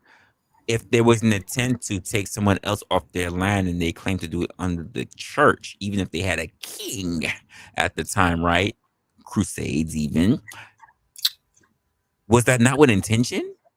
Is that not considered calculated? Is not malicious? I mean, Is killing that not murder kind considered malice? No, because God told them to. Oh, wait, an intention under God is not malice? But did God tell them? No, under Nope, his it's divinity. He You told them. claim Is it that not- God told is it you not to malicious? murder. No, You claim that. Even if they did it, You know what we even if call they From whose those point of if they view? did it people under here God, in this under God's society? word, We call is it them not malicious? psychos. We call those people psychos. You are a murderer and a From your psycho. point of view. Stage. I want to God welcome told you to kill and I want to murder? welcome to the stage. Since we're talking about you're not a malice. I'm going to tell Christian. who's gonna murder the conversation right now, and he's going to put us on point. Caucasian Sasquatch, what's good, my guy? What's good? Are you a Christian, Sasquatch? Brick. Are you a Christian? Brick. Are you a Christian? You're not a you- Christian, right? You are playing Why semantic are games you with coming to the definitions panel that all other of a people have sudden? brought I to don't you. give a shit, bro. You're not a You gotta let Christian. him talk, You're gonna Brick. come Let up him here and talk, tell me Brick. that Christians murder. Wow, Let him but you're not a talk. Christian. I didn't say a word about it. You're the one defending a point that you I'm can't even not state. defending From your point of view. anything. What I'm telling you, straight up telling you, it doesn't matter whether you feel like it's a defense or an offense, is that Christians do not murder. Oh, wait. Are we getting the facts according to Brick? Is this the truth according to Brick? The prophecy of Brick? Have we got the book of Brick taking place before us now? Have you Don't ever like seen the the show? answer. Have you ever seen the show All According to Jim? This is All According to Brick. Exactly. Well, I mean, No, here's what the thing, though, Brick. No, what they've You're- done is you're they've asked playing me a something that was question, blocked this and game. like the You're trying to state that you think, therefore, it must be, and that is not the case. Everyone has different opinions, and we are Sasquatch, willing you to forget about discuss that part. right? If you can sit and talk over people, I can talk over you. I've even got way more gangster shit to play with over here, but I'm not going to because I like that stuff. Cool story. So your fallback to everyone else is wrong because you say so is not No, a basis. I'm just telling you what the book says. Right. Now, Okay. I do agree with your discernment between the concept of murder and killing, but I don't think that the grace. Do you remember that part of the Bible? Grace. Any of that? Grace is the girl with the dirty face. Oh, another question. Well, I was just asking about your Why is Bible it biblical always questions experience, sir. directed towards me? Why do people Because need the you're the answers one from sitting here me? screaming on the Look, panel, I'm and here to Resla have a put conversation out about the call. opinions, but And if I'm you're over here looking for talking to you answers, about I how might you're not be the right approaching one. concept of Go discussion. to God in prayer. No, I'm stating factually, you are not the Go right to one. Him in prayer, bro. Let's think about this in perspective, okay? Somebody comes to your property and offs your offspring or your significant other, okay? Somebody, okay? From their perspective, right? They're not committing murder, right? But from your perspective, they are committing murder, right? Because from their perspective, it's a justified killing. It's a justified killing because they will not, they will not accept according the fact to who? that you will not conform to their adherence, right? You won't conform to their way. Hypothetical, I get it. Whatever. Right, so we'll take all these it's not hypotheticals, hypothetical, these dude. quote unquote examples, It's which called are the really non sequiturs to the conversation called the we were crusade. talking about. DEI hires. Now It's we got called off the on crusades. religion because you didn't Okay? like answers. Okay? Wow. It's a historical event that took place. Being asked okay? about Where we my had a group of religion, people, right? when all and I they said is people should be justifiably able killed to people. believe what They they didn't want to commit believe. murder on their perspective. I get it. Because from their perspective, they weren't committing murder, right? They were just killing. Do you believe in a soldier of God, Brick? Have you ever heard this term, armor of God and the soldier of God? Look, go to God in prayer if you need the answers. Go to your You God. can't tell me what Or your you're thinking. What do you mean I'm go to wanting to know my God? what What do you you keep think. coming to me for the answers for? Because you're the one Go breaking to God in prayer. You are the your one faith. breaking this panel If by it's your stating that you faith know that you because have you went to God questions in about, prayer and go that we to need to God go to in God in prayer prayer. to get the How many answers that how you many don't times have. are we going to go round and round this circle? If you have As long as questions you're willing about to your sit here and faith, destroy your this belief panel with your system, your completely structure of belief, disingenuous semantic go bullshit. to God in prayer. Why are you asking me about your faith? I'm asking you about your faith, sir. Cool story, bro. I don't owe you That is not any an answer. answers. That is a I complete don't owe you a digression of the goddamn point. thing. What's good, Jess? You have no I point, would Brick. love to have a You conversation have retreated about the entirely actual into your topic, own mind to bro. escape from the It's question. cool, bro. Yeah, you get to come up here and ask Brick about his belief systems every time Yeah. Brick wants to come up and have a I have conversation a about curiosity the about it. actual And you topic. have the ability to It's stay with cool, us. bro. I get You're it. doing You it want to fine jump on until the I showed up. Suddenly bandwagon. you're hiding in a Great, corner. bro. Jump on the What are you doing over there? bandwagon. Get You out of the sound corner, like a dude. Come over here and fish, talk to me. bro. Talk to me like a You person. sound like a Into fish. God in prayer. Come to Jesus. What a friend we have in Jesus. Oh Lord, Whew. Okay, then enough of that. Like, can we get back to the whole conversation of DEI? Because we're holding out there. Y'all really want this? Y'all really want this whole religious talk? No, it's just Brick stuck on a point, and you put out the call. I Well, figured I'm I'd not stick him stuck in a on a corner. point. You just don't like my answers. Stop making assertions. And if you have something to say, say it. You're finally realizing this. You're finally realizing that people don't like your answers. Just now, you're Don't realizing give a this. shit whether you like my answers. That's why it's opinionated. Jesus I'm fucking asserting Christ. that you have don't no know ground what to show stand you're on on. anything that you said up here. Opinionated. Quick plug in. And I appreciate Welcome to that, Opinionated, where everything is have a show completely where strange. people can have opinions and express them. But you don't accept anyone else's opinion. No, ain't no buts about it. That is literally what the show is, bro. What are you talking? Wait. Let me explain the show, since apparently people don't seem to understand the show. In case you are newcomers here, I should probably make a good trailer for you guys to really try to explain what the actual show is. But first and foremost, you write the script. Oh, I'm definitely been working on the script. I just haven't really put out a video for it. But guys, you need to understand when it comes to the actual dealing with opinionated, I have 3 core rules. Really, I have more core rules, but I have core rules for the channel. But I also have core rules for the panel. I've been going off the script you emailed me since I got here. Yeah. I do have core rules for the panel, but I also have core rules for the channel in general. I will get a little bit more to that. Now I'm thinking about right now, I probably should just do a video to put out for you guys. But at least for the very beginning for the channel, for everybody, whether you're in the chat, whether you're on the channel or on the panel, I just want to say that there are 3 things that I absolutely go with.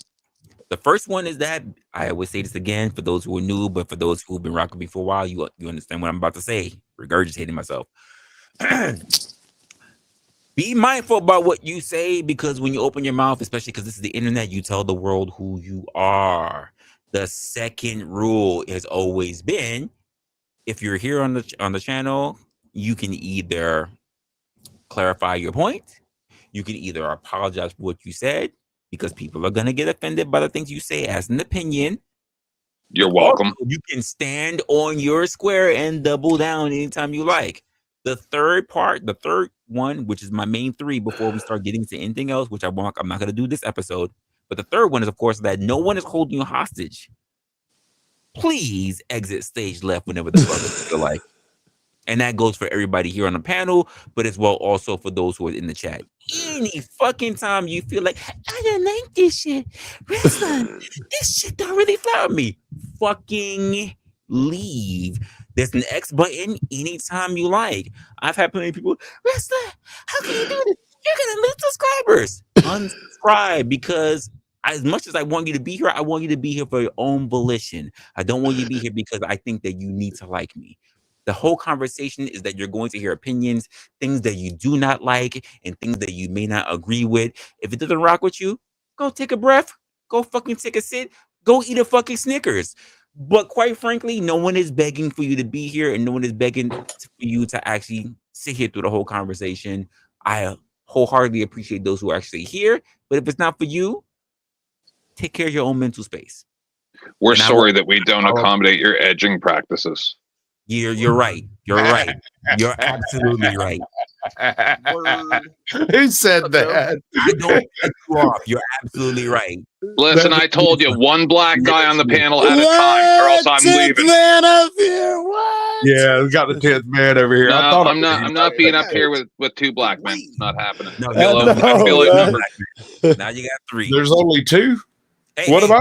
Wait, how dare you tell me about how many black people need to be here? It is DEI, sir. DEI. That's right. That's right. It's Where's our the turn. equity and inclusion, sir? Reparations, Diversity. baby. Nice to meet you, Joe Cool. Well, I'm 10th man. It's All right. Nice to meet you, It bro. I've looks heard pretty about evenly you. matched currently. I've heard We got that. 3 blacks, chased 3 the- whites, and 1 woman. Oh, you're right. Oh, you got wow. another due What diligence. you saying, Joe Cool? You heard what? Damn. I heard that you chased your prime minister up out of the damn country because you're so fucking mean. I'm prime minister now. That's what I Oh, told you guys a took couple his weeks ago. job. Hey, this And is confusing me. By the way, Josh is absolutely right. If you're not very happy, you can absolutely leave. But this motherfucker's chained to the desk. He can't go nowhere. Yeah, he's looking for a way out. He's right now. He's under his contract for indentured servitude. He can't go nowhere. Damn.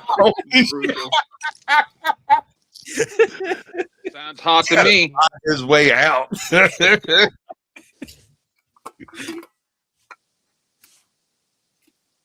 How's my mama doing tonight, Joe? What? Oh, she's doing well. You can go back home, man. It's freezing, man. I had to come back here. Nice. It's fucking As cold. long as I can park in the driveway. I know how you like to take my spot out there. Thank you, man, for moving the truck over to the left a little bit to give me room. I appreciate you. Good looking out.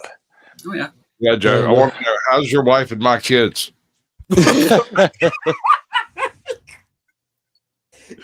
And they miss you, and they talk about you all the time. Those Christmas presents I sent for them, get you another hit. Oh, I remember I met Joe Cool one time a long time ago. He literally said, "Tell me you're a cuck without saying you're a cuck." Damn, that is Joe. Remember last time when I met you about 5-6 years ago, and I told you that the way that your mother found out she was pregnant was she pulled the tampon out and there was no cotton left on it. I don't know what that means, but it sounds horrible. Bro, what? It just sounds horrible. That's when you get the blow me, ninja. I know, right? Just trying to sharpen ninjas. What about gingers? Are you supposed to put the hard R on that one? Gingers. Resla, don't you know what to say? It's not Friday. So, He said it's not 10th, Friday. You're right. what So happens? I'm sorry, wrestling. What happens now, 10th, with your prime minister? One of 3 things. Either I come out to the world and tell everybody who I am, Aside from that, become what prime minister, or this is all a farce. And he said, I intend to resign. But he'll I just noticed invoke that the every Emergency report Act again. says he's going to. None of them said he did. No, that he's did exactly. We only heard the resignation, not that it's actually been accepted. Who are we talking 51st about? state, which I'm rooting for number Trudeau. 3. Trudeau. Canada for the 51st state. 51st day. Imagine. I got some Canadian buddies who talk about Already? this shit. They like, no way, fuck the Listen, U.S. don't get me wrong. I will take Toronto. No Yeah. questions asked. Man, we Man, got 50. That's a plenty. No, it's not plenty because it's not plenty because we still haven't slapped Puerto Ricans enough to turn around and say just do what you're supposed to do. Well, I'll tell you what. We'll take Puerto Rico, then we can sell off Southern California and make Northern California part of Oregon. We can sell off Southern California we to need Mexico. to make room for more land because you guys in California you're going underwater. So we need to make room for some more land. We need to say we're about to lose that state. So we need We to. don't have to the change the flag that Mid-S way. is wide open. Kansas, You need is to have a backup state because you guys are you're going to lose that state. Kansas. I think 6 people live in the entire state, man. I think Kansas is just No. wide open. Bro. They're not Flyover state. Those are states who register. There's plenty of people in Kansas. There's only Those 6 who si- register. There's a You difference. drive to Kansas, you go for 4 hours and you don't see another car. You don't see a tall They mound. there. It's just They there. flat. You ever see the hills have eyes? They Hey, there. actually, I'm doing a video. The video I'm editing now is from Kansas, and we went across Well, I know when I meet people in New York, I be sitting there, I'll be buying my favorite bottle, one of my favorite bottles, and I'd be sitting there talking to people like, where you from? They're like, Kansas. I'm like, what? Where in Kansas? Like I can't tell you how many times in a random bar, if I choose to go into the city when I want to pay high price money, and I know I'm gonna blow some money, and I go out there and I'm like, yep, this is Friday. This is the day I lose my money. I plan on treating myself to something a little bit more expensive. And I go see fucking tourists, and it's someone who stands out, and I go, come here, come talk to me. How are you? Who are you? And they're like, I'm Susie Beth Angeles. Susie Beth Angeles. Where the fuck are you from? Yeah, let me go, Kansas. Let me go, Jeff Beth Thompson. You come over here too. Why you got Jeff and Beth as your name? Oh, it wasn't really sure if I was going to be a boy or a girl, so they didn't even vote. My goodness. God damn. So where you from? Kansas. Kansas. Kansas, Arizona, New Mexico. I'm telling you, it's just endless land, bro. And then you know what? Endless. The funny part about everybody who comes, most people who leave their state turn around and tell me it's not a state that we'll go back to. Kansas, people from Kansas and Kentucky tell me you should go there. I don't know why. Kansas and Kentucky tell me you should go there. Ain't shit in Kansas. You got Kansas City, which is technically in Missouri, right across the river. They keep saying you should go there. Don't go there. Yeah. You know what's cool in Kansas? Don't come to my state. Mississippi, I'm never going there, even if you offered it. Like anywhere else, like, but Kansas, Kentucky, like, in fact, fuck. Well, what's this area?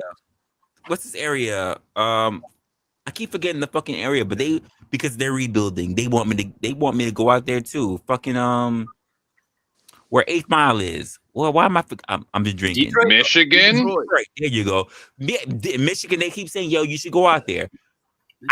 Like those are the 3 areas I know for the most.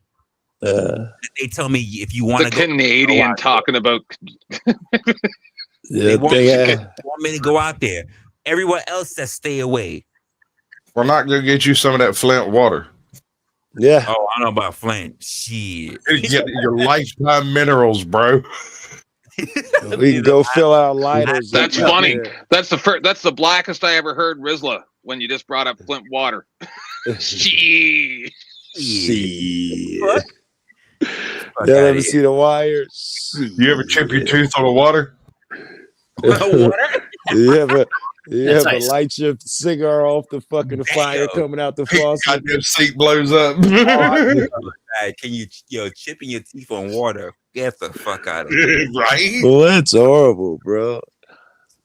I don't think they ever fixed the problem. They just waited for it to die down. I've had people tell me to go to Detroit. I've had people definitely tell me to go to Kansas.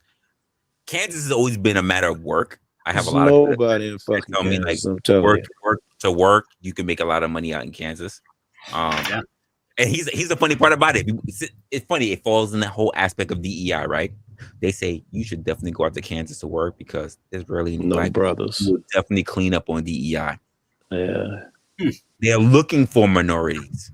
So wait, here's my question.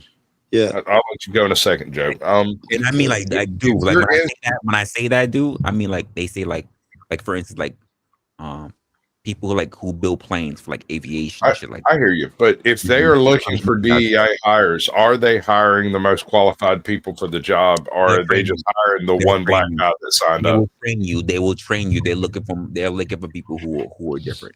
Let's be honest. When they hire a white motherfucker, they ain't hiring the most qualified motherfucker. Their starting prices are ridiculous from what I that ain't what DEI is for, because What's it for, Joe? What's it for, Joe? Come on. It's because white motherfuckers will not hire black motherfuckers. Get the fuck That's out what of it's here. for. For Wait, instance, wait. First of all, no, Joe, I wasn't done, the but I'll majority wait. here's the sad part. The majority of people who've actually promoted me have not been black people.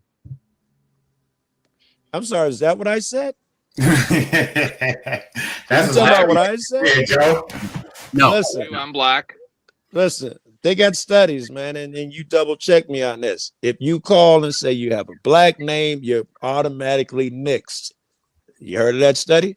You're automatically mixed. I've never heard that study. Next. They if you got a black Nick, name, yeah, your okay, yeah, chances you're are right. 90% less of getting You should hire watermelon, Styrex white. Fuck you. I had Sharkeisha Daquisha cleaning my house for 10 years, Yeah, sir. see, Tell Ted, you, that's she a does better damn joke, good motherfucker, job. than the watermelon shit. Sanita would have been a much better joke.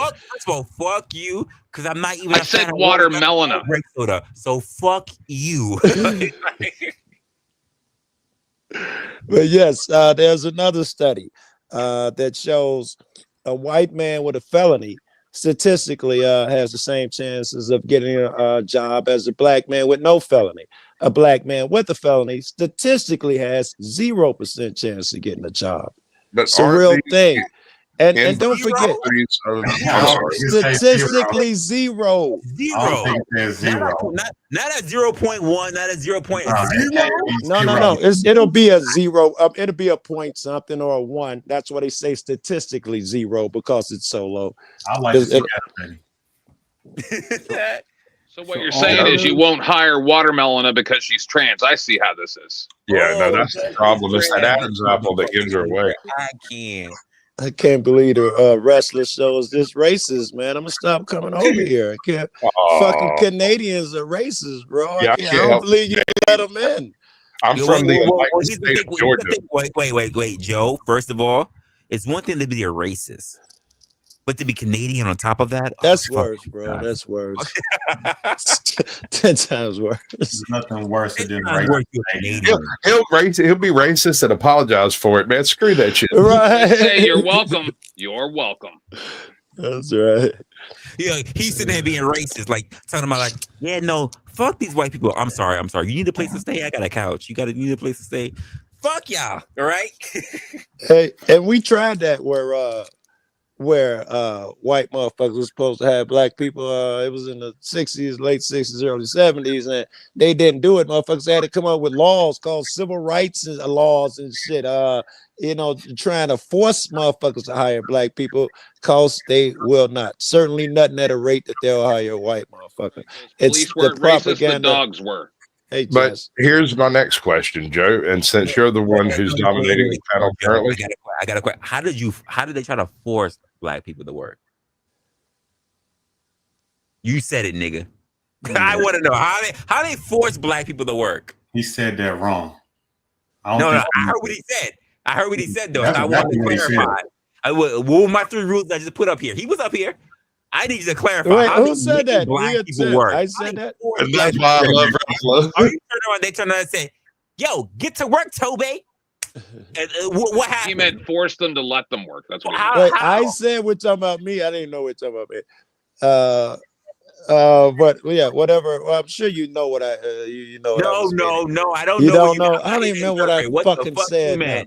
How I they know what I force you to said. work? Come on. I said something about civil What rights they laws. They go get a pink slip on your door. Like what they say? What they do? Well, Russ, I got to go to your rules. I got to defer to your rules here that you say clarify yourself. Clarify. Mm-hmm. Right. There's some guy being rude on your panel who won't give me that opportunity. Keep talking. What I was talking about, what I meant to say was the civil rights. Yes, to you up. The civil rights would come along because left alone, they would not hire black people. And I thought that's what I said at nearly the rates as white people. We tried that already. I was being a little sarcastic, but that was it, man. They had to come up with laws because white motherfuckers want to hire black motherfuckers, and it's crazy. It's fucking 260 years, or however long this country been around. Motherfucker, white, black motherfuckers been at the bottom of it. It's been a caste society your entire time, and every fucking new generation of white motherfuckers think racism been cured up under they fucking watch. Nigga, you ain't here's the thing, special. I'm not gonna go against anything you said, but there was something you missed early in the point where I mentioned. I said, "Used to bees don't make no honey." We're no longer in that age. We're no longer living in the 50s and the 60s. We're no longer there. Thank you for that news flash, bro. Because I was really thinking. I gotta drag you to the future. I gotta drag you to the future. Actually, you're behind. DEI. I'm was using civil rights laws. We're talking about DEI. And Exactly. DEI So you see where you see why I use civil rights to make my DEI point? Slipped right past you, didn't it, man? Subtle. Like a condom being taken off. Like a condom being taken off, apparently. But that's where I was going. Hold up, wait. No, I can't let Joe get away with this one. Oh, this is good. What's up, so the problem with your example is that it also tends to violate the inclusion part, right? So if it was the case that there's laws that on the books statewide, at least to basically force employment through black people in white companies, right? Why is that not also the case within, say, black companies or black-owned companies being required to employ white employees? Because as best we can tell, black-owned employees tend to hire. Not required.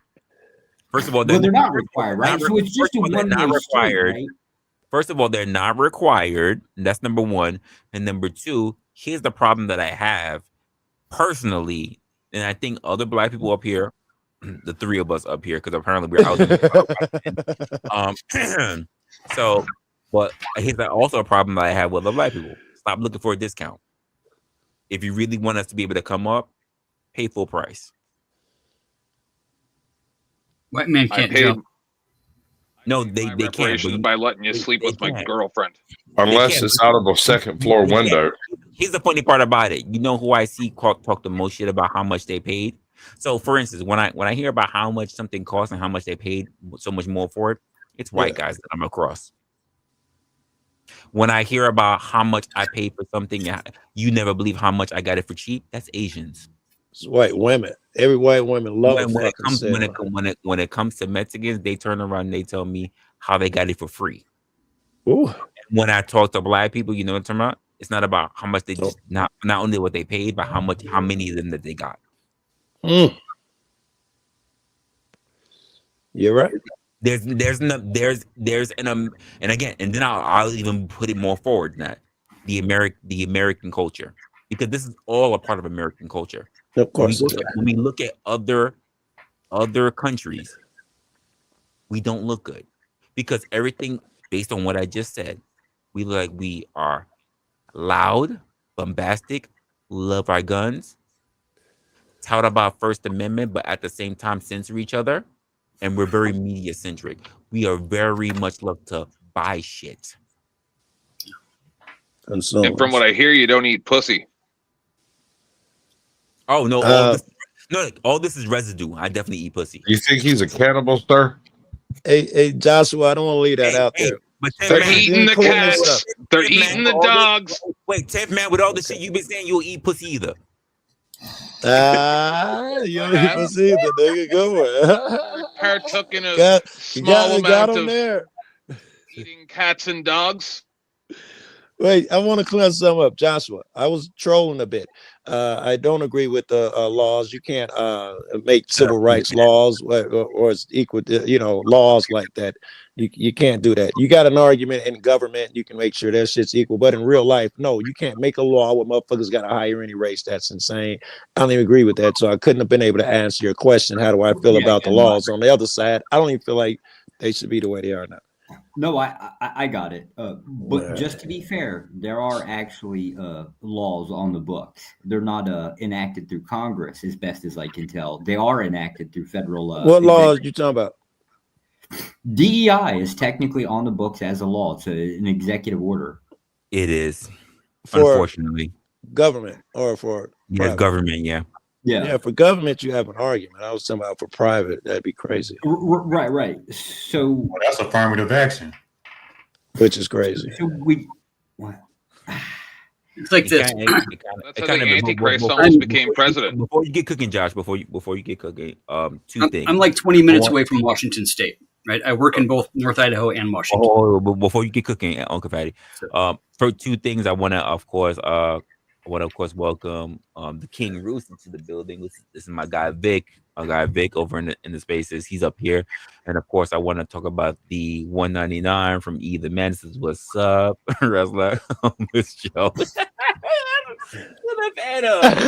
Oh man, I'm gonna let him stay over every couple of nights or so. Go ahead, Uncle Patty.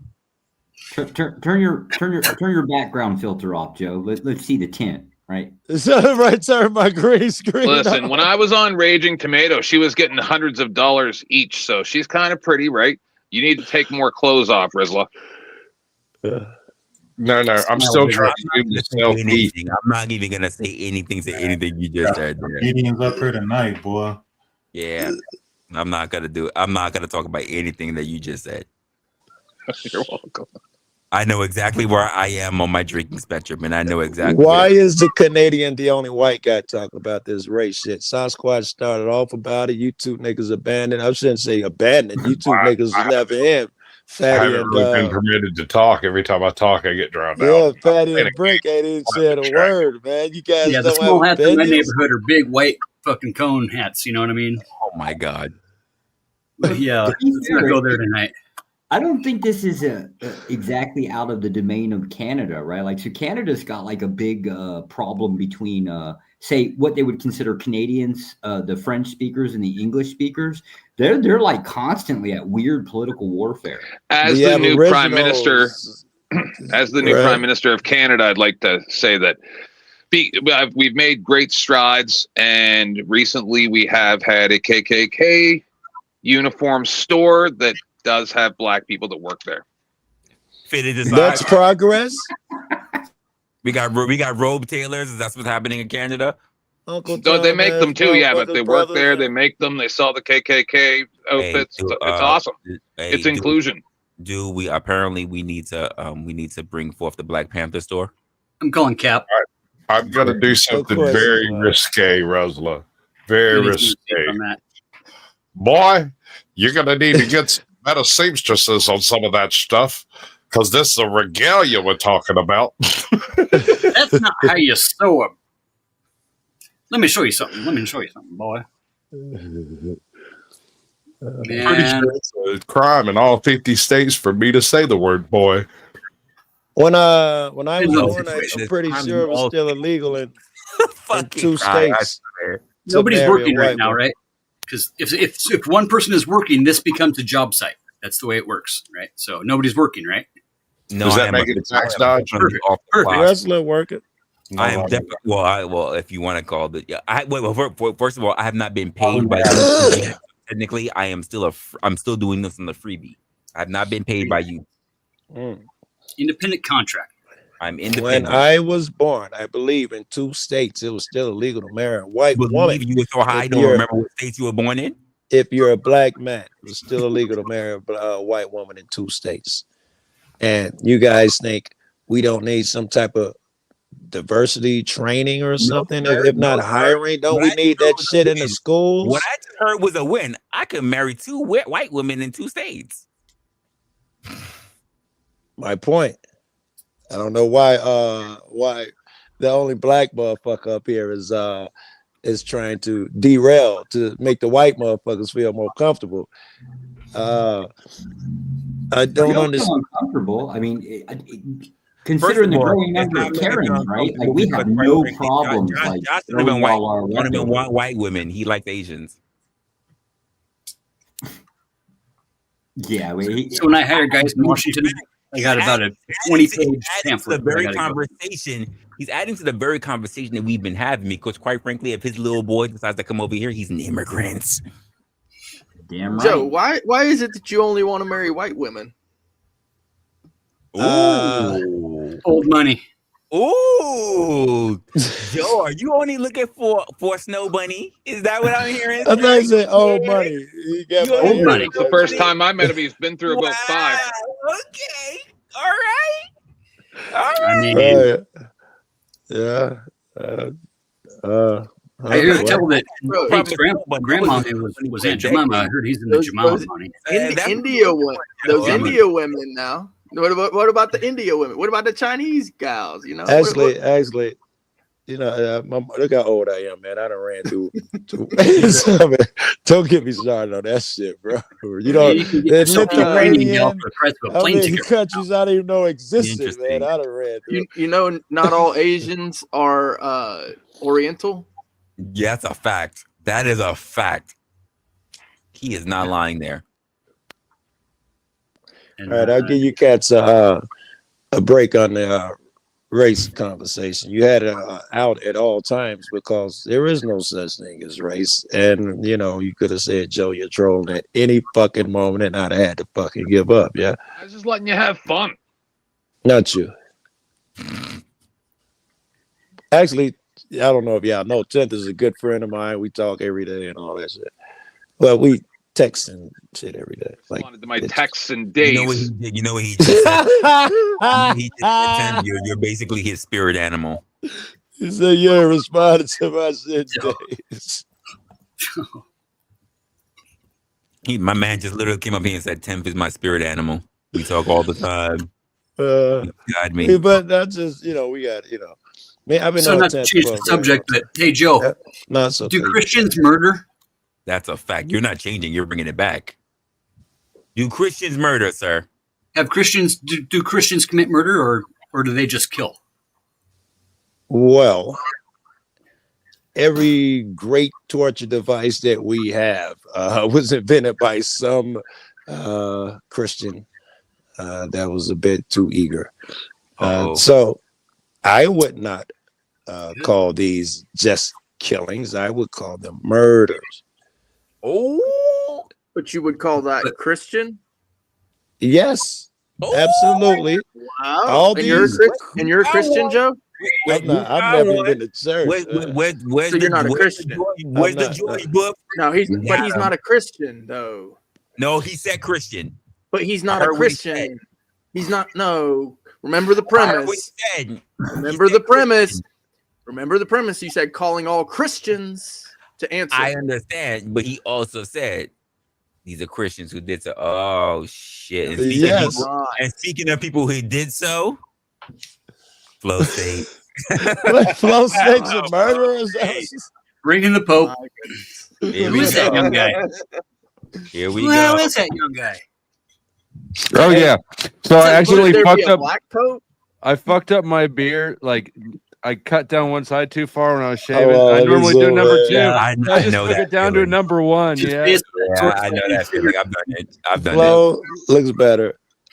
Does looks it? better. Yeah. I It mean, does. I'm not gonna lie. I do look like 10 years younger this way. You look slightly less horrendous.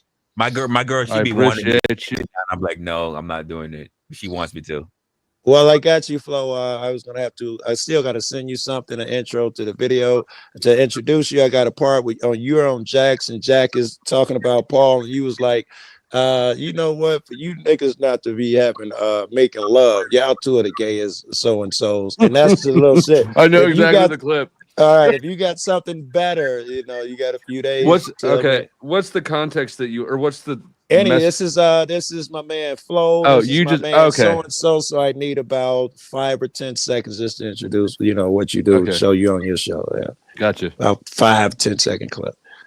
Okay. All right, and I'll send you what I got so you can exactly see what.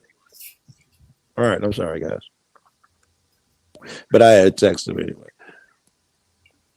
So, Uncle Fatty, do me a favor. Can you ask Flo the question that you just asked Joe? So, Pope Flow State. Just my child. Do Christians commit murder or just kill? They do both. Everybody does both. What kind of question is that? Exactly, right? No, I see where he's going. I know where he's going. But we would You a assume that Christian, Flo? The Christian comes Christian? into it with No, the not. perspective of they're just committing a killing. They're just, they're not really murdering because that wouldn't be Christian-like, right? Right. Brick, did you ask that question to disqualify me? Well, the premise was he that needs to go ask Brick. Resla was calling Christians to the panel to Okay. prove I love how whether he already knew that to call Brick. statement is That's true crazy. or not. Yeah. So, If and you- by the way, to be Christian-like is kind of a stupid thing to say because I would never Christ-like, say that. yeah, No. Patty That's, said I it. don't aspire to that. Yeah. If you take your magic underwear off first, it's not murder. How many of you Christians up here? I've How never many are killed Christians? anybody, How nor many have are I murdered Christians? anybody. Wait. No, I don't Me even know. neither. To the agents That person did watching, die, but I like don't know if it was Brick. because of me, so I can't even. We're on Wait, the you fence. didn't? It's not You proven didn't? that I killed anyone. It's on the fence. Brick, How many you Christians didn't are on flush panel? billions of babies down the shower sink? How many Wait, Christians? Josh, are you telling me that every time she swallowed? Yep, that's murder. Well, that's cannibalism. Christian. Yeah, that's probably about 100,000. Resla, are those the teeth of your fallen enemies on your bracelet? I couldn't see it. They are. That's the They teeth are. of your fallen enemies. The I knew it. teeth of your fallen enemies. Now, Brick, You should what's see this his about? belt. Brick, what's this about wasted sperm? So what? What's this about wasted sperm? What was it equated to? I don't know. Ask your mom. That's only murder in your Christian mathematics. All right, Rick, you win 1 point back for me. All right, well, you get one. Don't waste it. Yeah. I got two questions for Christians, man. Before we go too far, Oh my! I need to know how many Christians are on panel first. Don't even say you are Uncle Fatty. I'm a red letter Christian. You're a red letter Christian? Okay. That was oddly specific. What is that?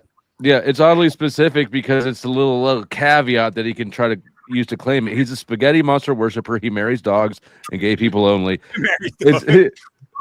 He's more blasphemous than I am. Did you guys answer the But question? I would contend that I still adhere to more red letter verses than most Christians do. Well, Fatty, Okay, since you're the only one, I won't answer the debate that question. point. Fatty, how old is the Earth? What's that? How old is the Earth? 6,000 years and flat. Tell him like it is. Right And now, the we're rest of you Christians too, get your answers ready because I want to know. about 4.5 billion years. All right, Brick, you're a Christian. How old is the Earth? Oh, I don't know. Guess for me. Guess. Yeah. If I had to guess, I would probably place it closer to the 6,000-year-old model. 6 grand. Wrestler, you the last one. I'm guessing you're a Christian. Leave me out. You guys always persecute the I Protestants. don't know what I am. I don't. I've been That's raised definitely a Christian. How old is the Earth? But I can't How say old that is the Earth? Go ahead. Say that you're not religious, you're spiritual. Be a basic bitch with me.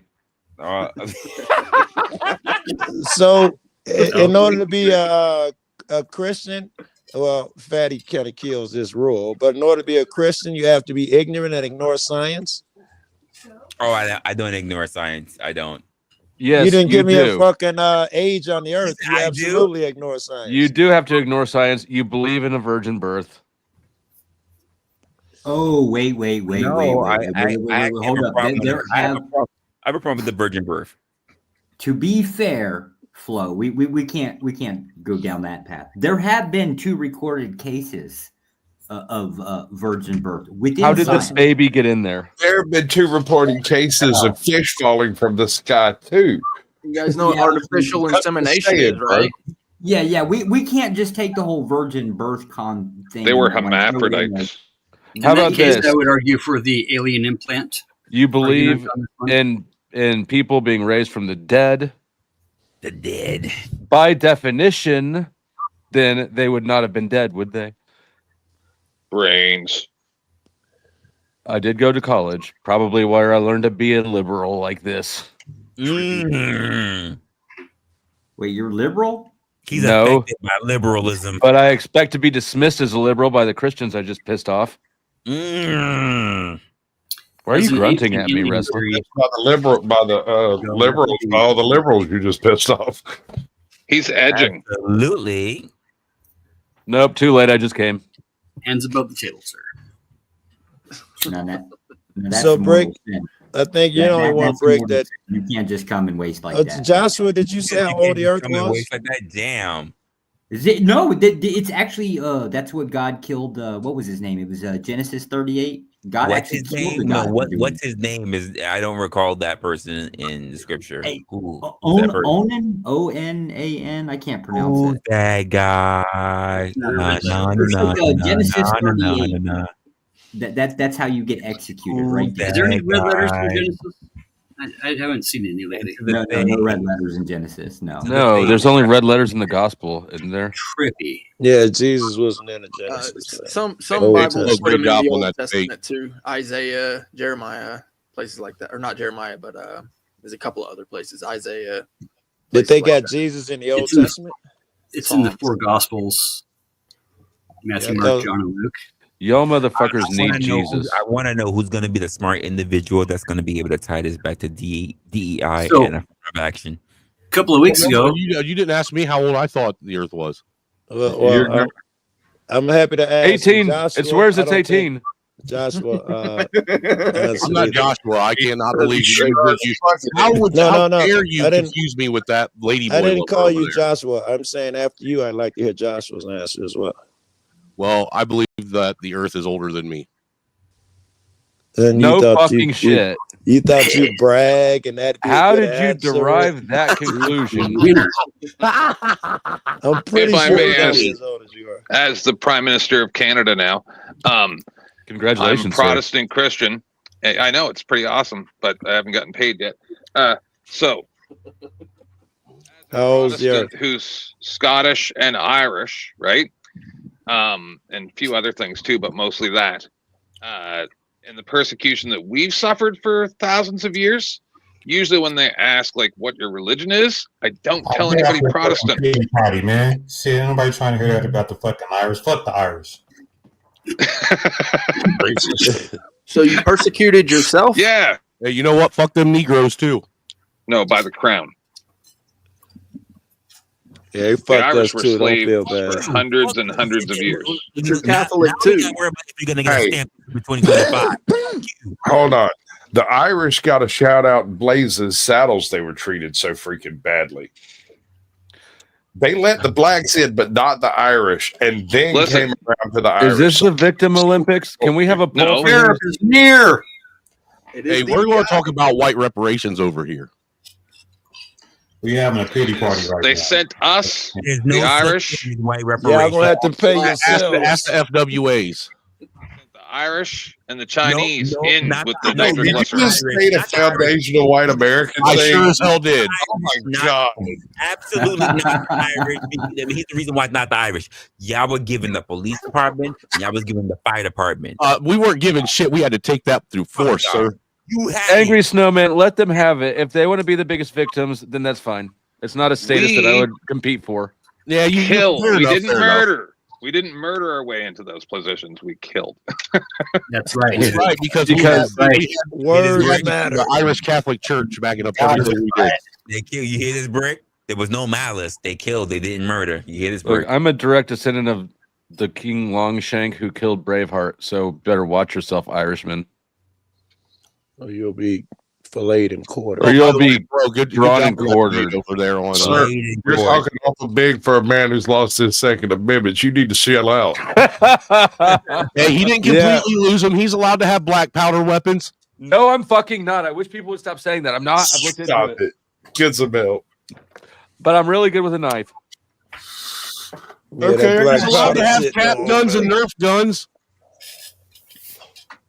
Actually, no. I'll meet you at airsoft. We'll do that.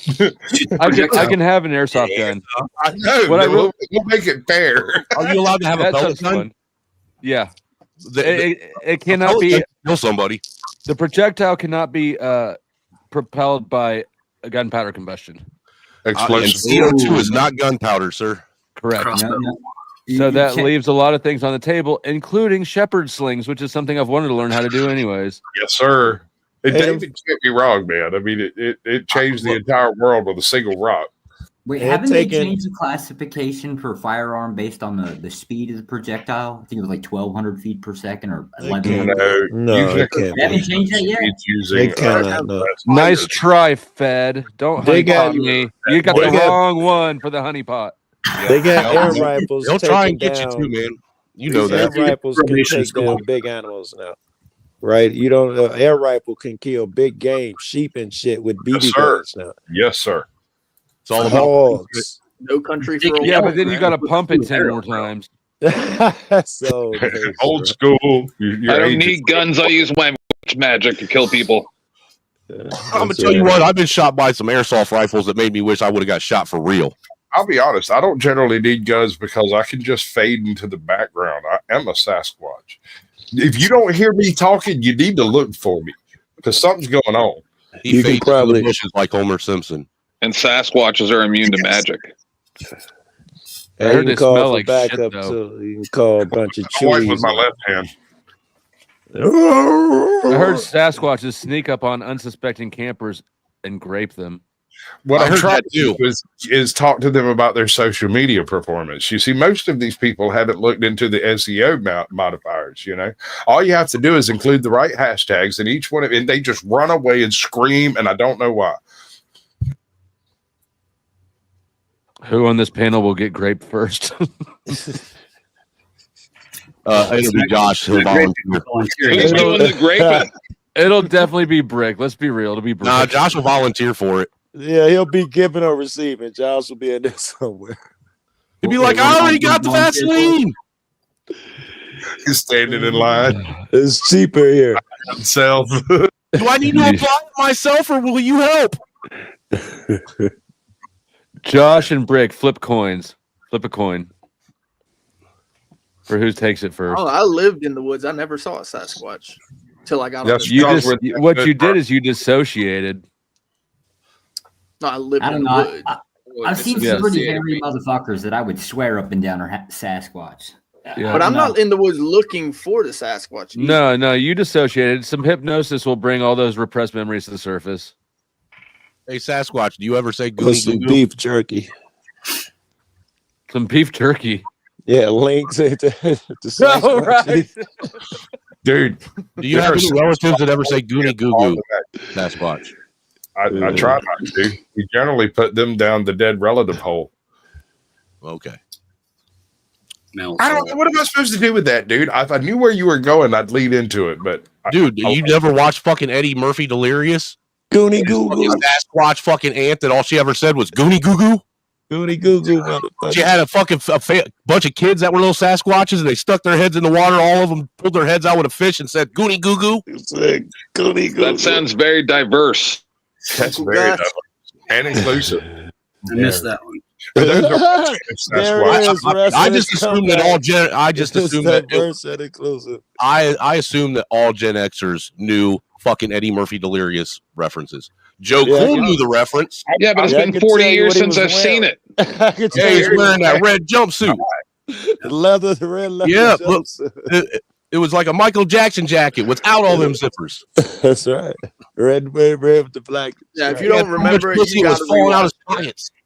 Ross, It's Well, just- no, I remember the bit. I remember it. I don't know. I didn't make the association at the time, so the joke fell flat on me because I It did. didn't You dude, you fucking ruined it. I like threw you a layup. There. Threw you a layup and you just fucking let it go in the trash. No, he just don't want to talk about it. It's a bad experience for him. You're like the fucking NBA or you're like our Keep trying. WNBA version of Angel Reese. He's blocked it Due out. to the deforestation, he's had to go so deep in the woods he doesn't have power for a TV. Be more respectful of diversity. Actually, I moved to the I bet suburbs. he still has record players though, and that was pressed on fucking vinyl. He's right. He's getting closer to Canada 10th because we're deforestation over here. you gonna have a neighbor, so Oh, shit. that's the Sasquatches. I had respect for you all the way up until then, Sasquatch. I'm starting to question everything you ever told me now. Rick got a point and I lost a point. We're keeping score now. Keep it score. All right. Well, just so, dude, you're safe as long as Josh doesn't get more points than you. If Josh starts getting more points than you might as well just go commit suicide. Josh loses points for glowing in the dark, bro. Unaliving. He said glow in the dark. What's wrong with glowing in the dark? Y'all just jealous because my ass whiter than y'all's. And Usually, when you start glowing in the dark, you want to go to the doctor and find out what VD you got. Instead, you gotta get paid. He got it from Joe Cool. And speaking of, that's why I hopped on the panel. Brick said something about your mama. You do know that Josh is the product of two lady boys. He doesn't have a mama. I knew he was the second. What they call that? I had not considered that. He was born like Jesus. Only he came out a lady boy's ass. One of them two virgin births that we were talking about earlier. Yeah, he's the second recorded virgin birth. Pooh baby. All right, I'm finna abandon you cats, man. The Omen 4. You gonna take care of my babies and my ex-wife. Josh, you gonna let Snowman say that you had a D-section? A D-section?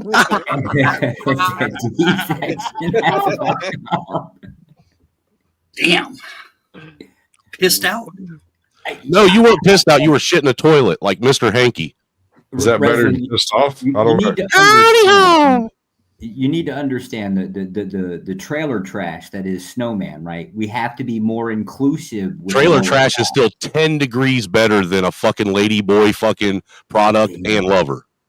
So I'm just saying, dude, there's nothing you can say that can come back from the fact that you admitted to liking lady boys. We have to tolerate the trailer trash. I'm married to one. Does that count? Is his name Josh? Damn. Does he get confused by which panel he's on as to what federal agency he works for? I can tell you that my husband has more makeup than all of your wives put together. Damn. But that ain't saying much as far as my wife. She don't wear much makeup. Yeah, no, I don't see enough black men on the panel to refute that. Well, once y'all started talking about gay stuff, right? Like the black guys tend to You felt a disturbance in the force and was summoned.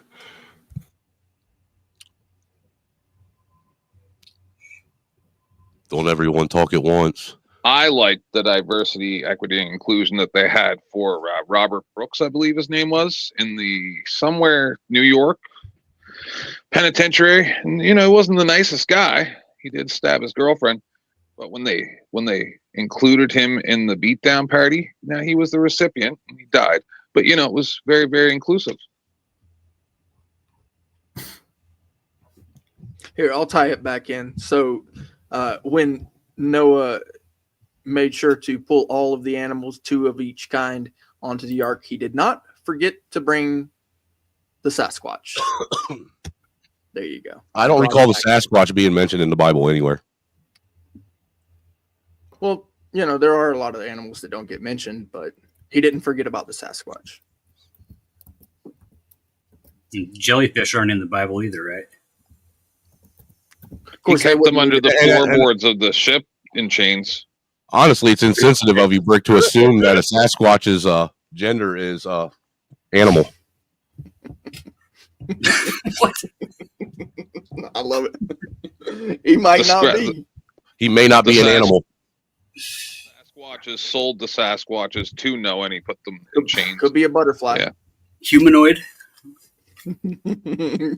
What is going on here? Like, Okay. No clue. I'm gonna need more coffee if it's gonna be like this. I'm just trying to be PC and sensitive, man. I've been told that I'm a little, rough around the edges. It's a new year, so I'm trying to be a new me. Oh wow! Okay, smooth and calm and even tempered. So I don't think it's going to last long. You're gonna try to keep the lube stocked so you don't get any angry. I didn't say anything about being gay like Josh. Oh. I don't understand why I say a new year, new me, and you automatically assume I'm changing my gender. That's fucked up. No, I'm assuming you're changing your pinch hitting for the other team. At least on weekends. That you're assuming anything gay is really kind of fucked up. I think I have to reevaluate our friendship. You'd be happier.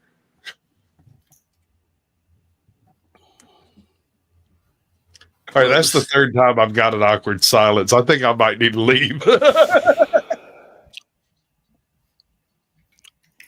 I don't know. It sounded like conversion, or it sounded like conversion therapy to me. But what do I know? Well, as you can see, the snowmen survived too, and therefore diversity, equity, inclusion. Noah did not forget the snowmen either, no matter how angry. Right. How do you know? I would prefer if you would address me as Starch Vader, sir. Like that Starch Vader. That's pretty good. Starch Vader. That's just as good as the Powdered Dusty. I was pretty proud of Flo on that one. Starch Vader. Wow. Starch Vader's good. I like that. You know, there's a full on white Vader outfit. There's a full on. Yeah, I told you we have black people working at that store now. Oh wow! It almost looks like a Klan outfit. Almost, except for the Vader part of it. It's not even spaghetti. It's like ziti. What is happening here? Why does it look like a baby sitting on a big old hill full of maggots? Yeah, the Prince of Pasta has been born. It was an immaculate birth, and it's very holy. So yes, the spaghetti monster does breed as well. That story does sound like it has holes in it. 2 holes. And noodly appendages. This is one of the better ones. And at the top. Like, most of them came out, all like the traditional nativity scene, right? This is out of 1,000. This is the only one that was. Is this from the Great Spaghetti Monster? Oh my Jesus! You know what I'm saying? Hold up! Spaghetti-O! Hold the fuck up! Hold up! I am officially being rated right now. Yeah, you are. I got the classy jigaboos up in here right now. First of all, I got Uncle Tom up in this bitch. Then I got Willie Will, known as Cellulite Podcast. Jigaboos in the building. What up, bitch? I was here before you were. Omni, welcome to the panel, man. What's happening? You missing one. What's up? Jigaboos in this thing. What the hell y'all in here talking about? I know it's about to be some bullshit. So you all flanked me. I did not. We're not talking about what I've heard you guys talk wait, about. No, you good. Hold on. Wait. Time out. I see Josh on the panel. Hey, Josh, fuck you. Yes. Yes, nigga.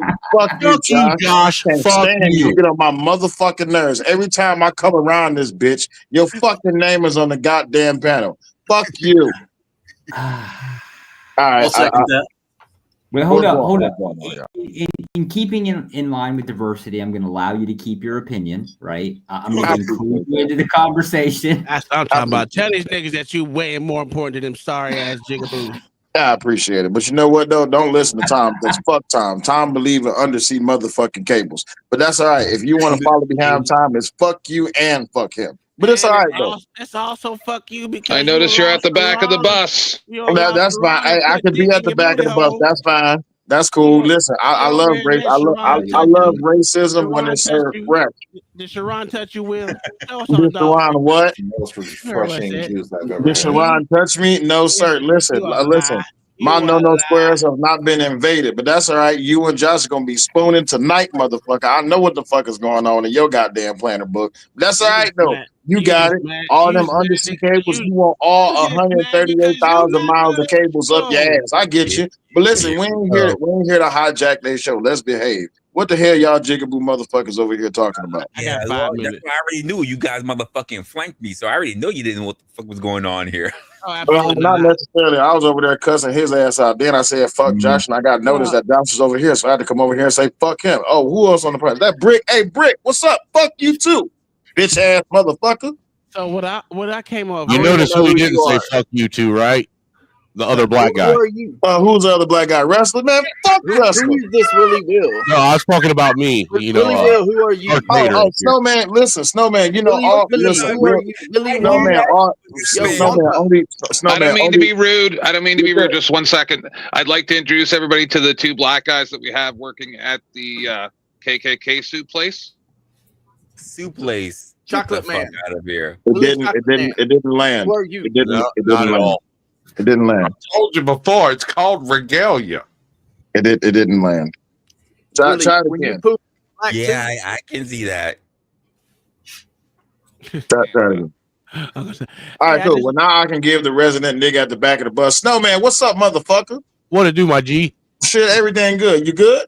Yeah, I'm good. I just couldn't go over there and listen to that circular argument I knew you guys were having on Tom's for the. It's all right. Listen, it was fuck time over there. It was fuck time earlier, and it's fuck time right now. Tom, fuck you. So Brick, I think this question is for you. He said Brock, but I think Brick is for this question for you. He said, "What are your plans with all? Hey, Josh, with all of these discussions, are you trying to get into politics?" I'm not really understanding the question. He's asking if you are you practicing or mastering your meat stretching politicking? Meat stretcher. Anybody got When you He's asking, do you disagree with everything just for the sake of practicing your argument ability so you can politic? He's asking if you like it. If you like it wide or long. You muted, Resla. Yeah, you're muted. Do we see you running for office in your future? The long way or the wide way? I'm here to recruit hung black men for cuckold porn. Jesus when your poop is it black? I'm retired, sir. I'm tired of these weird ass white people. That's why I came over here. I just came. I knew I didn't have to know the conversation to know that Resla it was wrangling some white. And this is why I turned in my white privilege card. This is why I said when he's over there doing some honky Willy wrangling. Wonka chocolate factory. Do you eat Tootsie Rolls? Black people come to replenish the panel right when I lose 2 black people. Literally, Yeah, it's all right. Listen, you know, us niggas is like Hydra. You lose 1, you gain 2, my nigga. You be all right. Tells me like you ain't got no D. Hey, you should have noticed as soon as you saw me hop up on the panel that it wasn't going to be long before you saw them. I mean, no, niggatry is coming in the building. That is a fact. The moment I lost 2 black people, 3 came up. Damn. And Omni not even present. Omni, what's up? Maybe there's a lesson in that. Omni is the most light-skinned person up here. Right. We know that. We know. Yo. When we lose Fucking black, right. when we lose black people and other black people come in this place, you know what we call that? DEI. We call that DEI. You ain't got no problem. That's called redrawing territory lines, sir. That is DEI, sir. No, that is literally it. When we lose, it will be the quota, and black people came up to fill in the place for black people that we love. That is You goddamn right. Now you better pay us the same amount of wage that you're paying the white people. It's gonna be a. You know he ain't going to. You know he's going to screw us over, just like the I white know man. He gonna pay your bullshit wages and everything. Will, fuck you. Resla, is there a black person in the waiting? Because I just came over and said hi to all the honkies. Hi, Is there a honkies. black? I don't know if there's a black person. I don't. And I gotta go. How are you? Oh man, Get your bitch ass out of here and take your black ass to bed, nigga. Is my eyes Chinese yet? Yeah, They never stop being Chinese like the rest of your face. Always. Right. The only bright part of your face is your eyes, nigga. That's a whole fact. Bullshit, dude. He ain't brown. He yellow, dude. He look like baby shit. Well, time out. Wait, 10th man in the chat said that wrestler. 10th man in the chat says that you pay him in penis. I just, Whoa. Wrestler. Is you No paying? way. Is you paying people penis over here? Because I can get all of them. Wait, where did you see that bullshit? I did not read that. Wow, that's the last comment, dude. Holy shit! If it was me, I would ban 10th man for a week. Yeah, at least a week. Well, hey, we need to bring him. We need to bring him to trial now. He said, "I imagine it." Who else is up, bro? I can't see the rest of these names. Caucasian Sasquatch, what's happening? Yo, Magic, what's going on? Omega Man. Oh, what's up? It's another nigga on, but what's up, nigga? What's happening, motherfucker? This is the most equal, if not a little over, that has been for diversity on the panel. How can you be over equal? That means I told you lose one nigga. It'll never be equal as long as Josh is on the panel. Wrestler, that means you've been fucking up because your organization is non-compliant. We will be over. So long as it's equal, we will be over. Because you know why? Collectively, we're still bigger. It's not equal. You only got like 3 white people on the panel. But do you count? This is your panel. You're the employer, sir. You don't count at the diversity. Well, hold on, wait, time out. We got to make sure we get this together because somebody in the chat said that he pays in penis. I don't want my pay in penis, sir. I'm good. How much? Dude, I don't want no. I don't even want no part of that idea. Hey, Will, yeah, Rob B to come up so she can take my spot. But you know, Josh is up here just chomping at the bit to get some of that penis. Hey, I'm out of here. Y'all have a good night. I am Ty All right, Wrestler. bro. Much love, brother. Don't let the man get you down. Oh, the man won't get me down. I just want to put. I just would want to rather put have a some man boobs get on my me back. down than turn around and say, "Man, give Why me a." let the You know man what? get you up, man? This is some blasphemous shit. Chino, you could do 10 seconds. That's some blasphemous shit that you said in the chat there. Yeah. You get 10 seconds. I just want to feel some women boobs on my back, and go be the little spoon. Y'all go have a good night. Y'all go I get like the rubbed by little some black men. Chinese man. Find Hey, out that my was my friend. What's going that on, was my my guy? son. That was my son's name for a long time. Was little Chinese dude. Just the youngest. What's Little going on, chopstick. Omega? I haven't seen you since the failing of the trial. So what happened? What's going on? We got another one coming up. We're going to need you to help him. Oh, great. Damn, I already retired. Too bad. But I'll make a comeback again, I guess. Yeah, give it another shot.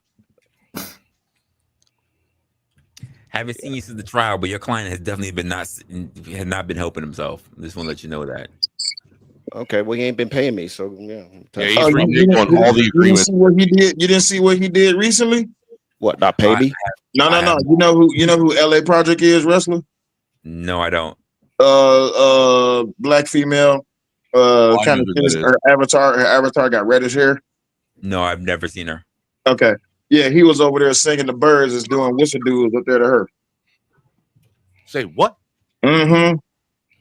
You know, these niggas in this space and me. I'm a millionaire. I'm a lawyer.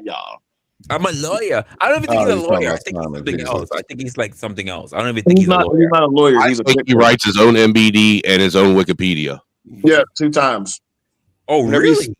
Mm-hmm. Okay. I don't trust a nigga that says that what he does for a living is own his own business, and that's it. Doesn't elaborate on it. Look, you still representing him. Look at it like a good lawyer. Look. Well, Yeah. respectfully, he was kind of like strong-armed into the position.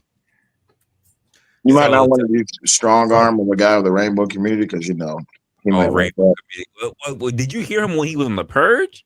Well, he was on the purge. I didn't watch the purge.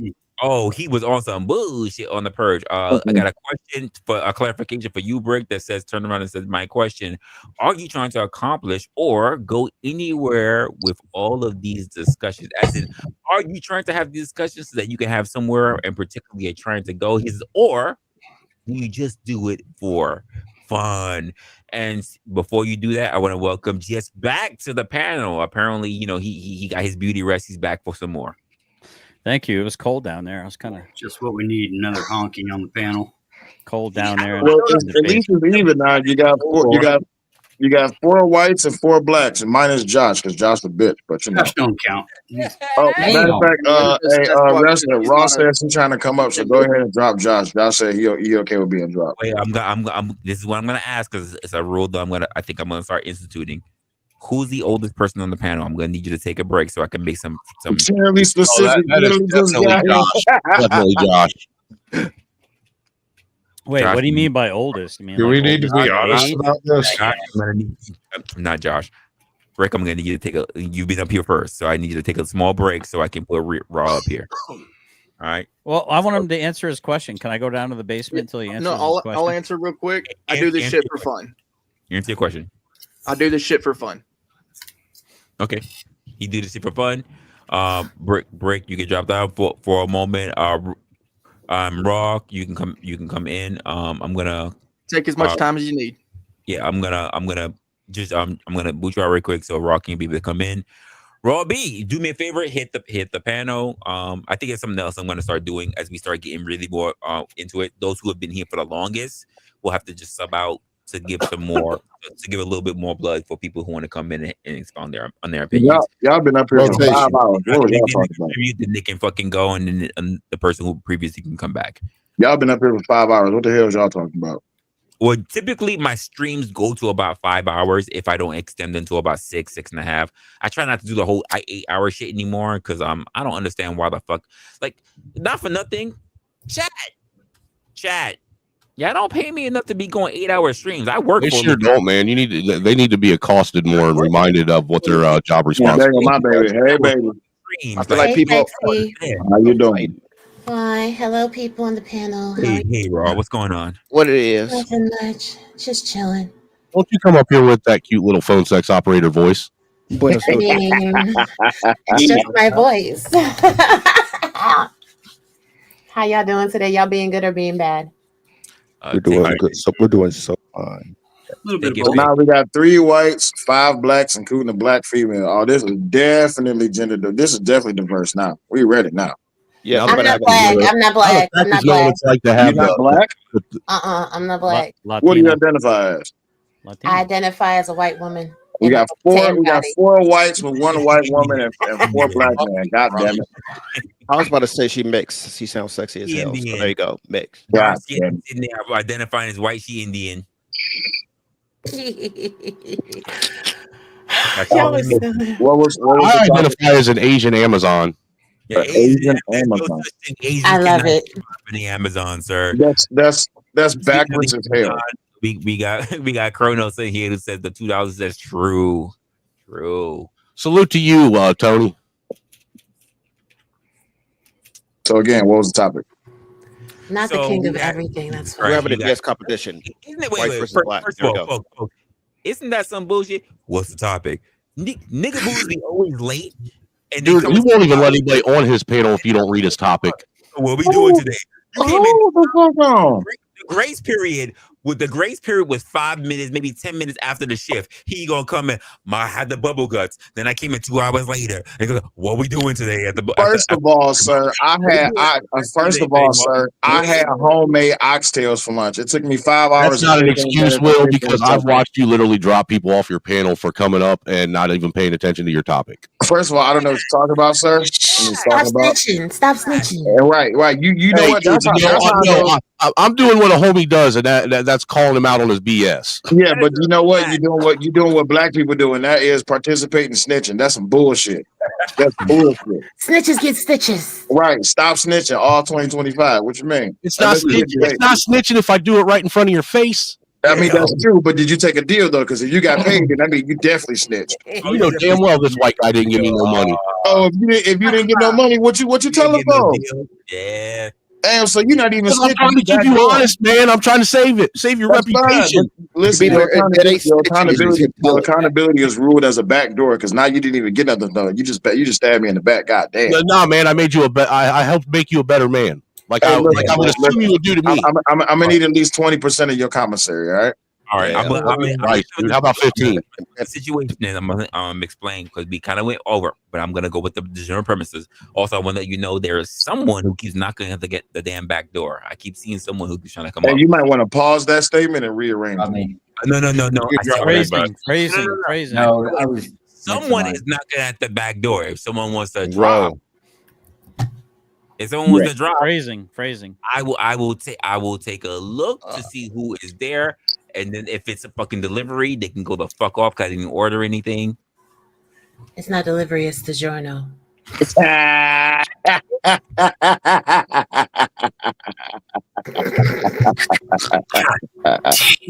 That's actually pretty good. I've been drinking too much. I hate you. Beautiful, sexy, and funny. I like it. Thank you. So man is back. Yes, I apologize. I'm really tired and high.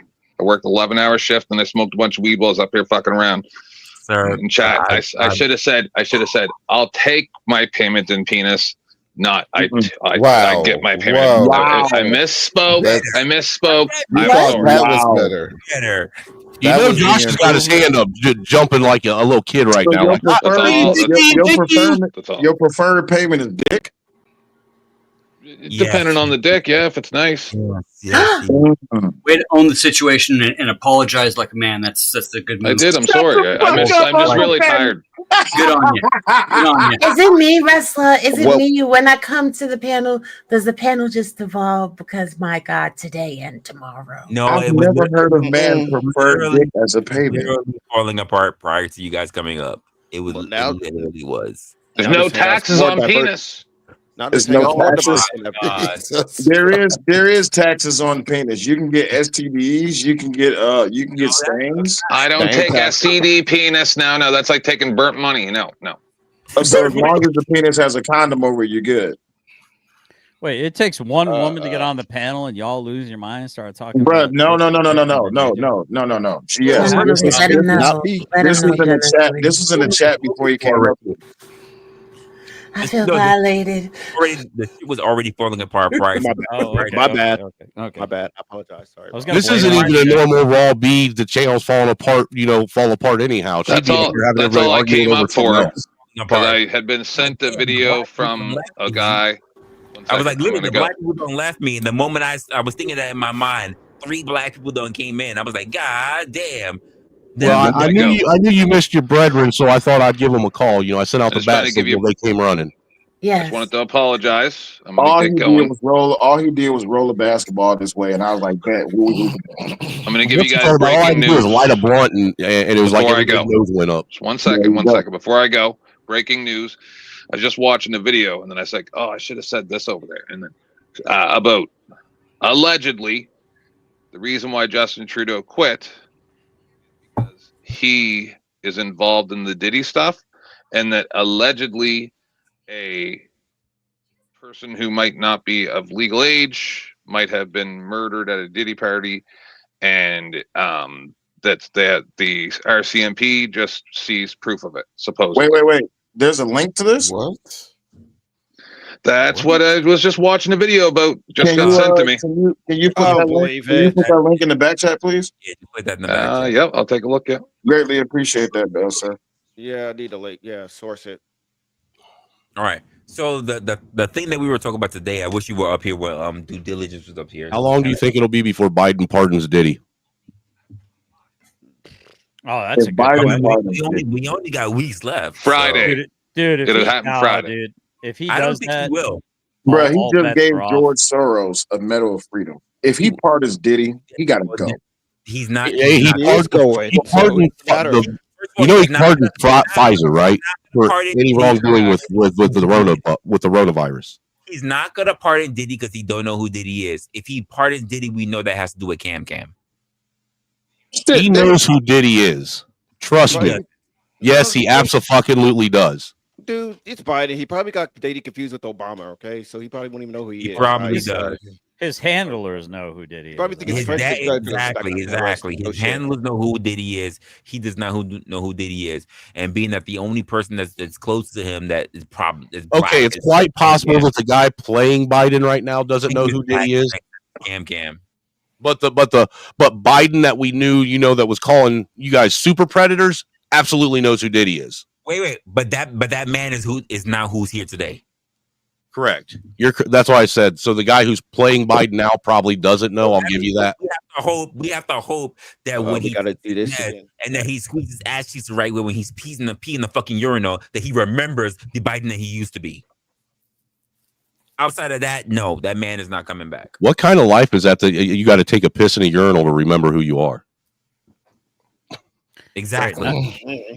Now I got to. Why, if you're a super predator in a Marvel movie, it's a good thing, but if you're in real life, it's bad. Yeah, what was the topic? Wait, hold. What super predators in the Marvel movie?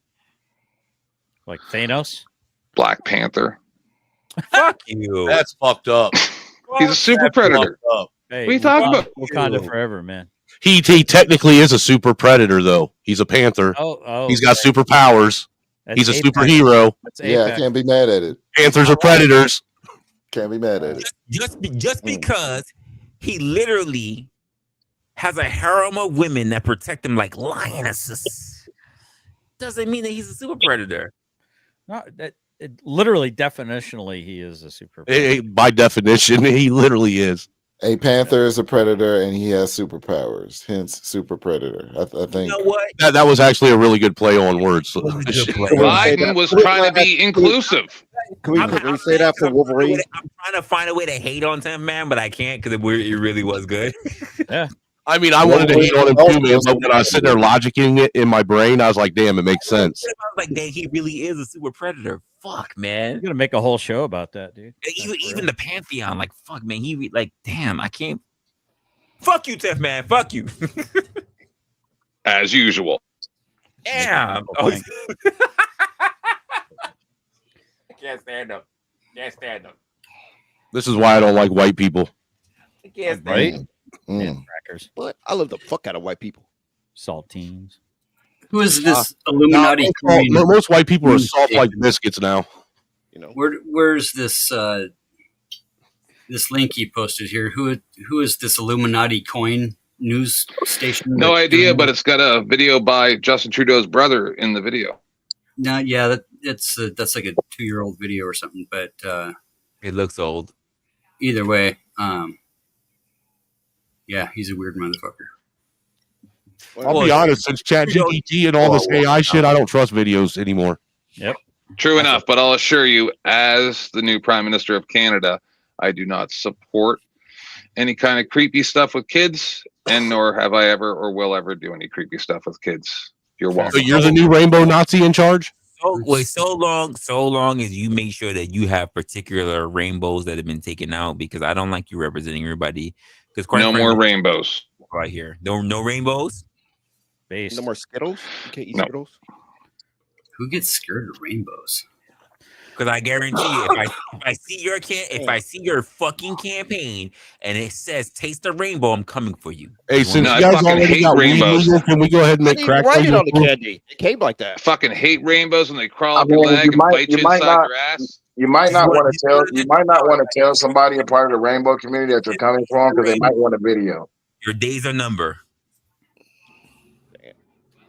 Damn. So technically, the Bible should be banned because rainbows. Yeah, I think if you were running for like a congressional seat using the rainbow platform, might win. But running for the country, yeah, you're not going to get support that way. The only way I would support a rainbow is if it's followed with a leprechaun. No other ways. What if the And that leprechaun's got a big, hefty fucking pot of gold that I can steal. I'm so glad because that I'm you got a Irish. pot of gold. What if the leprechaun's gay? He's gotta have a. He's going to be a broke ass gay leprechaun after I leave. I've never seen no female leprechaun. M16. It's the only way I'm gonna accept it. Only way I'm gonna accept it. That better be a very seriously. I'm not going to mess. Hey, with I that. don't care if the money's gay. Gay money spends just like straight money. Could you imagine? Wait. Could you imagine a leprechaun? Right? With a leprechaun, you get 3 wishes, right? You get 3 wishes with a leprechaun, right? That's a genius. Yes, you do. All right, but the only way you can get those wishes is you got to suck dick. Wait. The leprechauns don't give you wishes. Leprechauns do not give you wishes. Will. Here's the thing. Yeah, that's a genie. They give the wishes. Even watching the Leprechaun movie, here's the thing that people don't realize: the wishes from a leprechaun is the same way from a monkey's paw. There's gonna be some drawback. Kind of like a Faustian deal. It's more like a wish from a djinn. Just because you give a wish doesn't mean that bad shit won't follow alongside it. Crazy because you're already sucking dick. So what's the downside of the wishes? The downside is they're recording it and put it on Pornhub. No, I need you to explain it because I heard what Will said, but I said be careful with the wishes. But when you said explain that, please. How you already sucking dick? But you already sucking dick. So if the only way you can get the wish is you got to suck a dick, the drawback from the wish can't be as bad as sucking the dick. Dog. Wow, I didn't even get that part. My wish was to suck the dick. You just got to suck dick twice. What if you do? What if the only thing you can't wish for is to get the taste out of your mouth? I think I deserve an extra wish for making you come. Yeah, I'll make a wish to wipe everybody's memory out so that they won't see me sucking the dick after I get 3 wishes. That's the first wish.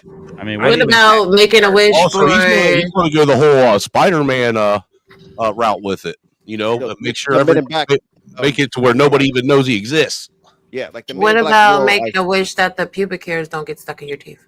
Hey, you know what? When that happens, I just pretend that shit's dental floss and go about my business. I, as a non-child loving prime minister, like when pubic hair gets stuck in my teeth. Thank you. So angry snowman. How do you navigate ass to mouth? Is that kind of? I don't need ass, sir. Okay, well, ass to mouth though, like. I don't need ass, sir. Good for your health. Every time you go to the ATM, sir. What I'm saying is, you suck dick, but what if it? No, I eat my wife's vagina. She has a bush. Well, what I'm saying. Every now and again, a pubic hair does get stuck in my teeth, and I use it to pick out the steak I ate earlier. Oh, that's a hell of a combination. That's a a steak and a free toothpick. I mean, yes, sir. Right? Nice. I mean, steak and a free dental floss. I mean, shit, you can't go wrong with that. And dessert, man, with a nice fresh hot strawberry pie right afterwards. And well, you know the good thing is it's all organic, right? You get organic raspberry. All organic, dude. Yeah, you get And organic if you do raspberry. dude, and if it's a good night, I get that nice organic moisturizer to put on my face and beard. There you go. Nice beard moisturizer. Yeah, beard American raspberry pie. Hey man, my elbows and knees might be ashy, but not my face and beard. I don't believe is it a strawberry pie or is it a cream pie? No, it's a strawberry pie, sir. So Snowman, is that like raspberry pie? Would that be like surf and turf? Sir, you are not going to back me into some gay innuendo corner. I'm better than that. Surf and turf. Damn. I don't dirt road my tongue, son. Steak and then seafood. No, steak and seafood. I ain't dirt roading my tongue. That may be something you're into, but not me. He doesn't get it, does he? No, he doesn't. Always remember, front to back, never back to front. Yeah, I don't. I'm not from the East Coast. I don't eat fish, so I don't. You're supposed to let it just sit on your face. What you mean? Wait, did you just attribute that to an East Coast thing? Fuck you, sir. Mm-hmm. East Coast is the best coast. Yeah. What up? What are we doing here? Well, dude, the only thing the West Coast has is fags and communists. Damn. Fuck you, fag. Shit, I'm from the West That was Coast. definitely that's definitely the West Coast. The West Coast celebrates all that shit. Haters, whatever. So when you say West Coast, New York when you doesn't say either? West Coast, which city do you think of first? California. California. California's a city? Which one? Yeah, the California. Yeah, we just Evil pretty left much. We just pretty much caught a dude that was in California. He was out here buying up. Welcome everybody to the Wild Wild West. Hey, Resla, you remember Ruthless Truth? Yeah, he was up here. Oh shit! He was up here earlier. He got caught. He got caught on a hot mic. He was trying to pay a tranny's rent, and he was mad because she didn't show up.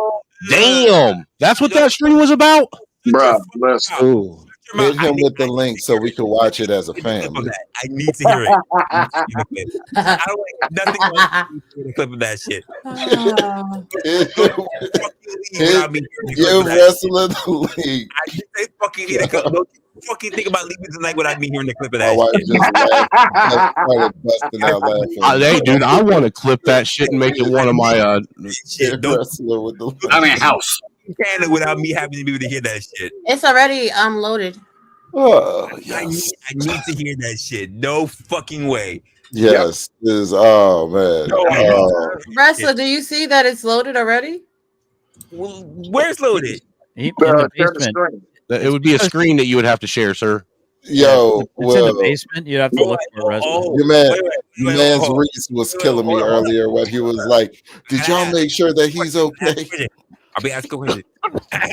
No, here's the killer part. He was on Ashton's tonight talking shit, and they was over there giving him shit about it, and he pretty much denied all of it, saying, "Y'all ain't like me because y'all just not pimping." Like me. Ashton really ain't got no room to talk though. He on live stream drinking empty bottles of Ciroc. Hear it opinionated. What in the hell? Hear it opinionated. It's not just about what I want. It's about what what the people want. Shut the fuck up.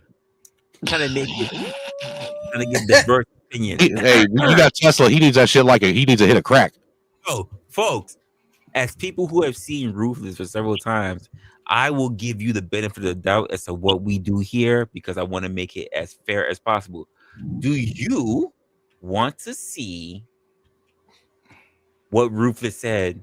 Absolutely. Shut the fuck up. Don't you jury Tell me a bedtime story. I'm sleepy. Panel from not panel. Fuck, you got me messing me up. Chat. I got 34 people in here. Do you want to see if Ruthless actually said what he said, that he might have been inviting a transgender into his life? Yes or yay or nay? Give me the 1 for yay. Give me the 2 for nay. I mean, not to be a stickler though, Resla. I mean, can you see what someone's saying, or can you hear what they're saying? I want to see what someone is saying. I want to see. How do you see? Do they have like a chat? So a transgender, that's a Kansan, right? Play. I see 1. I see play it. I see 1. I see yay. I see yes. Come on, give me your votes.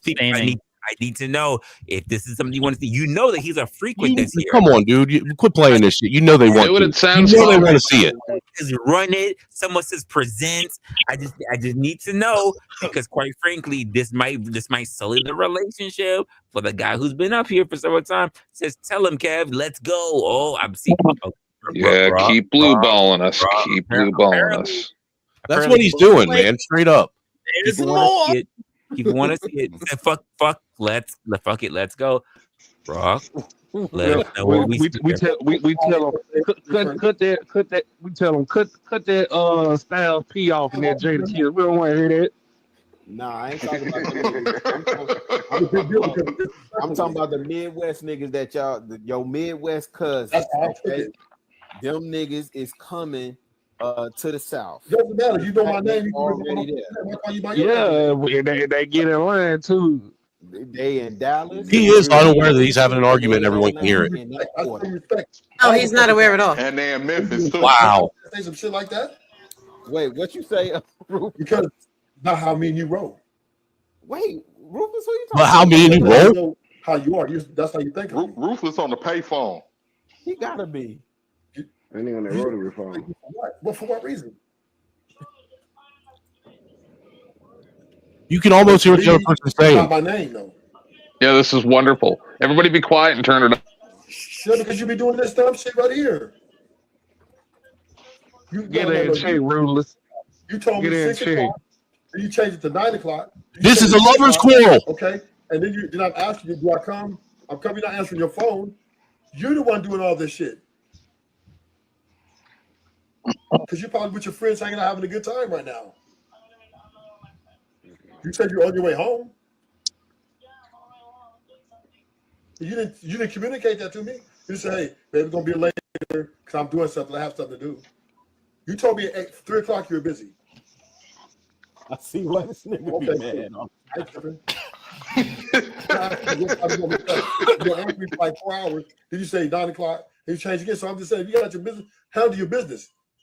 But don't. When I called you, I said, "Look, I'll just see you tomorrow," because I understood you might have got busy. Oh, now you understandable. That nigga real submissive. I don't know why you're projected on me, and then you don't around and ask me for rent. You think I'm really that doesn't really help me? Oh, well, let me give her rent because she's acting and not communicating with me.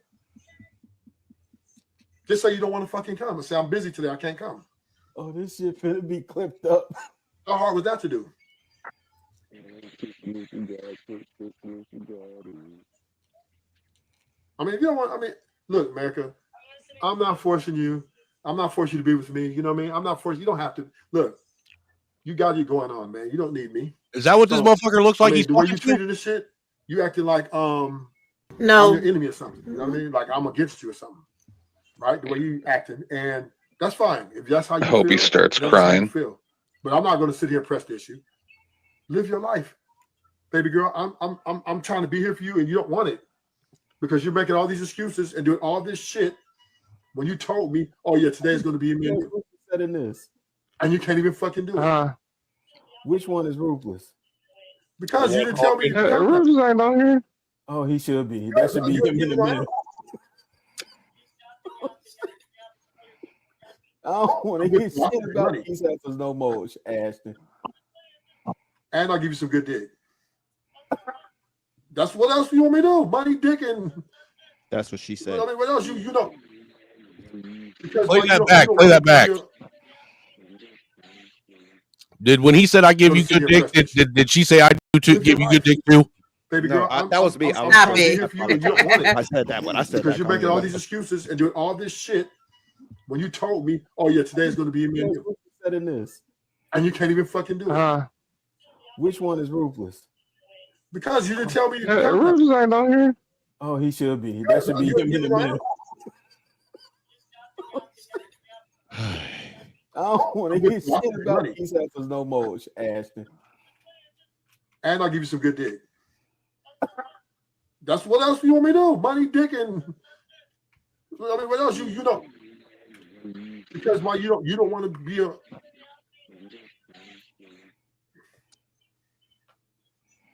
I'm coming. I'm coming to get you. Bye.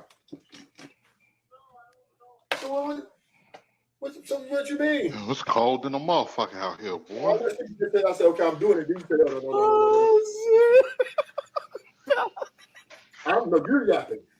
I don't want to hear shit else. Hey man, all that motherfucking key sweat. I don't want to hear shit else about what these heifers is not doing. Yo, Ash, you ain't shit. Ash, you is not shit. No more. You know what? Because you said I'm rapping too much. Oh shit. Oh god. She gaslit that boy to the fullest. You hear me? Oh shit. I can't take it, man. Ashton, you ain't 50 shit. yeses and a no is still a yes. Oh, I'm crying This like is a exactly why I'm not in a relationship. Oh man, thank you Dating for in this that. generation is hell. But how do you know it's a transgender? Oh, you want the picture? Oh No, I shit! don't want to hear You want the shit. All picture? that motherfucking You key don't sweat. want this I mean, picture. You don't want the I picture. I thought I wanted the picture, like you think you want the picture. No, you brought it. I didn't want the picture, bro. You oh, don't want the But picture. what I'm saying, how do you know that even the picture that was given to you is the person they're That talking boy to? walking around the house on the phone. Fuck it, Will. Give him the picture. Fuck it, Will. He wants And he I wants he gotta wants to know. be, and I Hold on, gotta I'm be about to send it to you. strong. Jesus. Ruthless, you over there wilding. I swear to God, if it ends up being Nigga Kevin said, Samuels passed I out in the bed wanna somewhere, I'm gonna be be mad. more than just a friend. There you go. It's Justin Trudeau in blackface. Oh, do this for me. Snowman, check your phone. I don't want to. Oh, I don't want to. No. Is this what you want? No, I did not ask for this. I said I wanted you to tell me how you know it's a transgender. Just tell it too late. I You didn't don't feel say like send getting me a out. picture of something that's going to make me vomit in my mouth. Wait, stop. Oh, You told me it. You told me it was a man, transgender. pimps up. I need to know. I need to know because you brought Oh this shit God! out. I need to know what the fuck is going on here. I need to know. I need to Okay, know. so this is what happened. He was supposed to meet up I with fucking hate you for that, Will. Now, don't be mad at me. You asked for the proof. I Don't did be not mad at ask me. for the. I did not ask for the I don't picture. give a damn. I You'll told be all you not right. to No, send it. I fuck told it. you not to send it. I don't give a fuck. You asked for the proof. Now, Russell, this is what happened. Careful what you ask for. Ask and you shall Brutal. receive. 50 yeses and a no is still a yes. You can go ahead and drop the video. It ain't nothing but just him crying. He just mad and upset. So I here's am what mad and happened. upset. So wrestler, here's what happened. He was on a hot mic. Now you know who Ruthless is. He been all talking shit about black women, these black hoes ain't shit, and all that. Whoop whoop whoop, do out bam, right? So Ruthless was on a hot mic, and he was. Is that nigga asleep? Brick, wake your bitch ass up. Hey, that was racist, man. You up here trying to say black people put you to sleep because It's they're boring bored? as hell, bro. Damn. All right. So he was on the phone with this thing named America. And he was supposed to be paying her rent and she was supposed to meet up and give him some ass. Well, he got caught on the hot mic pretty much complaining because she been scurving him. She was supposed to be there at 3, then she was supposed to be there at 6, then she was supposed to be there at 9, now she's supposed to be there at 10. You She don't ain't want doing this picture, Resla. You don't want it. You don't it. ask for it. You don't want it. So of course, we did a scrub of his Instagram and we seen, well, okay, well, who he be hanging out with? Then we get to the name America. It's like, all right. Check your message requests on Instagram. Not his Instagram. Oh my god. Instagram is going to be the downfall of every Negro on the planet. I swear to God. I gotta check my Instagram. Hold on. Oh my gosh. Do you see That's why I said. That's why I'm saying we need to do a rebranding of groups that we put people in. Don't get turned off by the squid. Oh my Go God. to end of the CVS. CVS sells. This is fucking. Dude, you're going to puke in your mouth, Resla. You're going to vomit. CVS does sell eye bleach. Dude, you can't bleach that shit away. Dude, you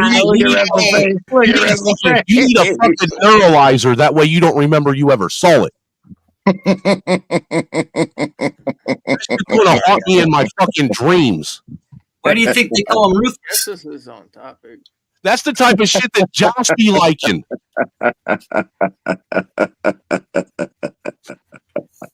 I mean, that was a dick move, sir. Dick move. Hey, and by the way, I want to say, Omni, that was also a dick move on your part to suggest it. I said don't. Make it better. I said You know damn well you meant do. Wait, hold on. Wait, Wrestler, read the caption out loud. Read the caption. No, captions don't make it better. Read the caption. It does it. It makes it worse. You got to read the caption. You got to read it now. Okay, captions. Sadistic. That's the first word. Sadistic. Jesus. Sacred whore.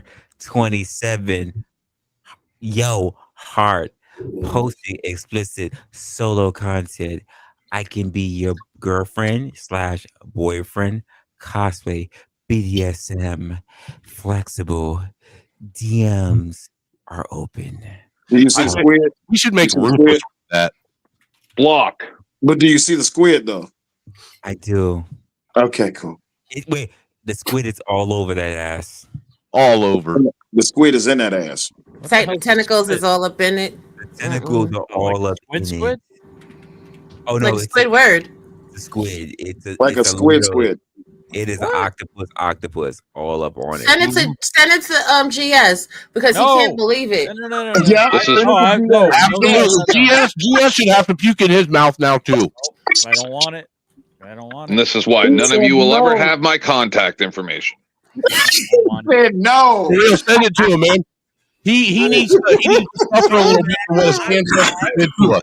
I'm mad that at the very top of all of it, it literally says only necessary cookies. I'm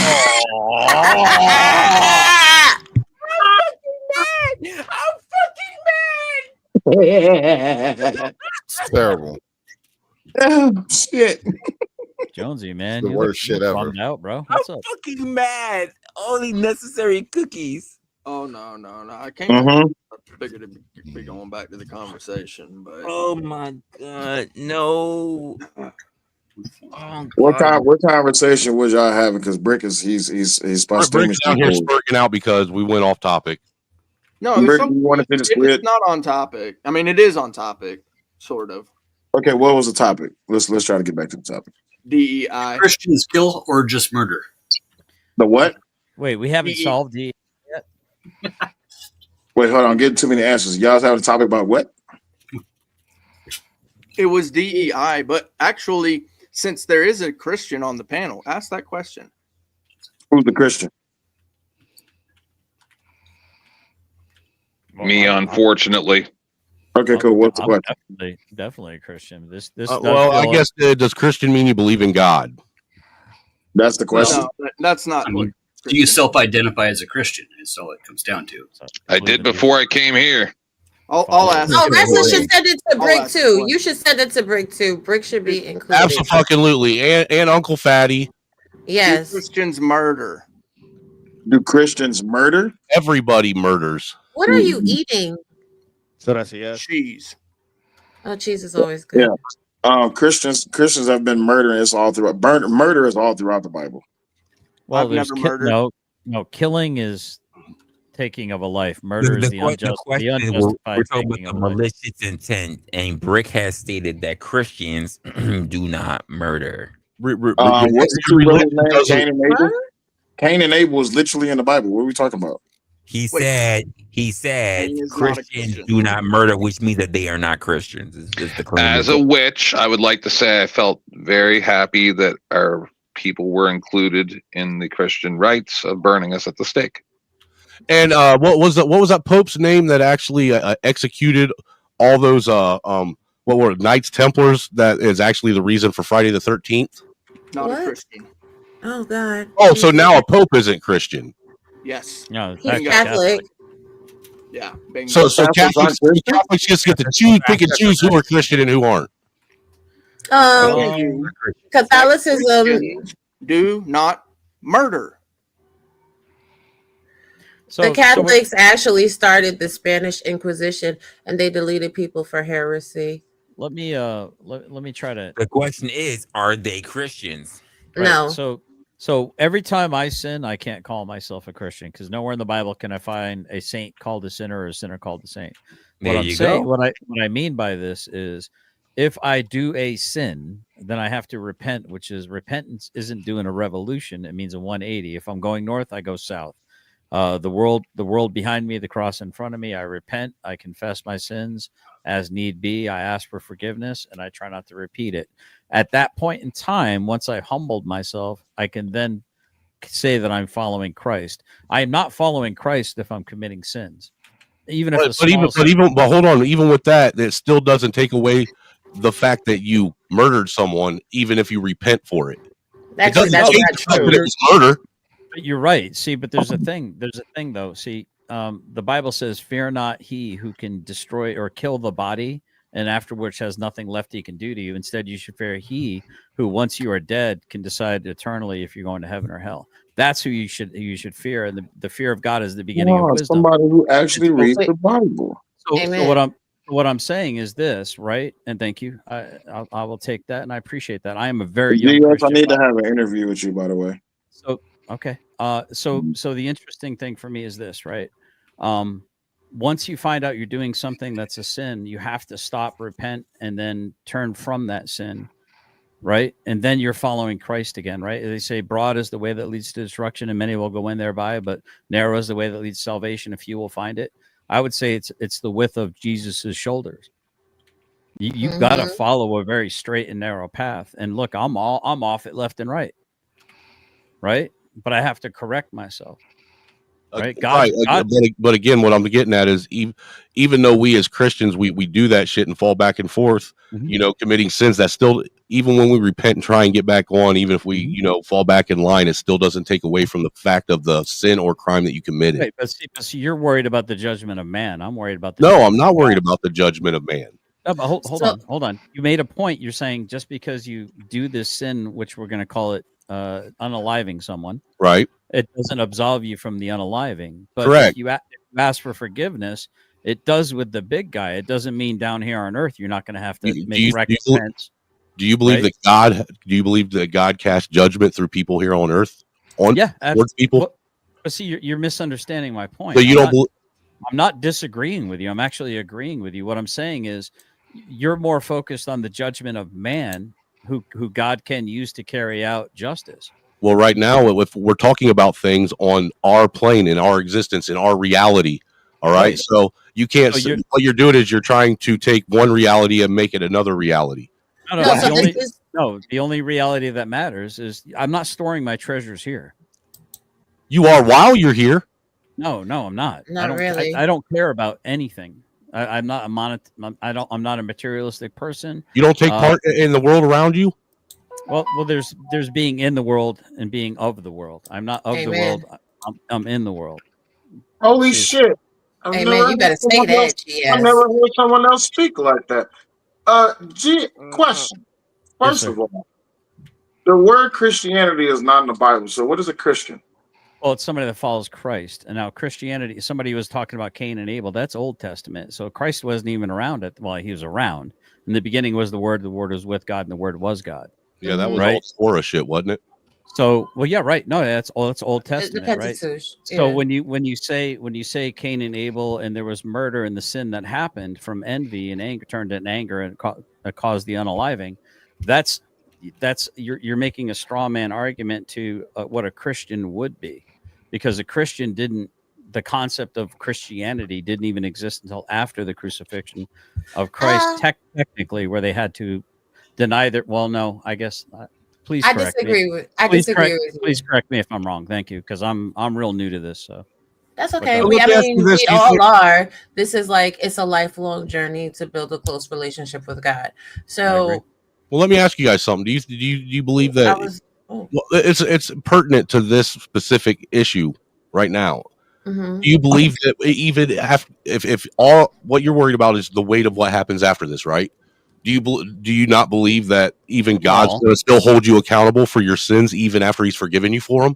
So this is the thing that I was about to say. No, in that the wouldn't make beginning, sense. That if you've been in the beginning, there can be accountability without punishment. Oh my gosh, y'all are so horrible. Then that's the accountability part.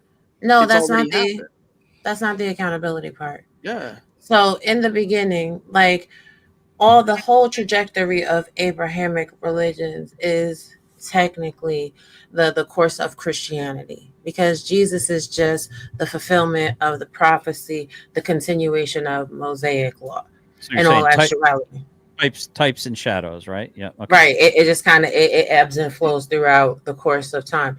But to Angry Snowman's question, you still have accountability after it's all over, because Right. when you read in Revelations, what they tell you is on the day of judgment, right after tribulations and everybody gets You're gathered going to up be to given your heaven. book of life. No, your works get put in the fire. Through grace Oh, okay. alone can you receive the gift. Not through Your works. your works get put in the fire.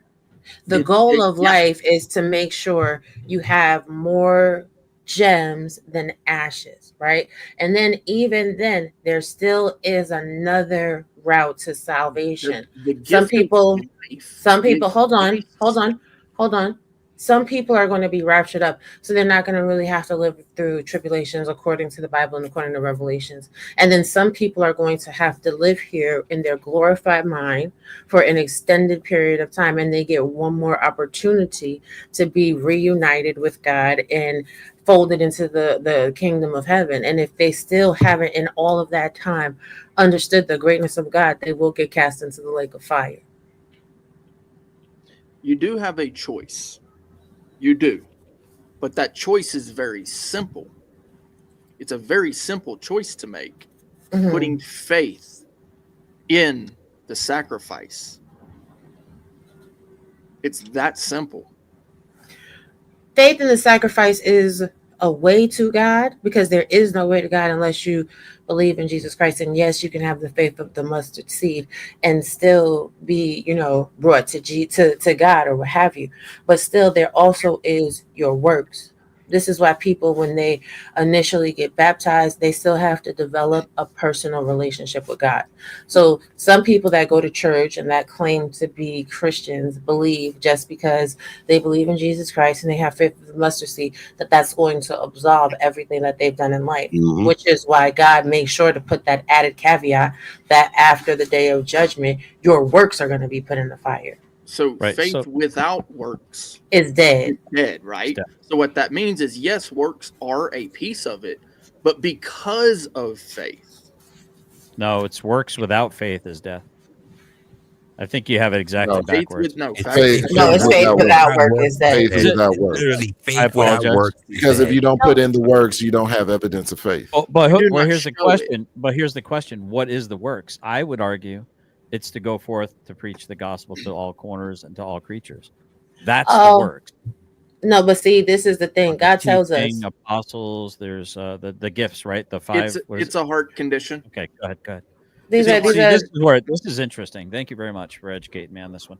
Yeah, You're so welcome. These two commandments, I'm sorry, Brick, are most important. Put no other God before me Yep. and love thy neighbor as thyself. So, in the act of upholding those two commandments, right? Loving your neighbor as yourself, you're not going to necessarily participate in the 7 deadly sins. Now, people will say the 7 deadly sins are not specifically written out, and that's only attributed to the Catholic faith. However, when you go and you read the Beatitudes, and if you're really paying attention to the progression of the Bible, the 7 deadly sins are also wrapped in the parables of Jesus. Yep. About envy, about lust, about wrath, sloth, gluttony. All of those are in the Bible, but a lot of people just go to church and they don't actually spend time getting to know and understand the scripture. I'm gonna have to send some of this back. How the hell did we get stuck on religion again? Brick. I blame Brick. Do Christians murder or kill? Uncle Fatty As ran atheist, from the conversation. It's not about religion. It's not about Jesus Christ. How did we get Uncle stuck? Fatty, Brick's fault. I'm Uncle Fatty asked No, the question again and then ran. So I want to credit Brick. I don't want to blame Brick. I want to credit Brick that we're talking about the Most High God. Praise Him. Thank you, Brick. Sometimes it does go to that, but And no, you- I and listen- can appreciate Resla too, because Listen, he does have a topic here. Yeah. The reason why, Resla, is because Everybody knows that the great spaghetti monster is the all-powerful and is going to come and rescue us from Donald Trump. So, like, how do you expect them not to express that? I have one request. I have one request, Angry Snowman, that you use the mouthwash in the bathroom of Chick-fil-A so that you wash your heathen mouth out before you taste God's chicken. That is foul. First of all, Chick-fil-A is not That God's is chicken. foul, sir. Foul. I knew you were talking about Chick-fil-A. I had to step away for 2 minutes, and I heard about God's chicken. Amen. Chick-fil-A To is God be not the glory God's and the chicken. praise. God has blessed Chick-fil-A. Do y'all see why we argue? Chick-fil-A is And disgusting. It is and that garbage. It's key hot lime. trash. Isn't No, that the it's not. place that doesn't like gays? Ever in And my that life, key lime eaten fro. any Chick-fil-A. Nothing like you need nothing to. like praising But you need processed to. fake chicken meat. First I've of all, it's never not eaten processed and it's not fake. And It is I processed. rebuke, It is fake. I have I eaten some rebuke you in the Popeyes. name of Jesus. Look at Resla. Resla's questioning all his life's decisions up until this point right now. No, sorry. Now that I'm the prime minister of Canada, you think they let me eat there? Like 4 Yes. different things as I'm trying to get back into my own zone. I'm like 4 things. I'm like, why am I paying this? But 3 things and 3 things and 2 Well, things. your when you thought talk about process got why we- thrown off because you received that picture. Well, no, I've Yes. been all out of it. Part of it, I was paying attention to a text message that came from a client. Then I was paying attention to it something that I saw in Discord. Then I'm watching something in the chat, and then I hear what you're saying. So I'm like, wait, let me eliminate shit. And then I heard what you're like. Why are we talking about the Bible and Jesus Christ? But that's not what the conversation is about. Wait a As I minute, you had an mentioned episode before, Oh, of well, by the being way, born. sorry, No, Grid. I wait, didn't see you. Like I said, I've been so distracted. I didn't even see All you, good, Grid. bro. All good. How you doing, Wrestler? What up, I'm Grid? good. I'm good, man. How you been today? I noticed you hadn't got as many subs as you should have, man. Everybody needs to sub the fuck up. Yeah, I know. It's been slowing down. That's I've been trying to come as often as I can. That's what she said. Unfortunately, that is exactly what she said. She needs to say that a little less often. Y'all The know good how thing much is you you love just to got to hate swallow watch the me cum that she step up. squirts out. See, if she sits on your face and you just Wait, swallow a Grid. cum, you don't have to worry about cleanup. Yes, You'll be all right. Congratulations Oh, on that gross, award man. of having the most inspirational. Oh yeah, hey, thanks, man. I appreciate that. Yeah, I was like, wait, I didn't even get nominated. I'm God. trying to figure out how Grid got an award for being inspirational for anything. I was like, I definitely got to do something this year because I'm not even close to. You'll get there, I bro. don't know, You'll man. get there. You'll get People there. like me. I believe in you. So I was like, oh, that's what's up. It's You the know, flag. like It's the flag. Hey, GS, can you Could take the be. back chat? Sure. Sure. Yep. I've been working on my side business. That's why I don't it's been all over the place. Like I said, I kind of zoned out for a small bit because I was looking at some other shit going on.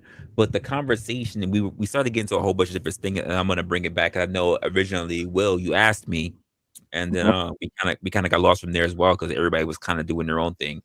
But the conversation that we're still on is literally that breaking up of the building down when it comes to the biases from DEI versus that of of affirmative action. And then we started doing a whole bunch of different stuff as to which one is better, which one is worse, because quite frankly, we're dealing with a whole bunch of stuff today. Now we went from education, we started talking about the actual corporate world, and then we kind of went back and forth a little bit between those different things. We had different people on the panel. Some people brought it more to a more ethnic area of Black people. I kind of try to bring it to an area of everybody. It's been all over the place. So I'm pretty versed. I'm pretty versed in DEI within corporate America. I'm not too versed in affirmative action, but I'm also versed. Well, here's the thing. Here's the funny part. If you're versed with DEI, you are versed in affirmative action. The difference is affirmative action has always been low key. It's always been under the radar. Great point. DEI is weaponized. Overt. It's in your Weaponized. face from the very moment that you post to apply to the job. All that shit. Yeah. Well, because of the type of job that I work, I manage 14 employees in 2 warehouses, right? So the thing is, DEI in the workplace, along with sensitivity training, you have to be very careful with it, right? Because it can go off extremely quickly, right? The thing is, though, as long as everyone's following the training and you keeping it kind of mitigated, like it can run smoothly. but I can see, especially within the past 5 years or so. Yeah, I'll say 5 years. Especially within the past 5 years, it's been a heavy implementation into the corporate workspace because of liberal progression and how it is that they're trying to really transform the whole entire environment of the working atmosphere. So yeah, it can get hectic though because I have a lot of pushback on it, But Let me my What kind of perspective and DEI? how What I've is? been dealing with a couple of things on, and then I kind of want to know what your thoughts are, but I want to know what Grid's thoughts are on it as well. Um, Mhm. so Oh, my thing has always been in reference to with DEI is that we actually, because of DEI, we move away from the overall message of the company. If the company's message is to be able to build revenue, to be able to be better, that gets overshined by DEI because now instead of us trying to recruit talent to be the best in our industries, we're recruiting what looks right for the company. We Well, it's more not just that. but we care more about the company image rather than what the person can actually contribute to the company itself. Well, when And it that comes down to that, you got to think about the stockholders, right? So the company well, that I work for, I guarantee you, for any stockholders that I had to deal with, they care less about what the hell you think about what you want to do in your personal time compared to about what you can do to contribute to bring revenue to the company. true, unless you work for a very progressively liberal company, right? I And, don't disagree with that. I see Mhm. more people who are more interested in bringing forth their political affiliations into the business rather than actually trying to take care of what the And business that's where the initiative is. problem lies, though. That's what the problem lies. The problem lies is where the political affiliations and how it is that they try to force them onto people subvertly and or subconsciously. They do it in a way to where if you like speak up or speak out against them in a right wing aspect or whatever it may have you, then you kind of get put on the radar, right? So I'm black. I'm 35. I'm in a position of management and I manage 2 warehouses and I have 14 employees, majority of which is female, All right, majority of which is black. hold on. I got to do this. Jesse Lee Mhm. Peterson. He black. He black. He black. If I may, just for 1 second, Amazing. But is here's the thing, though. sorry. Well, Will finish what you were saying, and I want to know what Yeah. your thoughts are on this But grid. here's the thing, though. So being in the position that I am in, of course, because of backdoor conversations and people who have left the company, and you can't you take everything that they say as a grain of salt because, of course, they just left the company, so they feel a little bit of angst towards the company. But when you get to read the room and really understand what's being done around you and what's being pushed towards you, especially when you have those other conversations with current employees, like, hey, did you get this or did you do this? Did you have to do that? It's like, no, I didn't get to do that. And then I look at myself and I'm like, well, damn, why y'all making me do this and y'all not making them do that? But then when it comes down to the hiring process, it's just like, okay, so y'all are specifically targeting a specific demographic and gender because of what the stockholders are saying. Then when Right. we have this meeting with HR, it's like, okay, well, the stockholders are saying that we are 51% over. We need to bring that down to 48%. Oh, we don't have enough this person. We don't have enough that person. And they openly talking about it. Now, that's at a progressively liberal company.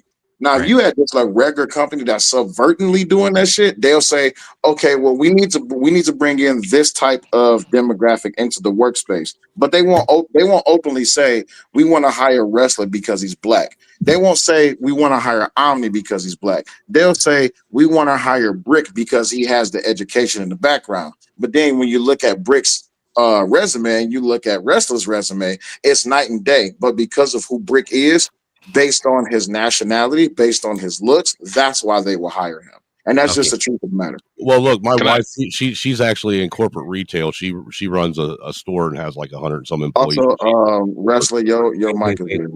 If I could, real quick, to add to what he was saying, though, I just want to say one thing something for she 10 said about seconds. Hold on, because everybody wants to say something good. Let me get Grid's thoughts on it, and then we can add on. Oh, you want my opinion on it? All right. Yes, cool. sir.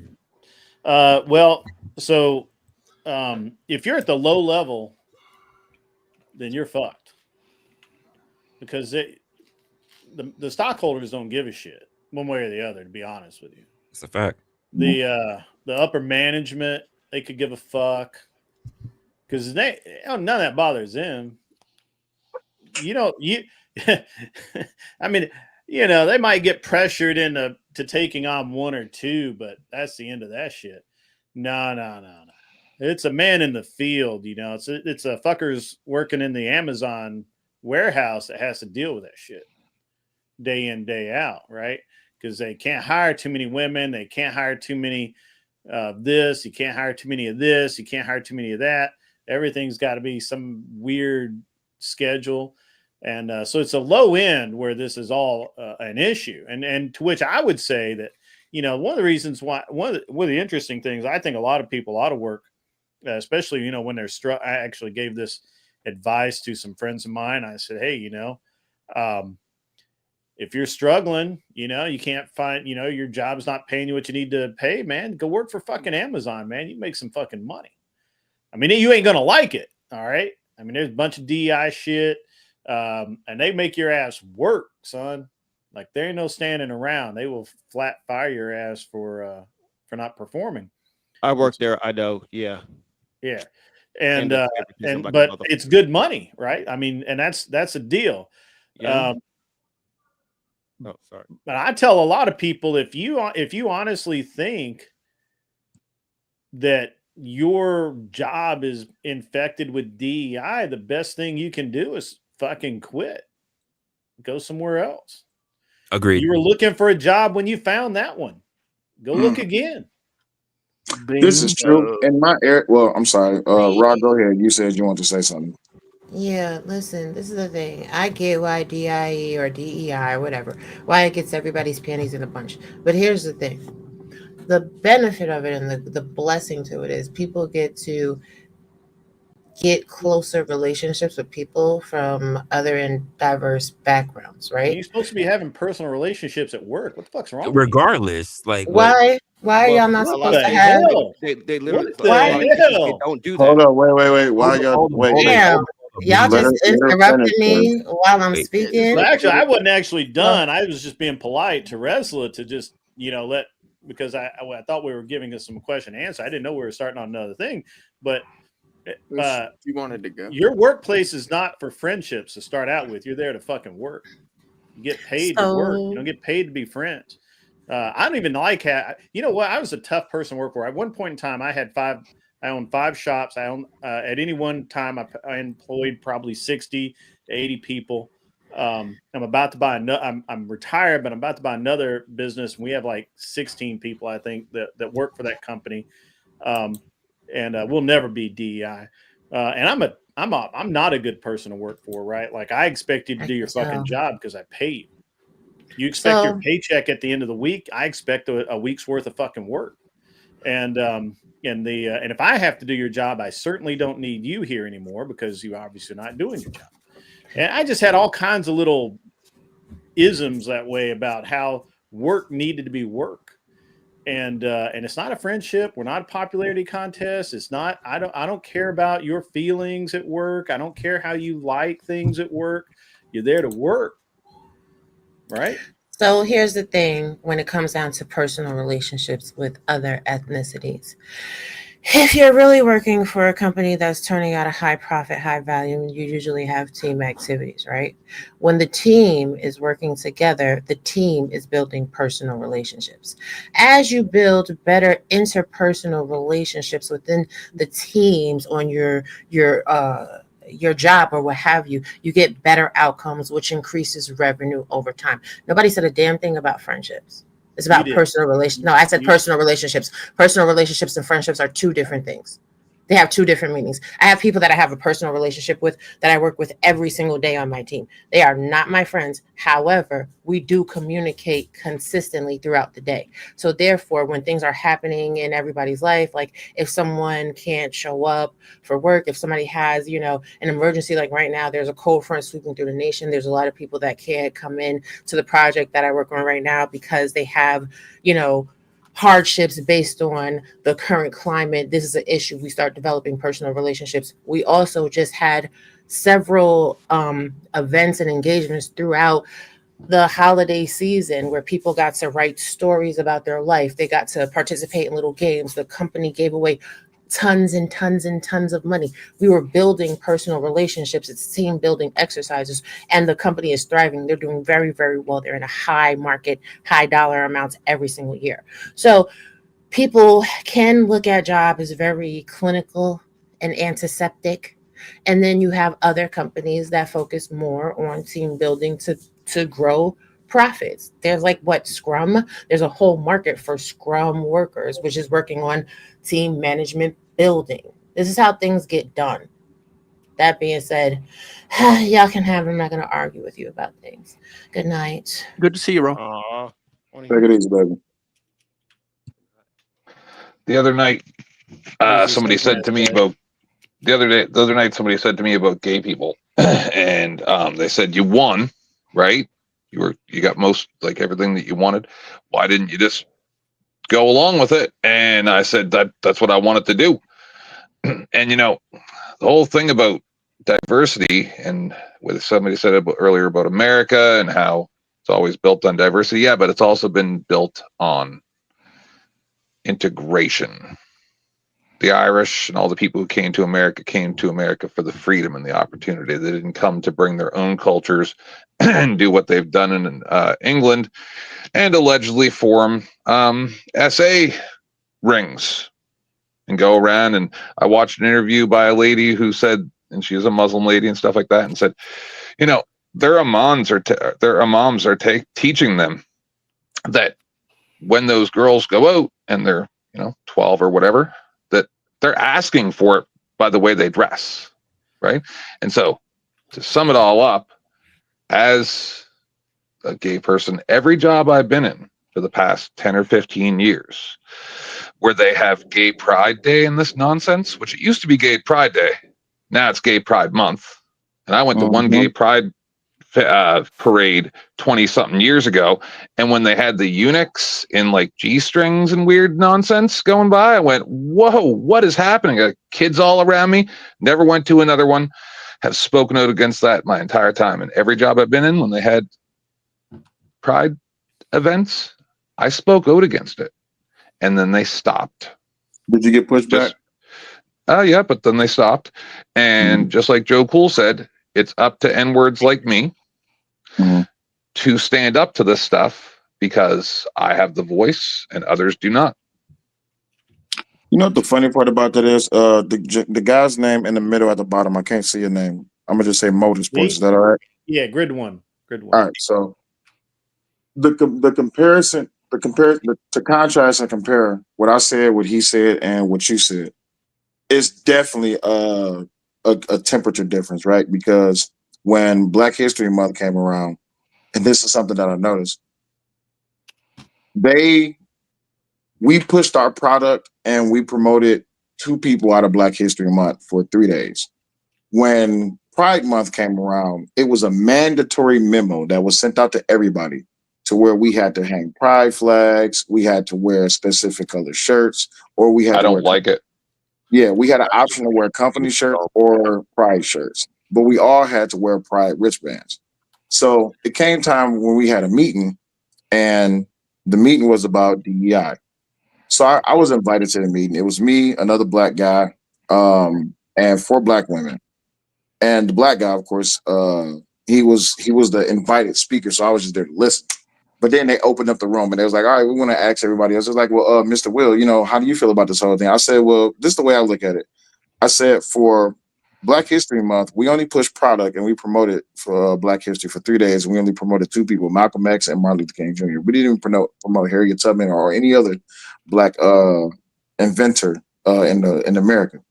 I said, but for Pride Month, you had us, Geordie LaForge, everybody. You see what I'm saying? So I said, so as a Black man, I find it a complete slap in the face that you would want me to only celebrate 3 days of a nationally allocated and acknowledged month based on the sacrifices that my people and my ancestors went through. But for Pride Month, you make it mandatory that we participate in something that some of us may not believe in. There's like, well, the thing is, we just have to get our position at the table. I understand that we have to get our position at the table. That may be a statement that you use. But the truth of the matter is, when it comes to running our business and actually increasing profit for our business, why is it that we have to push something? Why we have to push a narrative onto people who don't participate in that? The pushback I got was, well, don't you think that Black History Month is being pushed on us? I said, that's a fair statement. I said, but you think that Black History Month with 3 products with only 2 notarized people versus a whole month of wearing a rainbow wristband and an option to wear a company shirt or a rainbow shirt, not to include the fact that you don't let me run my business during that month because we have to pretty much bow down to all those that's part of the LGBTQIA plus community. I said, so when we're talking about diversity, inclusion, I can't remember what the E one is. Equity. Equity. When we're talking Inclusion, about equity, that, and inclusion. I said, where does that come apart? Where for all of February we get 3 days, for all of June, you get a whole month for gay pride. I said, but what about my white employees? What about the white employees that work at this company? Where is their inclusion at? Right. Oh well, you know, Yeah, we don't have White Redneck Day. Well, I mean, that's the thing. St. Patty's Day is a thing. Well, Christmas. the part that I picked up on what you were saying Valentine's Day. when you talked about the month versus the 3 days, but the fact that we would look at the Black History Month for the 3 days is pushing upon them. It is pushing.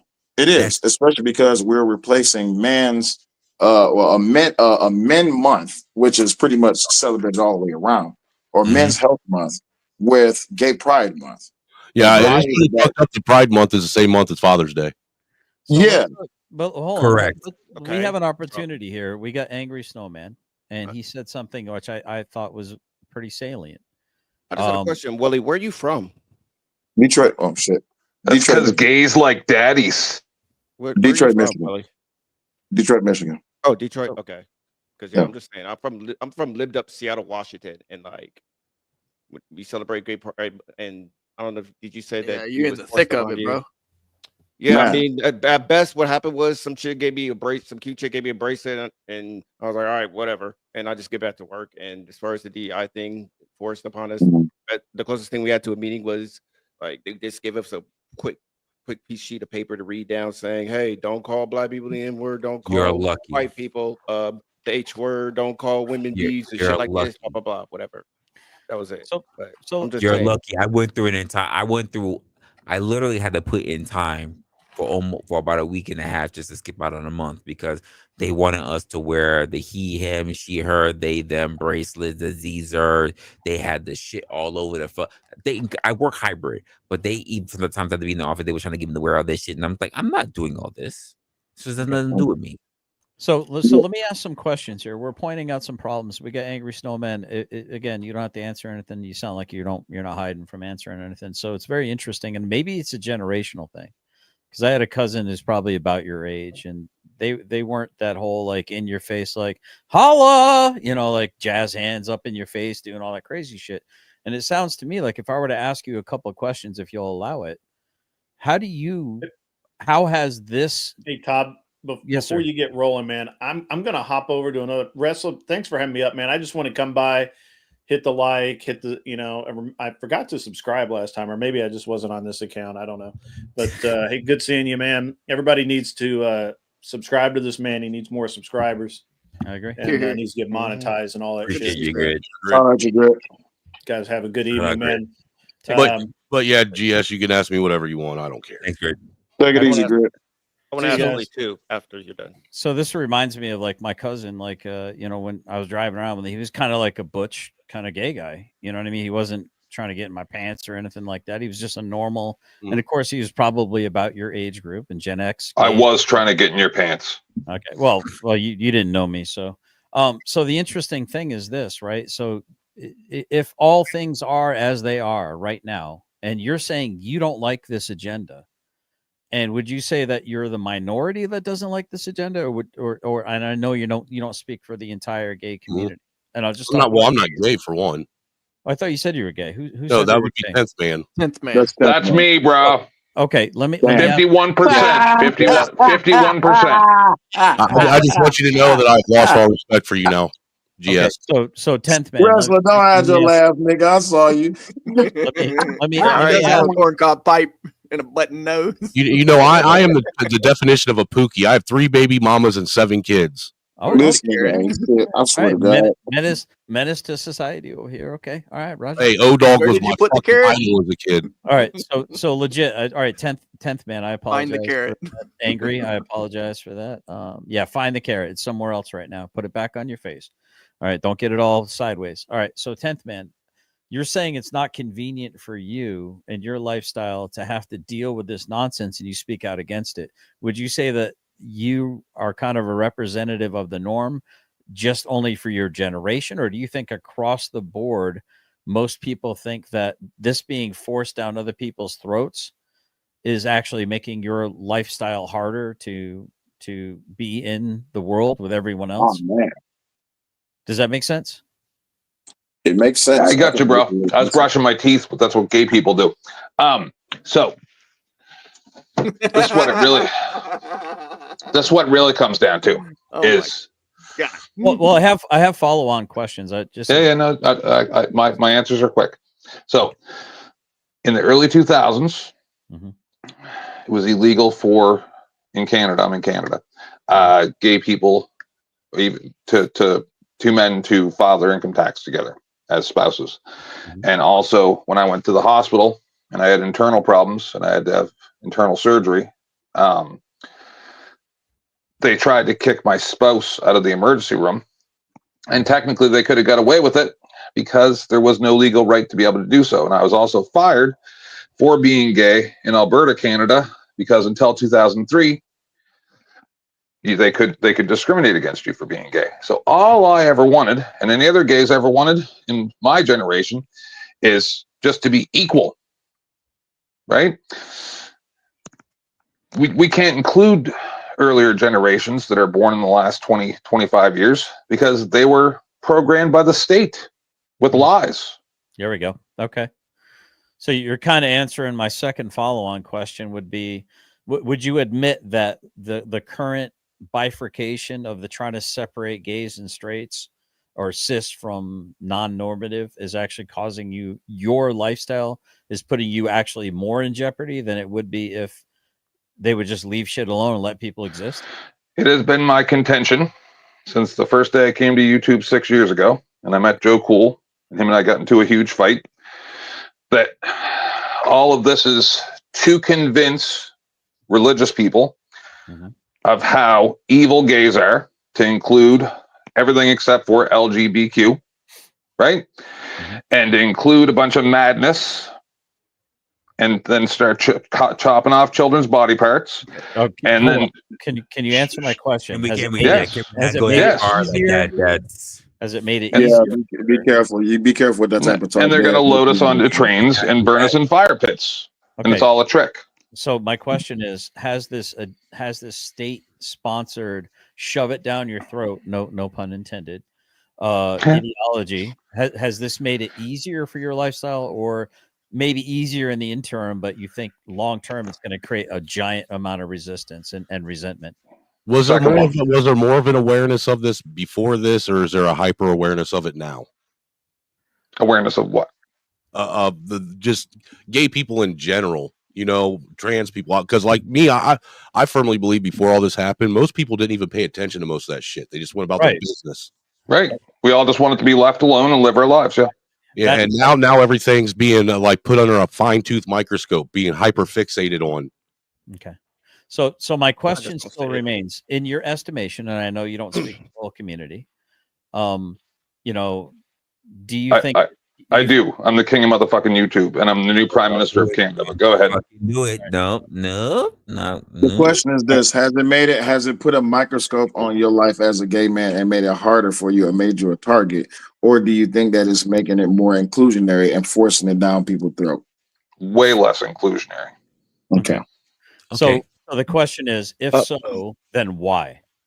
So the question is, and I think you might be onto something, 10th man. It's to foment a massive amount of resentment, not something that you may have been forcing on, but there's an indoctrination by the youngins to try to flaunt it in people's faces in order to cause an insurgence of resentment in normative people that are now being told, shut up and sit the fuck down. You don't have a place at the It's table. almost like forced integration when that happens. Right.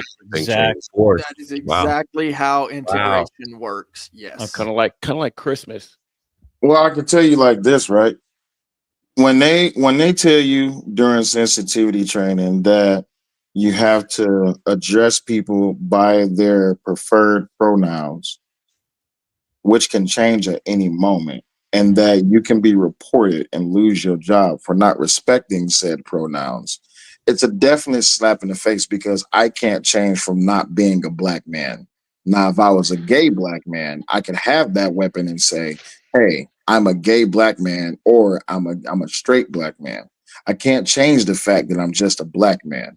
But But when it comes hold down, on, You Willie. can. Hold He's on. not wrong. Yes, you can, because that's compelling your speech, which is against, that would be a U.S. Code 1983 infringement upon your rights to compel your speech.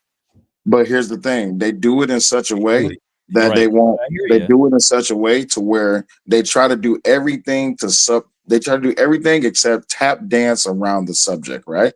Right. So in a meeting, we can say, you know, as black people, we can do this, or as white people, we can do this. We can't say as straight people, we should do this, or as gay people, we should do this.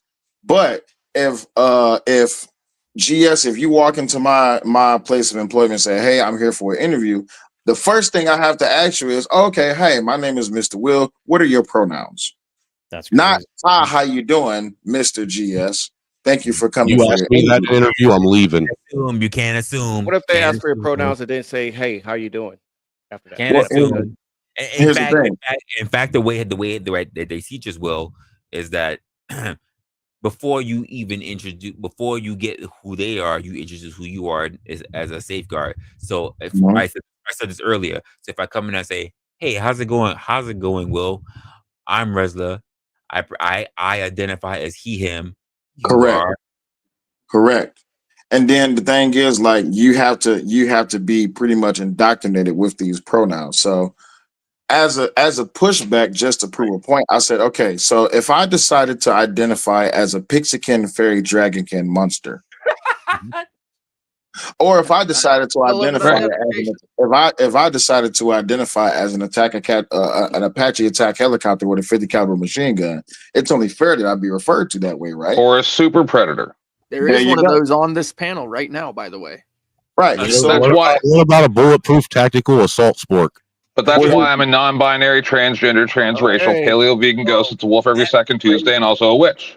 there you go. Crazy. And to I be identify as king of everything. identified as a super predator. That is crazy. So no matter how So much the you thing identify is- as king of YouTube, 10th man, understand that I am still your king because Yes. I identify as king of everything. So here's I'm the just thing. saying, with all those examples, guess what? A lot of people will have no choice but to follow that, right? Let's say There's you the do change Apache. your name, right? Well, the thing is From this, being right? Resla So to Resla would be Raphael, then Raphael, and he's like, "No, I don't want to be Raphael. I want to be Chef Boyardee." And then guess what? I will have no choice but to no, accommodate here's that the because he confusing says that, Omega. right? Omega. Here's the confusing part. Resla introduces himself as Resla, but he's using a woman's bathroom because, in truth, his real name is Regina. Okay, well, okay, hold on. We haven't got to women's bathroom. I'm just talking about just acknowledging him by the names that he's changed as far as like Wait, today he's Resla, and then tomorrow he's clip that? Raphael. I want to he's clip that. RD. So if that's No, the case, you acknowledge that it. happens. Omega. What I'm saying is that happens all in one day. He comes in, introduces himself as Resla. His pronouns are she's, That has she, happened. them. But during lunch break, And not only has that happened to me, but I've had to turn around and change IDs in the same fucking day. Exactly. I was gonna say, my wife has told me she has to deal with somebody who their gender changes like every 2-3 hours, sometimes 5-10 Fluid times a day. gender. Right. Okay, I mean, my whole No, point so- is okay. My point is Jesus okay. fucking Whether it's every 2 hours, every 2 minutes, every 5 minutes, whatever the case might be, that they change their name or who they identify as, you'll still accommodate them, right? They have to. we have to unless we lose our job. Wait, and there's a nobody has there's a question that needs to be brought up there, and you say, "Do you accommodate them?" No, as a representative of the company, we have to. Me as an individual, I don't want to. You are the face of that company that you're working for as you're hiring. When I am on the clock, I don't represent myself. I I'll represent. just say this. I don't mean to be rude, but I'm the only gay guy here, and you guys are talking about, you guys are black. But anyway, so Wow. Hey, how dare I've you? had- How dare you? No, I'm assume saying that about you're diversity and everything included. Blah blah blah. Black Americans. How So, dare you? well, I'm transracial, so I'm black too. But anyway, I am a bisexual helicopter. That I have had many people in my life that are trans, right? Many people in my life that are trans. My best person when I got married was trans, It was a female to male. See, Resla, And I told you white people turn into fuck panels too all the time. It just ends up turning into gay shit. I outright refused to call them by their preferred gender pronouns. But I think everybody should be able to get away with that. Everybody should. The TQRS. We don't discriminate because, quite frankly, you're up here as a gay guy. We had a guy who up here earlier. Apparently, according to evidence, is interested in the trans. I've seen some pictures. It's kind of crazy. Apparently. Here's the thing. This is why the conversation is important, right? Because one of my best employees is a trans. Now, when this employee came in, I'm just going to call this person Mr. B. When Mr. B came in, when I seen my interview sheet for the day, I seen Mrs. B. The reason I'm saying Mrs. B because their name was familiar. So when I seen the name and this guy walks in, he said, "Hi, how you doing? I'm here for my interview." I look at the sheet. I'm like, my next male interview isn't until 11 o'clock. It's 7 o'clock in the morning. I'm like, okay, so what's your name? Oh, my name is Mr. B. I look and I said, I don't have a Mr. B. Oh, well, what do they call it? My dead name is Mrs. B. Right. I said, okay. I said, so out of respect to you, I just want to be upfront with you. I respect you and I appreciate you for being transparent. Now I have to go into corporate talk. I appreciate you for being transparent and thank you for opening up to me about that. I'll do my best to respect your pronouns. Do you know what this person told me? Listen, I understand that this is being forced on you. So if you accidentally mess up and call me by my dead name, I don't have a problem with it. But the crazy part is that people will purposefully call them by their dead name, right? So that's where the discrimination comes in. And then I had to let them know also. Well, Willie, what I'm going to say. Hold on, wait. Let me say this part right quick. I said, but I also need you to understand it's not a personal thing, but it's going to confuse the shit out of me when I see you going to the public restroom or our company restroom and I watch you walk into the female's bathroom. And he said, well, yeah, I understand that. That's completely understandable. He was like, let me take care of that with the other employees and we'd be good. I said, all right, cool, no problem. From that day moving forward, everybody knows who Mr. B is and they understand who Mr. B is. And that is the way it's supposed to be handled. Now, if I would have told this to my upper management, I would have got fired. You would have got fired. I got fired. I was just thinking, be happy that you spoke to someone who was that reasonable. Yeah. Because if you had brought that to anyone else, especially your manager, the HR, that's immediately clippings for you. I knew that was coming. If I can real quick, I think the reason why you might be getting some pushback on it is because there's this huge, it seems like uptick or movement in people that, want to, that are actually a part of that movement or want to be supporters of that movement, intentionally forcing people that don't want to be involved in it to partake in the language of it. Like if I get on a panel and meet somebody first time and they look at me and say, "What are your pronouns?" and I say, "Well, I don't use that shit." They want to force you to say he, her, him, and I shouldn't have to be forced to play your game if I don't want to. They're going to force you. They're going to handcuff you to it because in their mind they cannot move forward until you comply. Correct. So I don't think that's extreme. I mean, and plus that. Well, I no, ran into extreme trans is people. I ran into Hold trans on, people too in Seattle. 3 trans people in my life. Let me ask the question. No, Omega. I got it. You don't think that it's a problem to be put under compelled speech? But the wording, I had a problem with the phrasing of everything. Hold on, man. I'm just gonna answer your question real quick. I had a problem with the whole phrasing when they're like when a trans person wants you to call them by the correct pronouns, you're like they're forcing you and they want you to play their game, and it's just no, that's not what I said. You're mischaracterizing what I said altogether. I heard those key words, but yeah, you heard key words. You didn't hear. Hold on. Can I just finish the statement?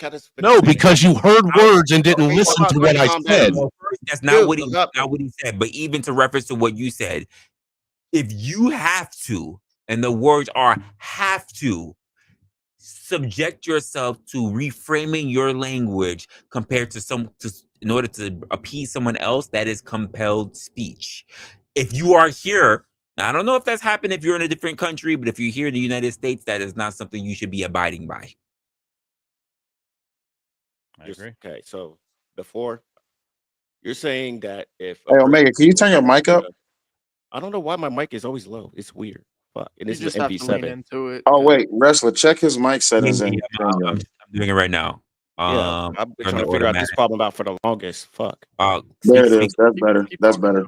You're Okay. good now. Omega, say something. So you're okay. So correct me if I'm wrong again. You're saying that if a trans Way person, better. okay, if a trans person says, "Hey, my name is this, but I need you to, but I identify as a man or whatever, or I need you to call me by this pronoun." Are you saying that that is them forcing you to No, acknowledge them? no, Okay. no. What I said was, I have a problem with someone coming up and when they meet me the first time, they ask me, "What are your pronouns?" And if I respond with saying, I don't address myself as my pronouns, just use my name, for example, just say my name, and them forcing me to play the pronoun game with them and give them pronouns I don't use.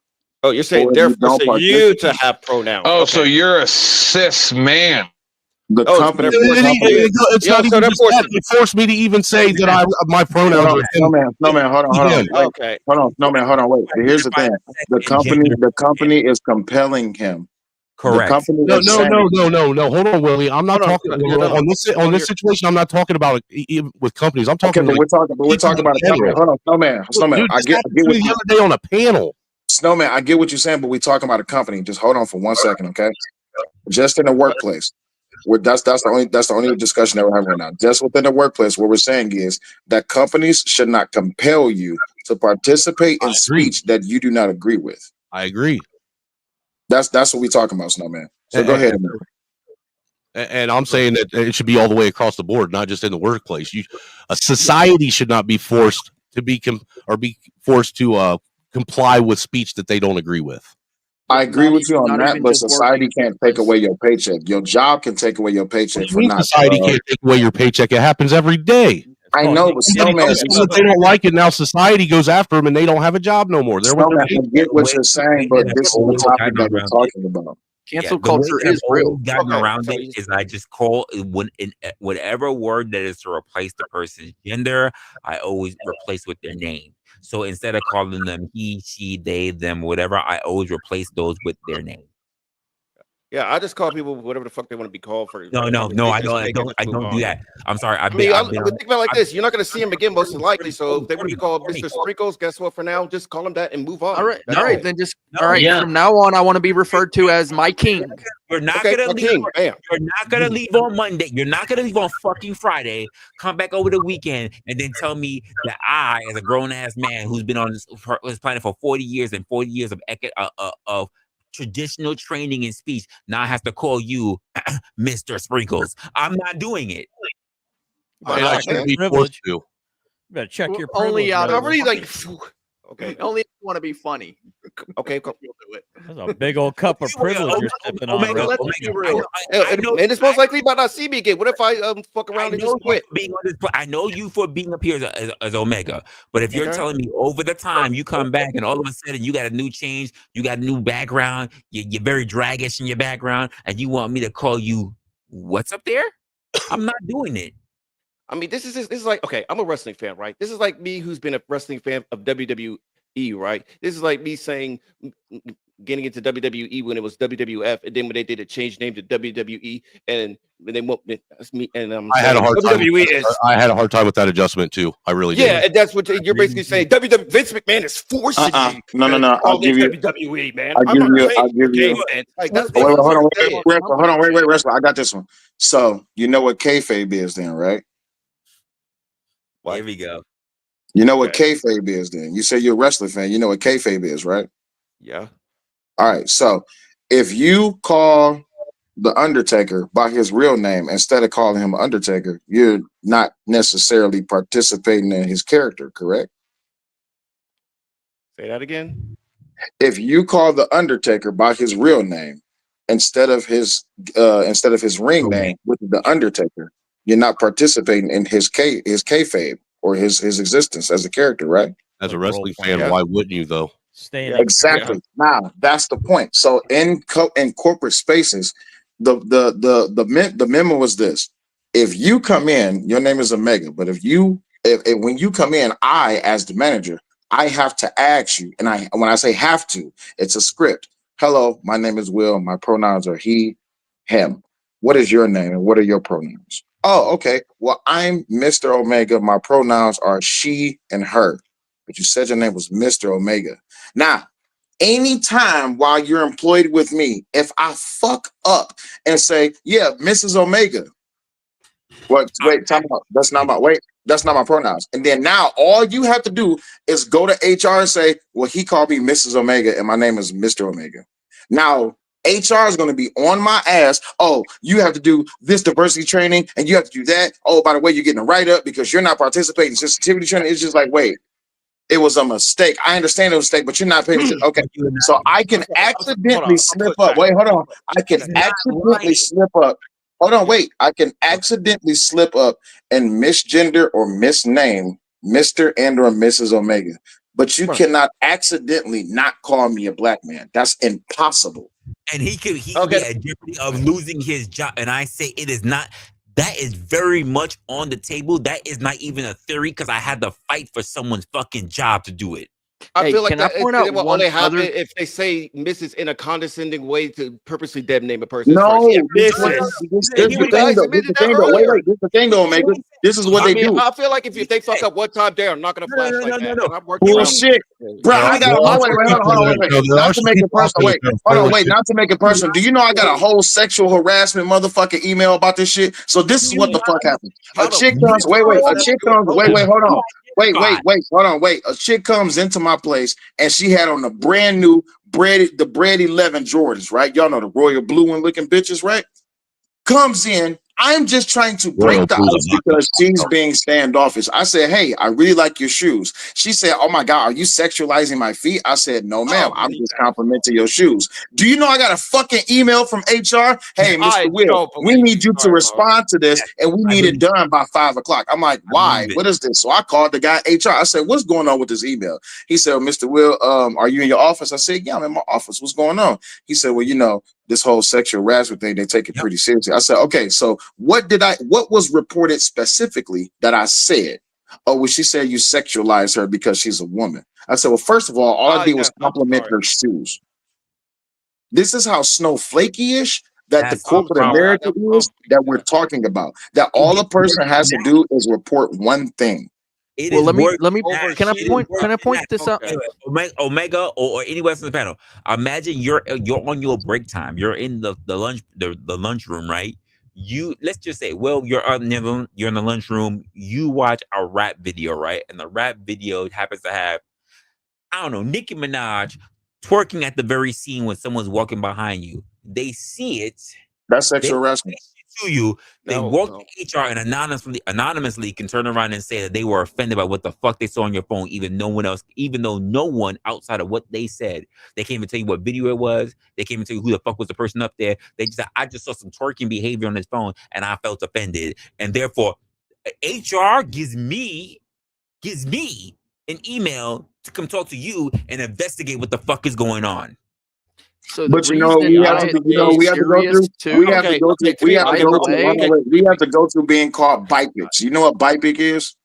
I never heard of that, but to be fair, everybody, okay, but hold on. To be fair, everybody, I was gonna say, yeah, these are anecdotal, but to be fair, I was doing anecdotal too because I could easily say, hey, I've never experienced because I've complimented shoes, I've even complimented their coat, I've even gone as far as slip in and complimented their ass and whatever. But it's never gone that far as part of a workplace. Is that what you said? You say anecdotal.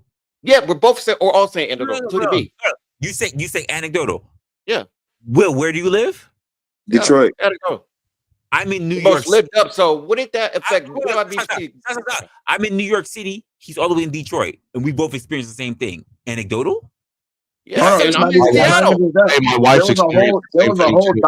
was a whole doctor who lost his practice because a man with a full beard walked in with a wig and a dress on and wanted to be called, I'm gonna just say Mrs. Harris. And the doctor said, I cannot call you that. That is against my ethic as a doctor. And they said that they came in for a pregnancy test. He said he wasn't doing the pregnancy test. He lost his whole practice and got sued. Yes, I was just going to say, I've been trying to say it. Lawsuits are the real problem here. When it comes to a civil suit because of the money, and we're talking about money, that business goes completely under because somebody got offended because they didn't get called by their pronouns. It's worse than just, oh, it's an HR problem. It's actually the money. Your business goes under all because one person got offended because they didn't get called by their pronouns. And this can't be too anecdotal because they create entire subdivisions within departments to combat this shit. This is why we have DEI training. This is why we have sensitivity training. This is why we have, you got to do mandatory 30 hours of DEI and sensitivity training before the end of the month. It's like, wait, you got to do this on the time clock? Well, I said, hold on, just be clear. I said it was anecdotal because me, you, and Resla, we were all talking about our own personal work experiences and, you know, with sexual harassment or whatnot. But that's fair. I'll give you that. That's what I'm saying. It's anecdotal, right? But the point that I was making was that we are across different areas of the country, and yet we can all experience the same shit. Yeah, it's called anecdotal. That's my point too. It is. But hold on, anecdotal evidence is still evidence, and if you get if we are all experiencing something in 3 different areas, right? It's no longer just anecdotal. That's what you call a collective experience. It's a data points. Yeah, they're data. It's like shot groups on a silhouette. That's literally a survey. Okay, so here's the problem. Hold on. So if I get 2 more people in here that shares the same experience that I have, then what does that mean? I win the argument is their experience. How do we call my experience? Because I didn't have the same experience. Like I said, I complimented a chick's shoes and I never experienced. You said you complimented. Wait, you say you complimented a chick's ass, right? Ass, shoes, hair. How'd that work? How'd that work out? What happened? Gravy.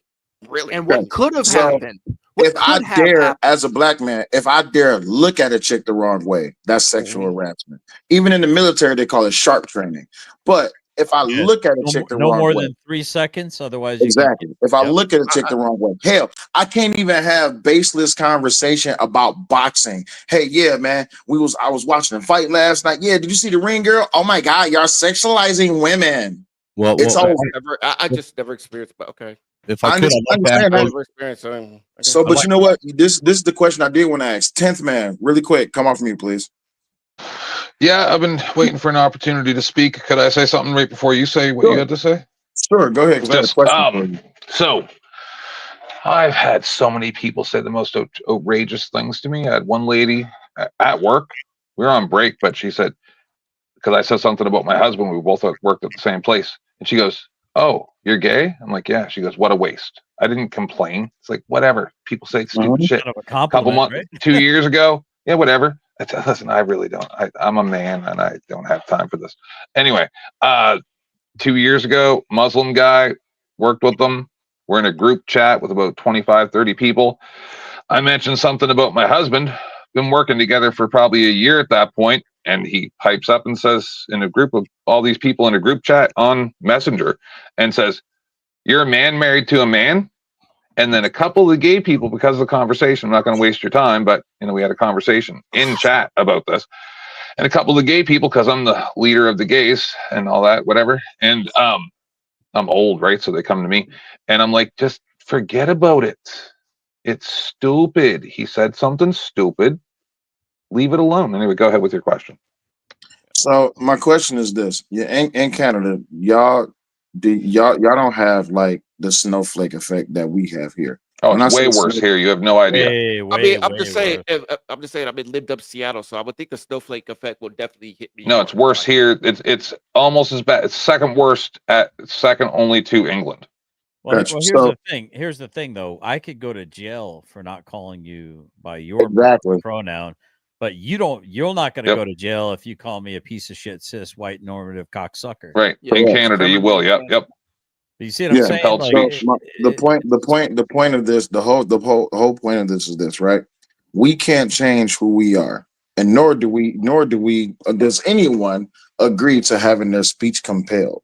But if it comes at the loss of supporting my family, supporting my children, making sure my wife is good, making sure the bills is paid, all of that and the other, I have to limit my speech or participate in speech that I don't believe in. But I don't get that same measure to say, I don't want to be referred to as an African-American man. I don't want to be referred to as a black man. I'm just a man. But in those same social circles. I can't go to HR report, hey, they was over here watching a video on YouTube. They was talking very discriminatory about black people. I have a problem with this. I mean, well, you know, they were talking, they was watching a YouTube video. But if I watch a video of a chick shaking some ass, or if I'm watching a music video and an ass cheek come across the screen, I can be reported for sexual harassment. Right. But if I was a gay, wait, here's the thing. But if I was a gay man and I said, God damn, he got a big ass. No, watch this. If I'm a gay man and I say, damn, he got a big juicy ass, it's okay. But as a straight man, I can't say, damn, her ass is fat. I'll lose my job. That's double standard. Oh, the fucking hypocrisy. Yep. Again, like I said, so what was your question? I started and ended an argument within my own company one time. They started. So what was your question though? I gotta go soon. Let me say this real quick. So I started and ended an argument with this at my company. I said, but if I was gay and the room got quiet for like 10 minutes. So now, question for 10th man. In Canada, how strict is the whole DEI or sensitivity training at corporate? Extremely strict. It's government mandated. So if someone accidentally misgenders or dead name a person, what is the consequences? They're trying to put laws in that you go to jail, but who knows where that's going to go. But you could end up at least paying monetary fines to the Human Rights Tribunal. I tested on purpose. I stand up to it because I want them to put the gay man that fought for gay rights his entire life and got beat up coming home from school because he was accused of being gay. I want them to put me in jail for misgendering a trans person that never had anything bad happen to them from me at all. I think it'd be adorable. You know what? Can I ask you one more personal question? And this is just a personal question. Yeah. Would you say that the gay experience and the black experience is kind of running neck and neck when it comes to mistreatment? That's why Joe Cool and I get along so well. And even though he and I fight tooth and nail, we got into huge fights over. There's actually a recording my husband has on his phone of me screaming at Joe Cool because he was getting involved in something that was none of his business, but whatever. And he says nigga a lot. And there's a video of my husband recording me standing at the dishwasher screaming, "Oh yeah, nigga," and I'm screaming. But yeah, yes, because people forget that when black people had rights, gay people were being beat to death in nightclubs. Mm-hmm. Right? So can I get put in the rotation? Yeah. It's Omega next. Oh, I was just gonna ask. So what you're saying is in Canada, like, take you example, 10th man, and you tell me prior to, hey, I want to be referred to as 10th woman, and let's say I was busy fucking around here, computer, and I'm like, hey, yo, 10th woman, 10 women, oh shit, right then and there, I would be arrested. We go. At work, you could get fired. Yep. At work, you will absolutely be subjected to being fired. Even if you're like, oh shit, I'm sorry, my bad. Yes. And you swore too. Yes. Hey, let me tell you why. You will be subjected to get fired. All hinging on the fact if he's offended. Okay. No, somebody else can be offended on my part. See, that's the thing with the Human Rights Tribunal in Canada. You can file. Sorry, go ahead, Resla. Even if you're apologetic, even if the person that did that is very apologetic. If someone else is offended for him, you absolutely can get fired. In Canada, the Human Rights Tribunal, you can file a complaint on someone else's behalf. Hey, Snowman was next, but watch this. Do you know somebody reported my YouTube channel and almost got fired for that shit? That's why my wife won't tell any of her employees what my YouTube channel is. That was the crazy shit ever. Go ahead, Snowman. Well, there's something that I wanted to point out that never ever really gets brought up when we're having these discussions about this topic, is the fact that all of these things that we're talking about that can happen to people for things that they say not in malice, but just living their daily life, doing what's normal. When it gets called out or it gets addressed or brought into the court of public opinion, it all ends up falling back on being called white supremacy. So it all ends up falling back on being the blame of white men in this country. So, and we end up taking the brunt of all this evil shit. We're the ones that caused all you guys to do this. Hey, you know, y'all get Eric, the that's worst why, out in there, my right? defense, I differentiate white supremacy and white men because I don't believe all white men are white supremacy. Because Hey, so I you could know, be y'all get idea, hey, not the Snowman. You know, actual y'all human getting being. Snowman. You know, y'all getting blunt of it right now, right? Oh yeah, dude. And look, that's why I know a lot of black folks want to sit and say that's the only reason that now white people know it. Really, right now would be the time to actually start, trying to build alliances with white men because they find, if anything, now they know what it's like to have all the fucking negative spotlight put on them. They understand what you were talking about for 20 years, and I would It's a capitalize trick. on that. It's a trick by the rich. Yeah, it truly is. It truly the fuck is. But I And if we appreciate y'all don't for the work conversation. together, one of these days, the white people all the other races are gonna outpace the humans. Well, let's all remember there's 200 genders and there's 7,000 pronouns. So choose what you want. But I will holler at y'all later. I appreciate y'all for the conversation. Wrestling deuces, man. Much Hey, love to take you. it easy, Willie. Well, Take it All right, easy, man. Nice to meet you, man. Willie. Y'all I take do it easy. not know who you are still. All Most right. definitely. You good, And Brick. as far You as good. I'm uniting with white people, like I said, I feel like I am united with white people, just not with a white supremacy. There's a difference. One is an idea, the other is an actual and I human don't have being. no problem with But that. let me just ask you, how exactly do you feel like you are united with white people? Let me just ask you that. Yeah. How I'm united, Yes, it was your words. Yes. How are you united? well, shit. I would say I'm cordial to them. I don't discriminate. I don't judge them based on the acts of white supremacy. Sure. I treat them. I basically implement the golden rule. Okay. I mean, sure. Neither do That's the I. best we But can be. the question is under unity. How are you united? Like I said, all I can Not do is not just saying, implement the not saying golden no rule. wait. Saying that you don't have any ill will does not mean united. How are you united? Golden. I don't I have mean, any ill will. are you not using the golden rule? I use the golden rule effect. You A be doing question to for others, I do it to you. positive. Yeah, there you go. Keep on going Yeah. with positive, not negative. Yeah. Not what you don't do, but what you actually do. Mhm. All right. I don't want none of you white guys being mad because I'm busting down your sisters. Anyway, Oh, I'm furious. Being I'm in furious. alliance with me doesn't mean that you get to impregnate my wife, sir. Too late. Not unless he asks. I roll with white people. I get white boy wasted and rock out with my cock out. So hey, it's not my fault whose mouth end up on it. I don't know what Yeah, white stay, people you're stay hanging on out here with. after we close down. Stay with me backstage. Oh my god. This guy, okay, guy. All right, I'm just saying you got to get those sisters off those tables at the Waffly houses, chucking chairs and stuff. Well, I was going to bring something up earlier, just like how I think wasn't it? I don't know if this was a onion thing or not, but didn't somebody try to sue Hooters for not wanting to hire a trans person or something like that? Oh, you got to be shitting me. Oh gosh, really? I did not It was, know that. it was either that or they didn't want to hire like a fat girl or something weird.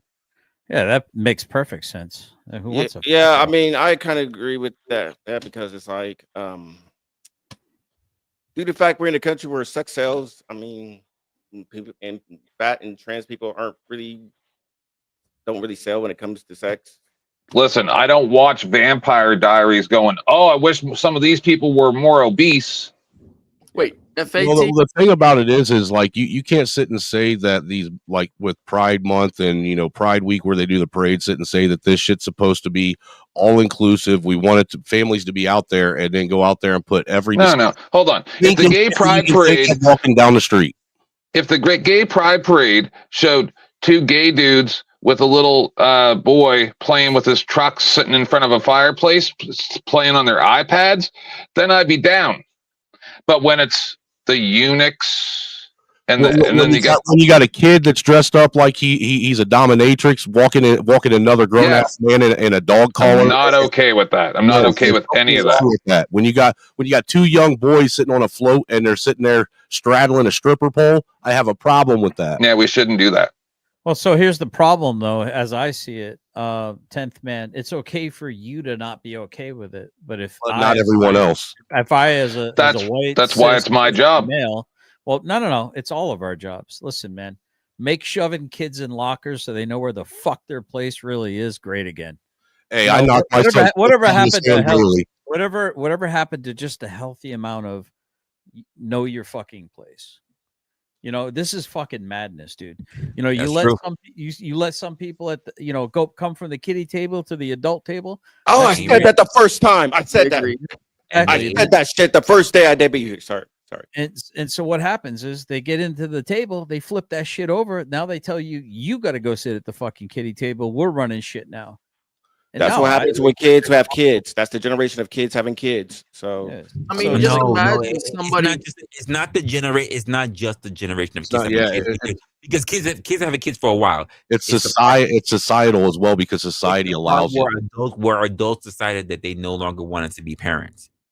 This is the part where we start getting adults that want to be friends with their fucking kids. Yeah, like yes, thank you, Rez. Thank you. I truly believe the catalyst was that once gay people were accepted in society, we were allowed to get married, allowed to file our taxes, we weren't be able to get fired for it anymore. The people who ran the gay rights societies needed something else. So they pushed it. And I think they were infiltrated by, government agencies as well. And then they're turning it into a bastardized version of what we fought for. Well, 10th Man, I mean, so you got to understand something. Like in communist Russia, if you tell on I'm aware. If you tell on the guy above you that he's going against the state and saying subversive things against the state because you covet his apartment, he gets put off into the gulag and probably never comes back, and you get to move into his apartment. So this is exactly what the fuck's going on in my country right now. There's a benefit to trying to cancel people that are actually meritocracy. Look at what they did to Russell Brand. Right, exactly. But they're trying to keep anyone that's trying to keep this country actually functioning and working, they're trying to destroy. So then you have to ask who's they, though? Like Kanye said, who's they, though? Well, you know them by their fruits. Listen, look at and it's being further perpetuated when you got federal agencies saying that parents should go and look at Russell Brand. In fact, look at Bieber. When Bieber started getting his life together, when he got married, when he started getting himself to God, they came for him.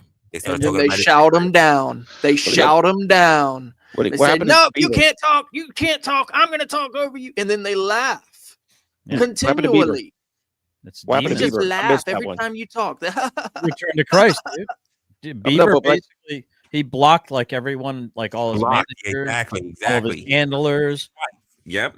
And then when he started to do that and he started to pull away from Hollywood, they started making rumors about his relationship with his wife was failing. And I mean, he did the whole Diddy oil stuff, and he got jacked up, dude. He got fucked up. He's been getting interviewed, getting broken down. It's like the builders who rejected the stone has become the cornerstone of the church. Those who fall upon that stone will be broken.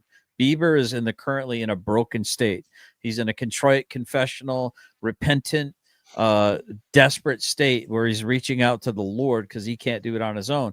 But those upon whom that stone fall will be destroyed. Right. So he's broken. Like he's going to interviews. He's like crying. And I've seen this oftentimes when people have that come to Jesus moment where they're away and then they come back, or they're backslid and they come back, and there's just this gratitude. It doubles you over sometimes where you just you can't even catch your breath sometimes when it punches you in the stomach, and you're like so full of gratitude. I think Resla's probably experienced something like that at some point in time. But then again, you go, well, what is that, man? Was that the music? Was that the lights? Was that the feeling? Well, it's all fun until it ain't fun no more. But the point I'm trying to make is, in Russell Brand, he wanted to turn away from drugs. While he was doing drugs, Hollywood was all had his back, dude.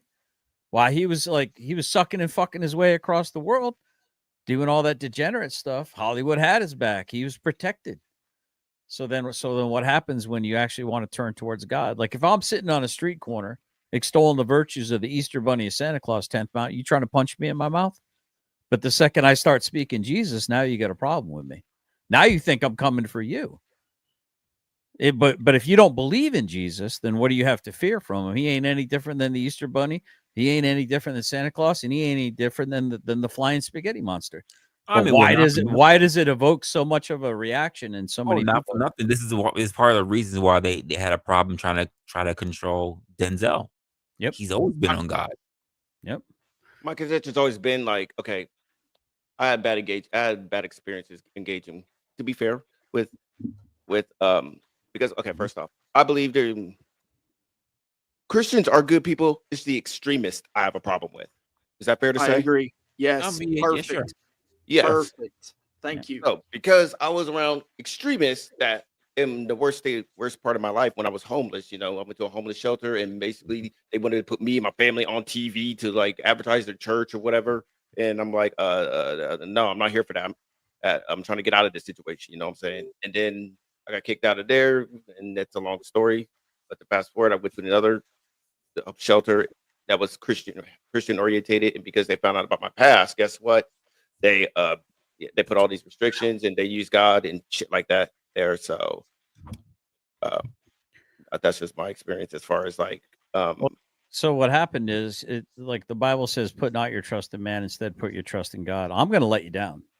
I don't care how holy rolling you might think I am. I don't care how quote unquote perfectly I present myself. I'm going to do it on purpose. Yeah, and he's gonna put some Diddy oil on your buttocks and rub it in. But anyway, so no, I'm not going to do that. I mean, yeah, I'm married. That's my experience as far as like why I feel like Christianity sometimes is forced down. And I'm not saying it's all Christians, to be fair, right? Especially because I feel like I have Christians in my family, like my mom, and because I don't have the heart to go against her or whatever, because it's my mom, that's why I differentiate the two. But, well, so here's the thing: a lot of people get church hurt, right? Because they'll trust the pastor. The pastor's going to rizz them up, and like Creflo Dollar or Kenneth Copeland him, or Joel Osteen him, the prosper gospel, the charismatic preacher. At some point in time, yeah, exactly. At some point in time, you're going to go, wait, this doesn't make sense. And then you ask questions. See, cults don't like it when you ask questions. Most religions don't like it when you ask questions. They just want you to obey and supply that tithe, right? But see, as a Christian, there's this thing called apologetics. If you ask me why I believe what I believe in my religion, I'm supposed to have a ready, reasoned argument to explain to you why it is I am a Christian, why I believe what I believe. Now, if I get offended when you're like, well, why do you believe in God? Oh, it's a spaghetti. I shouldn't be offended by that. I should be ready to answer any question that you're in good faith asking me. But if you're trying to mock me, if you're trying to scoff at me, go ahead, Resla. Quick interruption. We have 10 minutes. I'm way longer than what we're supposed to have for the stream. Okay. Way longer. Well, it's my fault, damn it. Sorry. I'll just say this, Omega. God loves you. Jesus loves you. He's got a plan for you. And if you ever want to hear him talk to you, just open up the Bible and read it out loud. You'll hear God's word.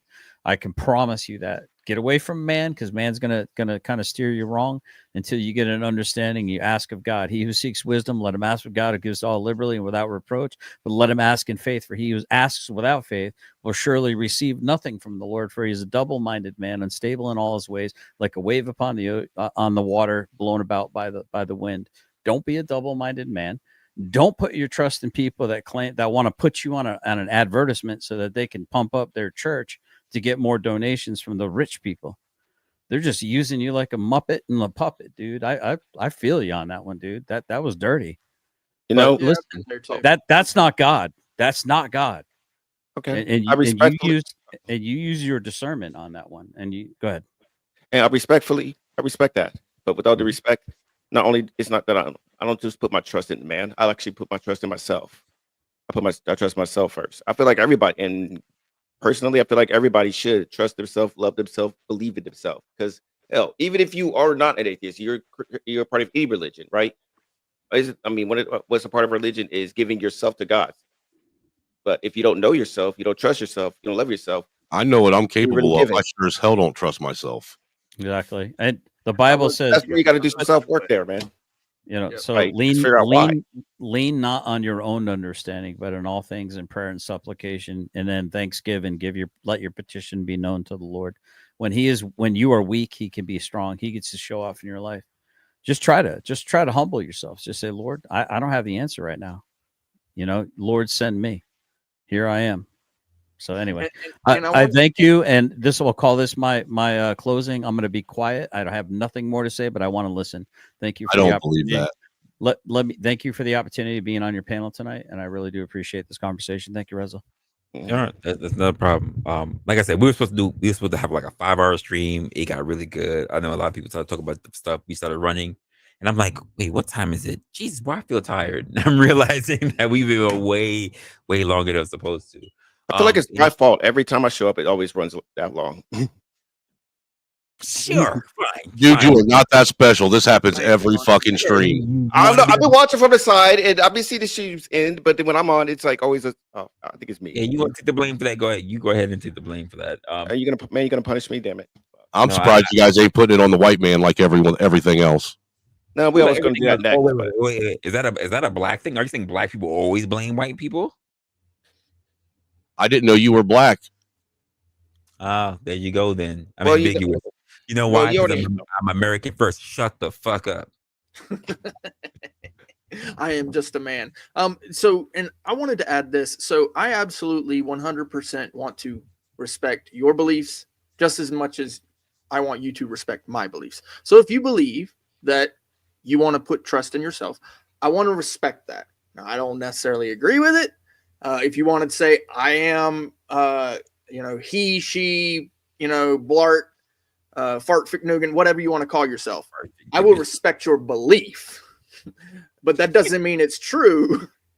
And so because of that, you might, out there, if you're DEI, somewhere in the DEI sphere, might want to consider that you could possibly forgive me if I didn't call you the fart ficknugan. That's just because I don't believe the same thing. And here in this country, we are very respectful. United States of America, we are very respectful of people's belief systems. That is actually a cornerstone, the cornerstone, actually, of our freedom, religion. I'd like to know where these people are that are respectful of other people's ideas and religions. I would say the majority, not all of them, but the majority. And then you got to put up in there, Snowman, before we start giving our final thoughts. Actually, I think this should be our final thoughts, honestly, because look, my whole thought on it is this: I ain't got no problem with what people do in their life, in their private life. That's their business. You want to be, play, cosplay as a turkey at night while your wife's running around as an ostrich trying to catch you. Whatever, that's your business. What you do behind your closed doors is your business. But why am I being forced to partake in whatever game that you're playing? I never even asked to be involved in it. Why are you forcing me now to be a player in it? I don't even know what this game is.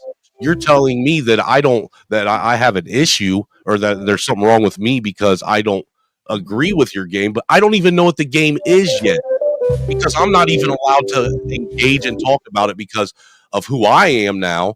Because I'm being demonized, just the sheer thought of me having an opposing opinion on it is now considered me being, anti whatever that thing is. And that, in all honesty, what I see right now is a bunch of people that were complaining about things happening to them, having a little bit of power given to them, and now doing the very same thing to other people that have nothing to do with the problems they're having. And that shit's got to stop. And it stops by having these discussions. Agreed. Yeah, agreed. I'm gonna start closing things out, guys. I'm gonna jump to the back. I'm gonna have a little bit of conversation with the chat so we can sign things off for those who want to still stick behind afterwards. I do appreciate you guys for actually showing on. Thank you, Snowman. Thank you, Brick. Thank you, GS. Thank you, Omega.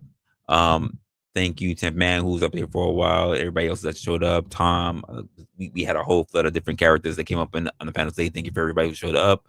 Let me make a little bit of time with the chat and then get back to you guys later. All right. So, everyone, you've heard a lot of different. Let me end this out. Let me end this out properly. Here we go. Let's do a little bit of music here.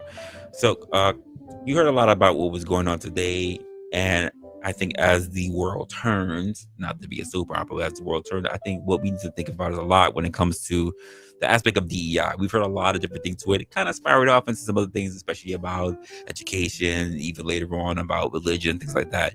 But when we talk about DEI, when we talk about affirmative action, I think that this thing that we talk about in terms of pushing, most of the thing that we didn't talk about today, believe it or not, was the whole aspect of like really Indian immigrants that's coming through, which is still kind of a concern that we have to look at for the future as well. But everybody has their own different concerns, and I think that if we can manage to put a lot of our differences to the side and start focusing on things that really matter, which is how do we as a country come together to be able to figure out the things that's really important? Because let's be honest, the things that we see, like in terms of DEI or in the thing of affirmative action, are really just, they're markers that should be looked at, but at the same time, they're kind of distractions as well. And we really do need to take a big focus on it.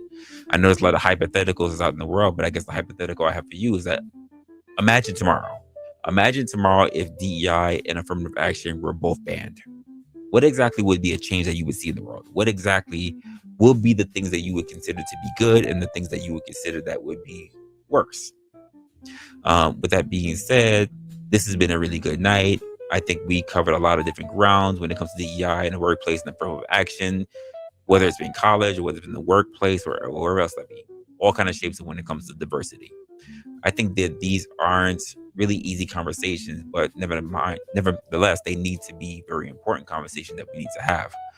Whether we look at policies, whether we look at things that are just not that very perfect, but maybe perfection isn't the point that we should be looking at. Perhaps it's about finding the balance and, of course, keeping the dialogue that we have with one another.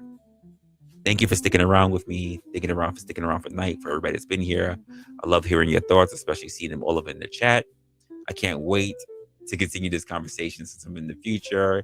Leave your comments if you catch us in the back end, and of course, and beyond. Until next time, stay curious, stay open-minded, and of course, stay still opinionated. Wow, I've been drinking way too much. See you next time.